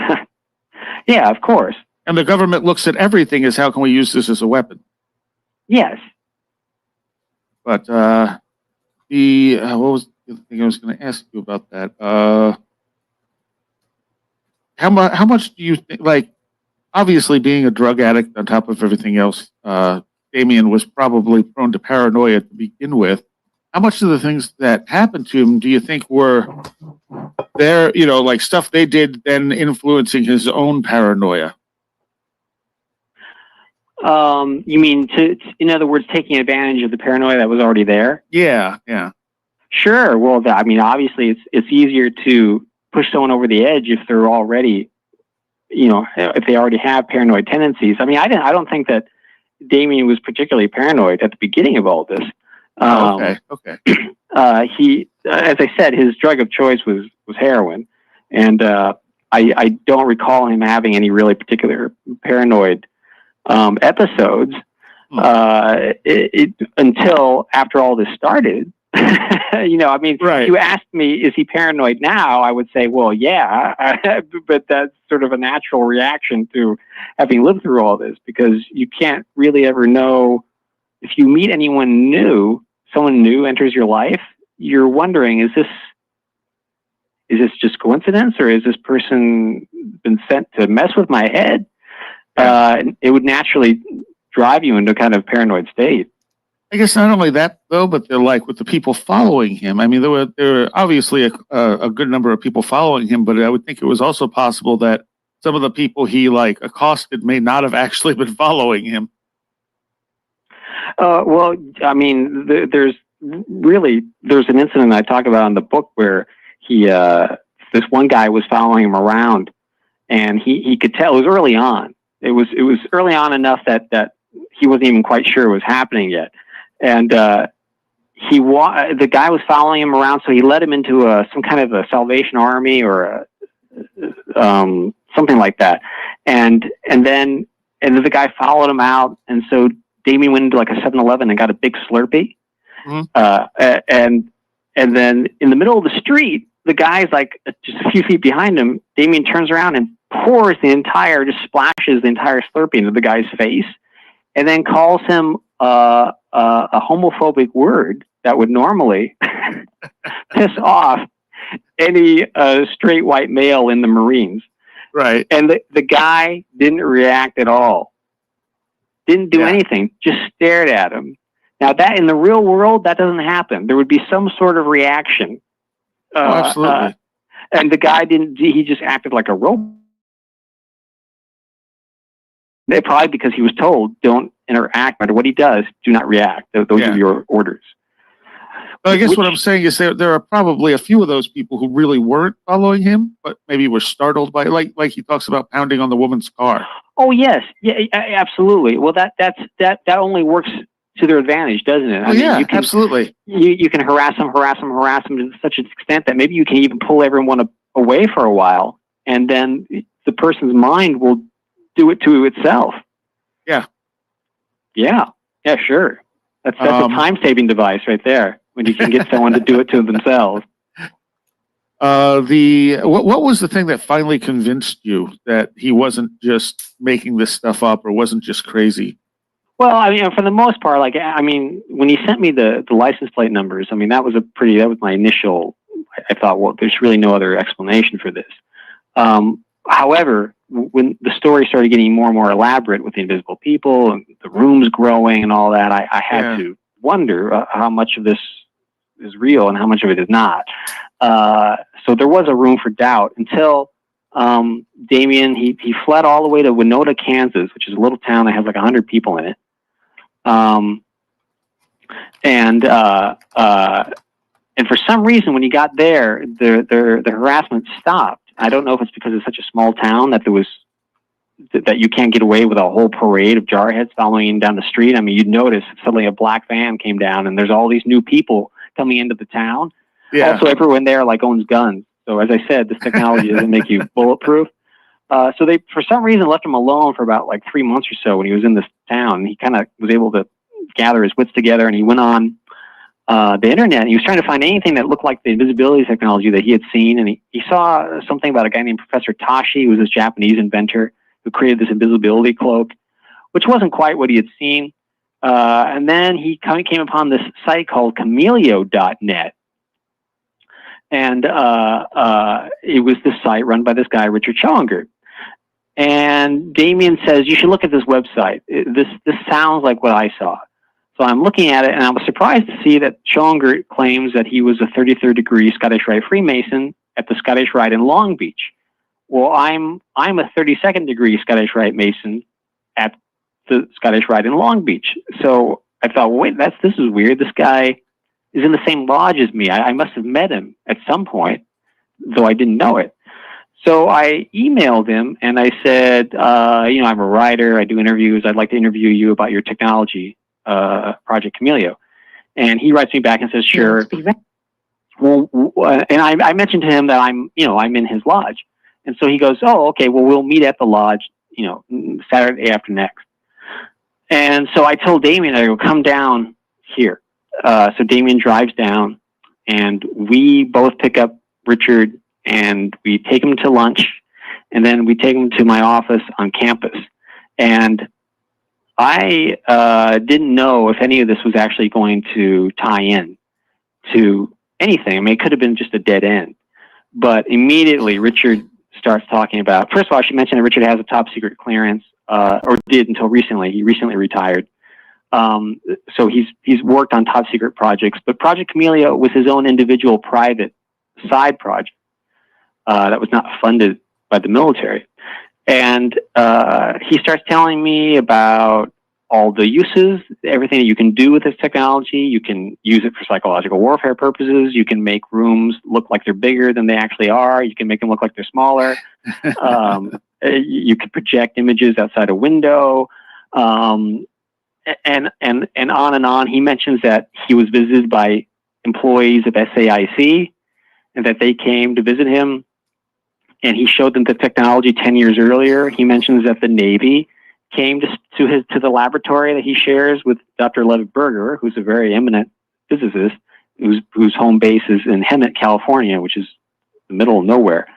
In fact, I went out to Levitt Berger's laboratory. I went out there myself. And so the Navy went there to see what they could do, and yes, because there were things would happen which seemed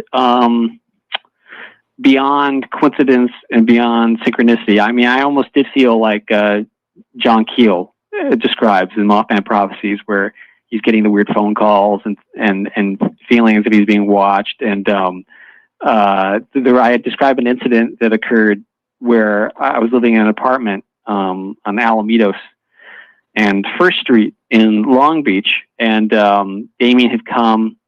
This would have been just before the interview with Richard, and he came down, stayed with me in the apartment for a couple of days, and then left. And I remember right before he left, he said to me, "Just be careful. Like, if someone new enters your life or something, like be wary of them." And I quite frankly, I thought he was being a little overly cautious. And he left. And then the next day, a friend of mine who had been she'd been a student of mine the very first semester I ever taught at CSU Long Beach. She had been in my class, and we'd remained in touch. She had since moved to New York and was coming back to take some sort of test and to visit friends in Long Beach. And she calls me. She says, "You want to get together and go to lunch?" And I go, "Sure." And she says, "I'm taking the bus down. I'll get off on First and Alamitos, and just meet me at the corner." And so I go, "Okay." So I'm waiting for her. She gets off the bus, and there's a guy with her. And I was like, "Who's?" Because she hadn't mentioned she was bringing her friend. I was like, "Who's this?" And she goes, "Oh, I met him on the bus. He introduced me, and he says he's a dock worker. And he invites us both to go to lunch with him, and he invites us to a place called 555, which is kind of a high-end restaurant. You don't want to just walk in off the street. I mean, you would be definitely like a formal attire affair. But he says, "Oh, don't worry about it. My friend is the maitre d', and he can get us set up. Don't worry about it." And I'm remembering what Damien was saying, and I'm thinking, don't be paranoid. Maybe it's just some guy on the bus, and he must be just a friendly guy. And so he takes both of us to this restaurant, and we're waiting in line to go inside. And my friend, Sharon, she walks away and says she has to make a phone call. She leaves me alone with this guy while we're waiting to go in. Immediately, the second she leaves, he turns to me and he goes, "Have you ever heard of a book by Milton William Cooper called Behold the Pale Horse?" And I go, "Yeah, I've heard of that book. I've read that book." He goes, "Yeah, that's about conspiracies. What do you think about conspiracies?" And I go, "I don't know much about that." And then he goes, "What do you think about President Bush? Think he's doing a good job? I think someone needs to take him out. What do you think about that?" And I go, "I think President Bush is doing an excellent job. I voted for him twice." You know, I'm just avoiding anything to implicate me because it sounded like to me that he was trying to rope me into something that I didn't want to get roped into.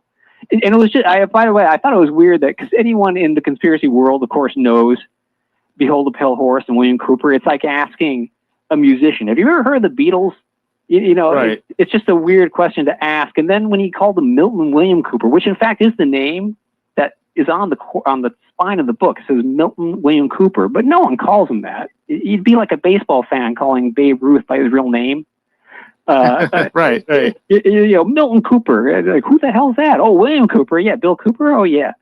And it was as if they had given him some sort of file the day before. These are the talking points. Mention Milton William Cooper and, you know, the Illuminati, and you'll be able to rope him in to saying something. And then Sharon comes back, and we sit down, and he keeps on. Now he's talking about the Illuminati, and are you into the Illuminati? And Sharon is Jewish. She was from Israel, so she's like, Illuminati. What do you mean? And he goes, well, you ever heard of a book called Protocols of the Elders of Zion? Milton Cooper says that if you take out the word Jew and replace it with the Illuminati, then the whole book is true. And Sharon's like, that sounds like some anti-Semitic BS to me. Like, what are you talking about? And I'm not helping the situation because I keep acting like I don't know what he's talking about. And the whole thing was just surreal. And I'm becoming more and more hostile. I'm not touching the food or the water because I'm thinking that he's put something in the food or the water. And eventually I've made the situation so uncomfortable that Sharon just decides, let's just leave.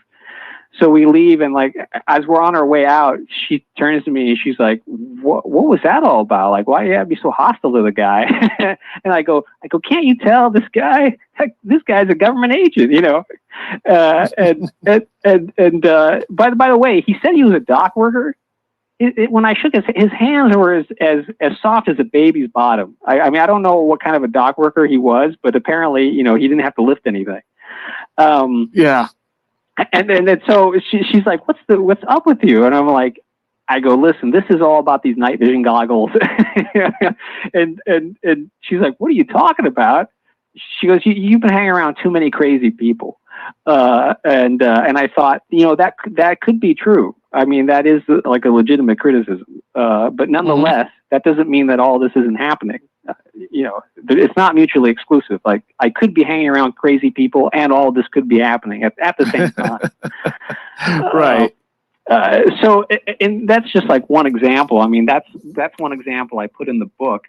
There's been further things that have occurred since the book was published. For example, outside the room where I'm currently sitting talking to you, there is almost always someone outside in a car sitting there. And it'll be the same person for about 6 or 7 days, then they'll go away and a new person will come in a different vehicle, and then they'll sit there for like 7 days.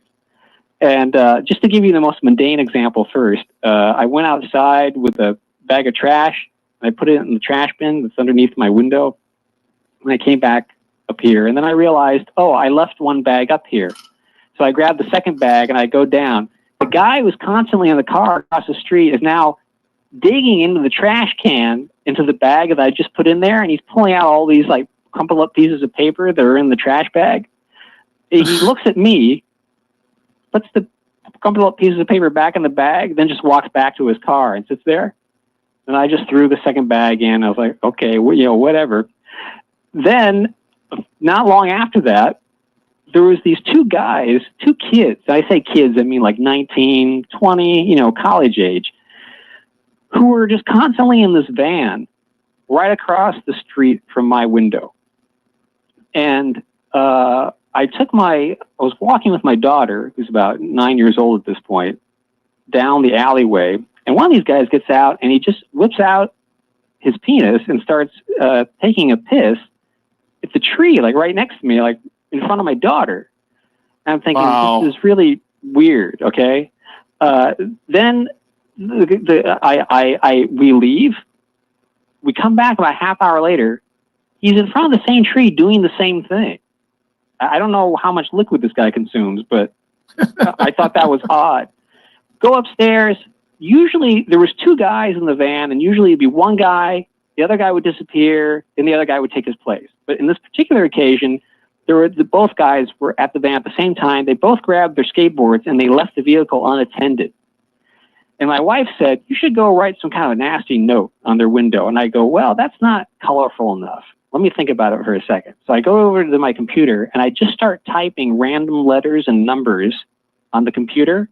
Then at the bottom, I wrote the management. And I printed it out. And I go across the street and I fold it and slip it into their windshield wiper. I come back. Now I'm looking through the blinds. About a few minutes later, they both come back with their skateboards. The one guy sees the note and he pulls it out of the windshield wiper and he sees it, immediately turns to the second guy and starts yelling at him, who have you been talking to? And he grabs a skateboard and starts beating the crap out of him, just like beating him in the face with the skateboard. And the second guy's like, I haven't told anyone anything. And they start beating each other with their skateboards and their fists.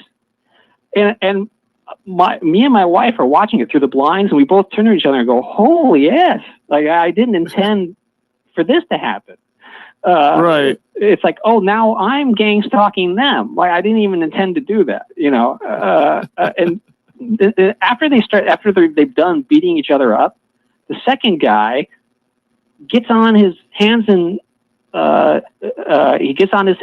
knees and crawls under the van as if he's looking for something under the van.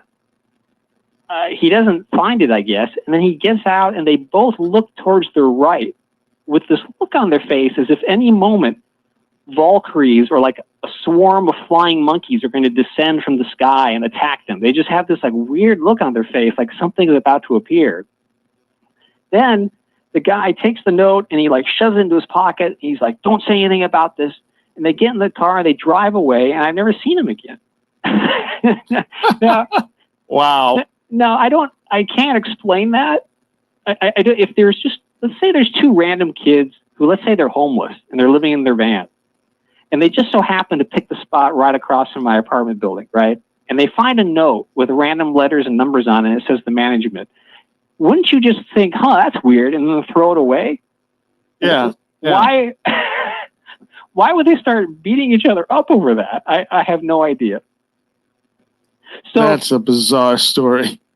So the things like that have occurred since all of this occurred. Sometimes I'll be doing one of these radio shows and they'll ask me, well, do you think you're being gang stalked? And the fact is, you know, in terms of what Damien experienced or other people I know have experienced, I would have to say no in the sense that, you know, I'm not urinating blood, you know. And you don't have like dozens and dozens of people obviously following you. Exactly. Right. However, I do have my friend has an interesting thought on this. He says he thinks that there's a lot of people who are being gang stalked. They don't know it though. They just think they live in a world of a-holes. Beginning of 2004, and as I began to say earlier, at that time, no one was mentioning drones. Oh, yeah. You know, there was a case.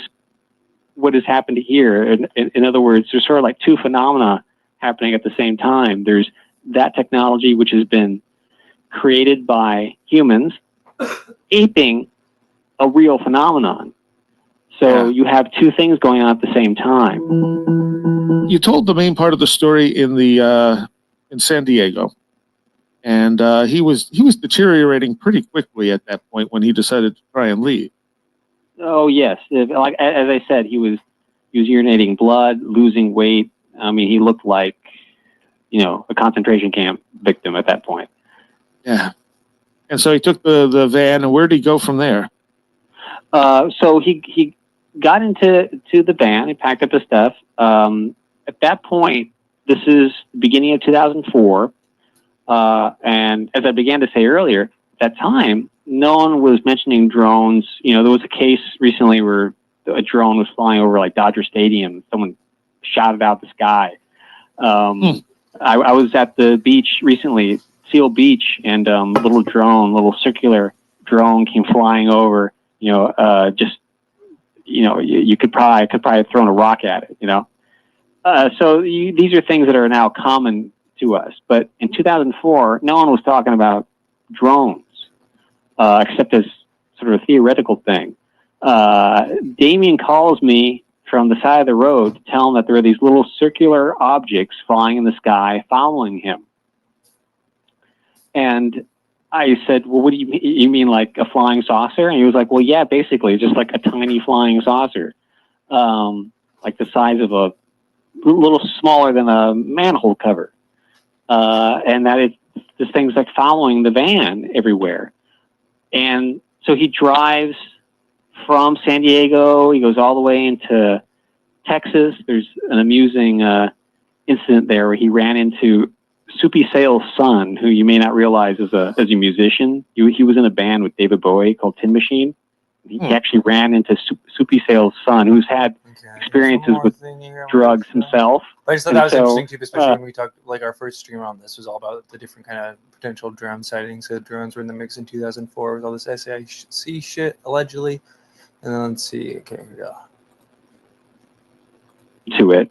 Oh, by the way, I realized that I went off on a tangent and didn't get back to what I was going to say about Seattle, which is that Damien had this ex-girlfriend who I call Melanie in the book, and she was an ex-heroin addict herself and an ex-stripper, and I was to meet her in Seattle, and that I had kind of written the book with her in mind, knowing that she would understand the kind of absurdity and craziness that is the life of Damien. And strangely, she's one of the casualties of the book because she passed away before the book was published. And I actually contacted her mom as I wanted to send her a copy of the book. There's a point in the book where I actually mentioned helping her move into an apartment in Seattle and her mom being there. And her mom seeing me and being relieved because she thought we were going to get married or something. Like I was like the most normal person she'd ever seen her with, certainly more normal than Damien. So I think she was hoping that we were going to get married or something. So I actually contacted her mother and I said, do you have her current contact information? Because I want to send her the book. And I discovered that she died, and it was clear to me that she didn't want to discuss what had happened. So I got the feeling that it was something she was embarrassed about. I suspect it was, I don't know, either suicide or a drug overdose or something. But Right. she's one of the people who did not live to see the book published, which was unfortunate because, as I said, I was kind of writing it with her in mind and thinking that she would like it, she would understand it and get it. So yeah, that's what happened to her. Okay. Well, what is in that novel that relates? Hopefully, if we get a chance to interview this guy, maybe he needs to talk to the mom more. Yeah, that's kind of the gist of that. Tube, any thoughts? Probably going to close it out, but interesting, is it not? Yeah, it's so similar. It's kind of crazy. I had no idea that shit was going on that far back, but it's the more you know, dude. This seems like a standard operating procedure for these clowns. So I wonder how many people they've attacked and hurt, and you know what I mean. The calls for amnesty must be pretty important. They can't stop talking about it. What do you think, Anjali, about what we just heard from this dude, Kent? I need to digest that for a while, but a lot of it sounded pretty familiar to me, even with respect to some of my own experiences, and wondering if I had really experienced what I thought I had, or if I wasn't the target of some type of operation. So, like I've said before so many times, it's something that I feel like I'm going to spend the rest of my life trying to understand. And I could do an entire space on just answering your question there, Brad. Have you come across SAIC as a vector for any kind of stuff? Like we heard Tom DeLonge saying Michael Hayden SAIC. Like I said, Fred was always talking about SAIC. I feel like I've heard them come up in other places too. Well, I'm definitely familiar with them. And they're very well known in the intelligence sector, as is Lados. So they're there wasn't anything there that surprised me with respect to them being involved. What you got, Kent?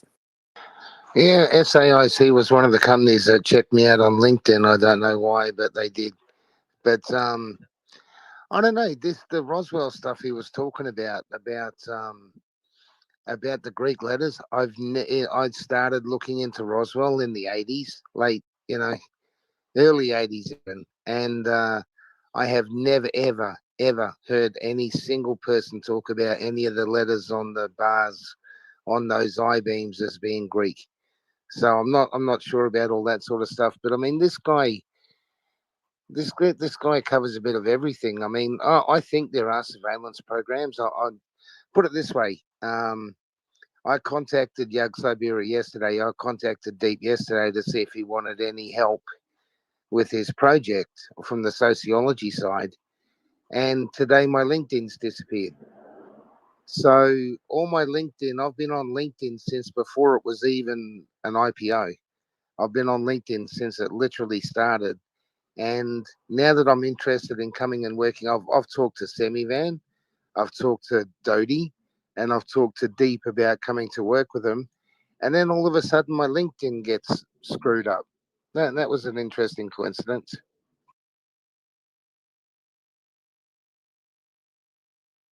Really weird. I just popped up to say great space. Tupa and Red is amazing. If I do an AI write-up about CIFA, would you like me to tag you in it, Panda? No, because I want you to gangstalk me. All right, I'll get right on it. Do you want on CIFA, SAIC, and MZM? All together in one post, or should I break it into different? 3 separate ones, I think. Yeah.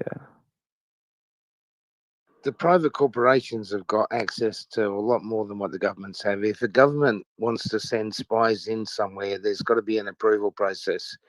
With private corporations, if they get the nudge to go and do something, if they've got access to that country or that person, they can just go and do it.